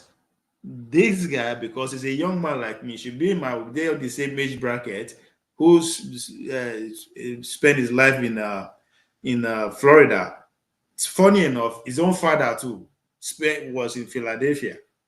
So he come now, won't use the modern propaganda machine, right, to get legitimacy. So he's not coming to say, oh, problem day my village. Oh. He's coming to key into a conversation that's already going already. We need kings. The royal institution need more what? Power. Which is not a new thing. Konkoso campaign under the same rhetoric. But guess what? We say we there America. We say our people say. So before you know, after he come up for studio, our people say call in and book appointment to content the outside of the story. But they did not call. So they say it in a different way. We'll see. We'll continue. So now we will be for here we are teacher and student. We the teacher ourselves. We know they can. I think a blessed are the rest will bear you witness. I was about to say he sound like a USA ID, but before he said he's a student abroad. It's a USA ID product. Now, Obaseki, make I tell you how I take up now. Oh my God. Me, I be the talk. Now, during this Trump Biden, leading to the 2020 election, So he did Florida with the chat. I don't know, I never meet. So boy, he don't hear about me and all that kind of shit. So the guy, he can't support Obaseki. I support Obaseki too, by the way. Nobody say I support her with my mouth. I actually go all, I spend my money, I print merchandise, I print posters to support Obaseki. That's a story for another day. So he too, but he was coming, he thought, now them be I don't know why they leave and say them Abike Dabiri gang. And then first start that thing. So he's a pharmacist, I guess. He's into pharmacy. So they form their group in diaspora pharmacists, whatever, to support the Tinubu administration. Then in Edo State, they support Obaseki. The informer was supporting the media. He get a platform where they create content on Facebook, where they always go live and all that kind of. So he came through that route. That time now, Papa don't die, so he won't come take over. He won't come assume throne that nobody give a shit about, in a way. So they won. Of course, Obaseki won. They give him commissioner. I see how the game worked. It was giving commissioner waiting make him come back to Nigeria. Did that. Then I don't know what happened. He no go back. They come out, but he no go back to. He left that position before Obaseki finished. Then he and his friend crowned himself as a king. So nobody here. So now, him coming here is to build more. But there was a counter argument. So let's say, so Blessing, you are right. Now USA, the Mario Ibo said, your wife now Ibo. Now you go woman, we won't conform a preset for so. God, we don't suffer. We don't suffer. We don't suffer. We have it. Mm-hmm. The 1999 Constitution does not have any place for the role of, traditional rulers. That's but right. In what way do you think this limits the role and relevance of traditional rulers in Nigeria? And also, I'd like you to, talk about the fact that some people have said that this might further politicize, the role of traditional rulers. With what we've seen currently, some governors sitting and unsitting traditional rulers because of their political interest. Yes. What are your thoughts on that? No, you make a very good point. That's a very good point. The structure right now doesn't favor traditional rulers to be able to speak up. It takes a bold, traditional ruler to be able to speak to the ills within the society. You understand? And, one has to be tactful in the way you speak. And I think building them into the Constitution will allow traditional rulers to at least, if nothing else, counsel, advise the politicians, our leaders, our elected leaders who represent the people, in ways they could improve the lives of those at the grassroots level. A lot of times I feel like I'm stuck between a rock and a hard place. For the sake of, the expectations from my people is that I'm the traditional ruler and I have power. When you try to explain to them that I don't have an army, I don't have police, I don't have control of the police, I don't have an law enforcement agency that I can beckon. This guy is one of the most ridiculous person I know. You don't get power, you don't get police, you don't get soldier, but you get power. Which power you gonna get? If there are issues, and so you feel like you're pretty much handcuffed. When there are disputes in the community, even when you try to preach the, peace amongst people, you find that you really don't have any way to enforce what is right. Traditional rulers are apolitical. I can tell you that for my kingdom, we ascend the throne through oracular divination. And then the way it's set up is then the governor will then appoint you. You get an appointment letter, even though you're picked by your people to be the So in that sense, if you're given an appointment letter, and like you said, the governor can depose you for anything you do to annoy the governor, then if your sense of being is tied to being on the throne, then you are silenced. You see why he begins struggle. He begins struggle to to actually make the point how you have to become a king. He started by saying the governor will have to appoint you. And that's even though your people will have to they're your people.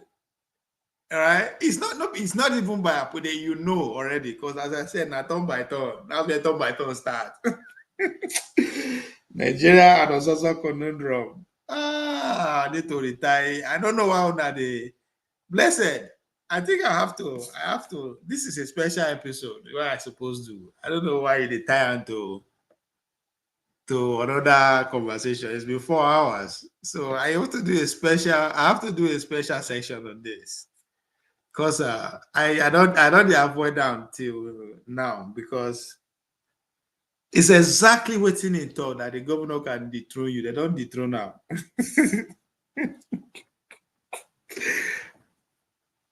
I need it because it's not fair. This is a conversation that I have to be actually. What's this guy? This Nathaniel is still a fight. Make us say honestly, Obi, I expected you to know more than your intellectually braved Governor Pablo, who can't draw the line between democracy and absolute monarchy. Very unfortunate that we are falling so low. I don't understand this. If I say I understand the point you just make, I'm lying. I don't get it. What exactly are you talking about?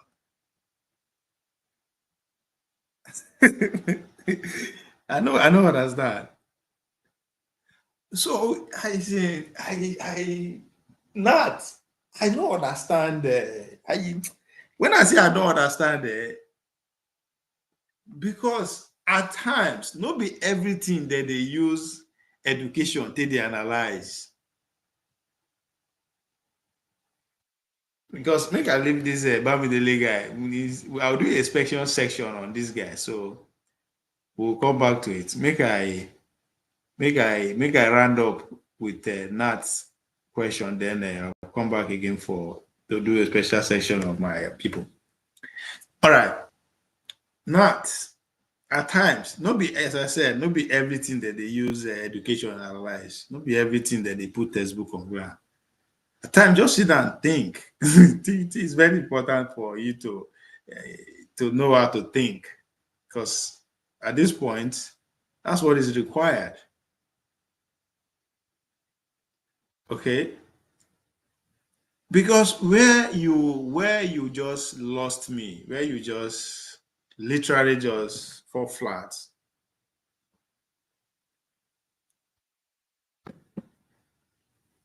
You say a governor, right? You say the intellectually brave, that BB, which grammar is the governor of Paulo, who cannot draw the line between democracy and absolute monarchy.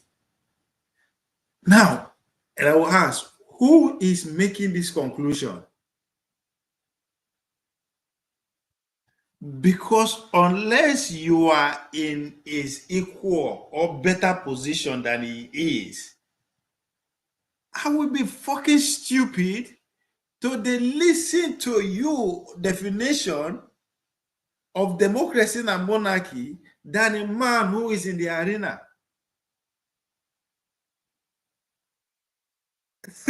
I mean, even if textbook won't deceive you too, I don't think it will go this far. So men who are in the political arena, you wait the outside, you expect me to listen to you than no.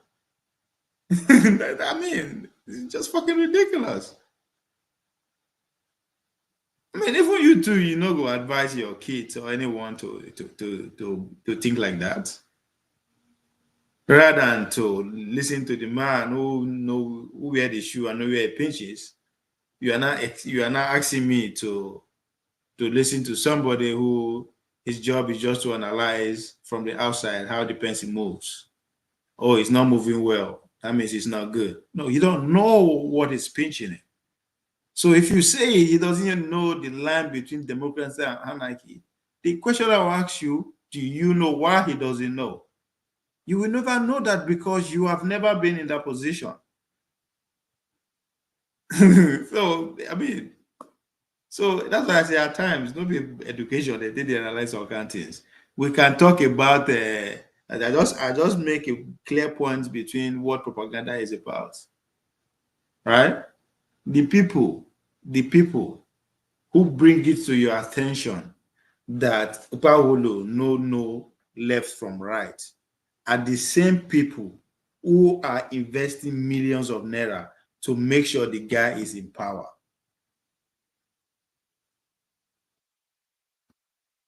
So I agree, Upaholo is stupid and foolish, but the people who are putting money to make sure it's there, are they also stupid and foolish? So I would rather be on their side than on your side in this conversation, because you are not standing on any ground. You are not standing on the ground for experience. You have no skin in the game. You are just a consumer of propaganda at best. So because that's what we're here to analyze, propaganda. Because that's what is available to us. So I am not supporting Upaholo because he's a genius. I am supporting him the same reason why you are not supporting him, because you said he's stupid. And I'm supporting him because he's stupid. Not because from your angle, because I can relate, because I am also stupid. So for you to not say I should vote against my support, go against my interest, and you know if you beat me twice now, how about? It doesn't work, it can't happen. So if your best to regain power, to kick him out of that position, is to keep assaulting his person, to which you don't know, me too, I don't know, is too late. So Nat, we will come back. Make I go prepare. Make I go come back to talk about this developing story. It's been on for about a few months now. I don't know say it go make it go make national news. So let me go and I can go get more. I go prepare come. It's just sad, man. How is it obvious to the blind and audible to the deaf why they brought him in the first place?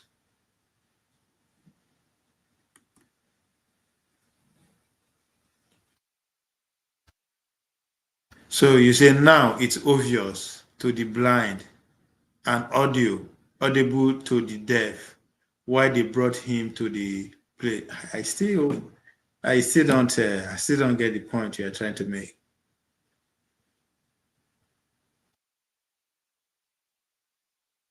I don't know. I don't know the point you are trying to make.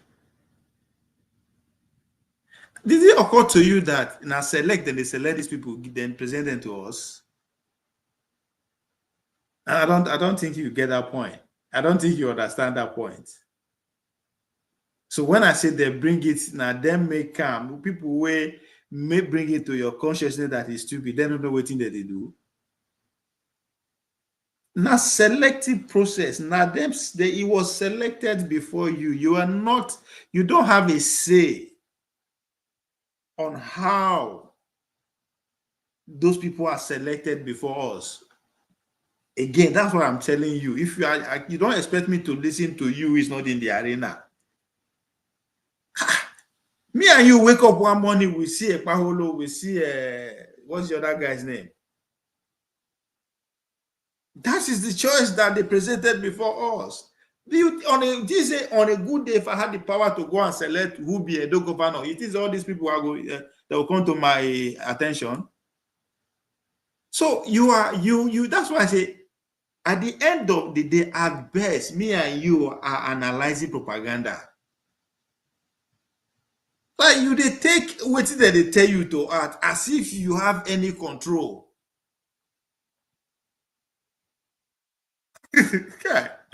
Like, why again? Not be everything that they use education to analyze. Some things are just common sense. Of one money, we say they just say na Paulo na APC. I know the other guy named the banker is PDP. That's the choice you got.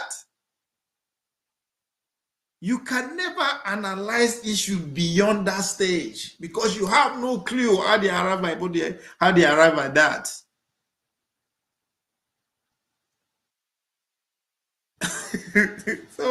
so at best, you console yourself with interest. Okay, what do I see in this guy that I can relate to? Because that's the only thing you can do at this point. That's the only thing you can do. There's nothing else you can do. So, and now I'm telling you, you are looking, say, oh, I should not support this guy because this is what they say he is. Oh yeah, I see. I know. You can know how to speak English. You are fucking right. It is dumb. I can see it now. But that's the same reason I am voting for him, because I too cannot speak good English. Like, I does not even I mean, how else can I make it more simple to your understanding? That regardless of whatever you say he is the reason that I am actually voting for him. So try again. There's nothing you can do to convince me. I know he is a fool. I agree. I am not saying you are lying or what you are pointing out that I cannot see. I can see it. I don't even understand. I mean, again, in that common sense, just put education aside first. Just put that book aside. Just reason now. So I am not voting for Pablo Sopone because he's the best guy. He's the most intelligent. He can do the job. No, if he is that guy, I won't support him. I mean, I don't know. Nah, you just want you are calling names because you've lost the argument. That's why you are calling me names. You've lost the argument, right? Because it's just a common sense. But all of a sudden, you don't get vocabulary to describe, to make your point again. You resort to name calling. That's what the losing is about. That's what the game is about. It's okay. Don't be me invent the capitalism. Yeah, even Bob Marley says it's a rat race. You know, somebody has to lose 100% for you to win. That's sad. And in the political arena, how you win doesn't really matter. Don't be me. It's not me. Don't hate me. Me, as I said, where I know reach now, yet you self know reach, which is after primaries. That's where me and you start now. There is another wisdom. There is another intelligence that proceed that started before that point, which is the primary. What led to what informed their decision? I don't know. You don't know. Again, unless you come here to prove it to me that you are one of the decision maker. And again, I cannot argue with why you format your decision. So I don't know why you are trying so hard. Yeah, and that's why when I will lose again. That's your point. Because you guys are just focusing on the obvious.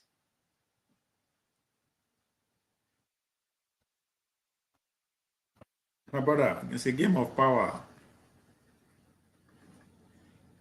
Okay? There's a correlation between history, power, and politics. It's three things. That's how it was. And me and you can only go back and study history, right? So we can understand power and understand how they play it. That's all. Now, if you want to belong to, if you want to own each of these steps, want to be a player, you have to invest. You invest so much money to understand the history better, or you invest more money to be the power player yourself, or you invest in the process, which is politics. Other than that, all this one way they say this person good, this person bad. This was not just your nobody. That's your feeling. Nobody cares about that. Power doesn't care about your feeling, how you feel about anybody. They don't give a shit. So try again. I'll give you 5 minutes, 4 minutes before I go. Not because I want to come back. I think I need to talk about everybody. They use my people. They make they create content. I begin see your source of content for where I didn't expect it. That's ridiculous, man. Yeah, I'm proud of my elders.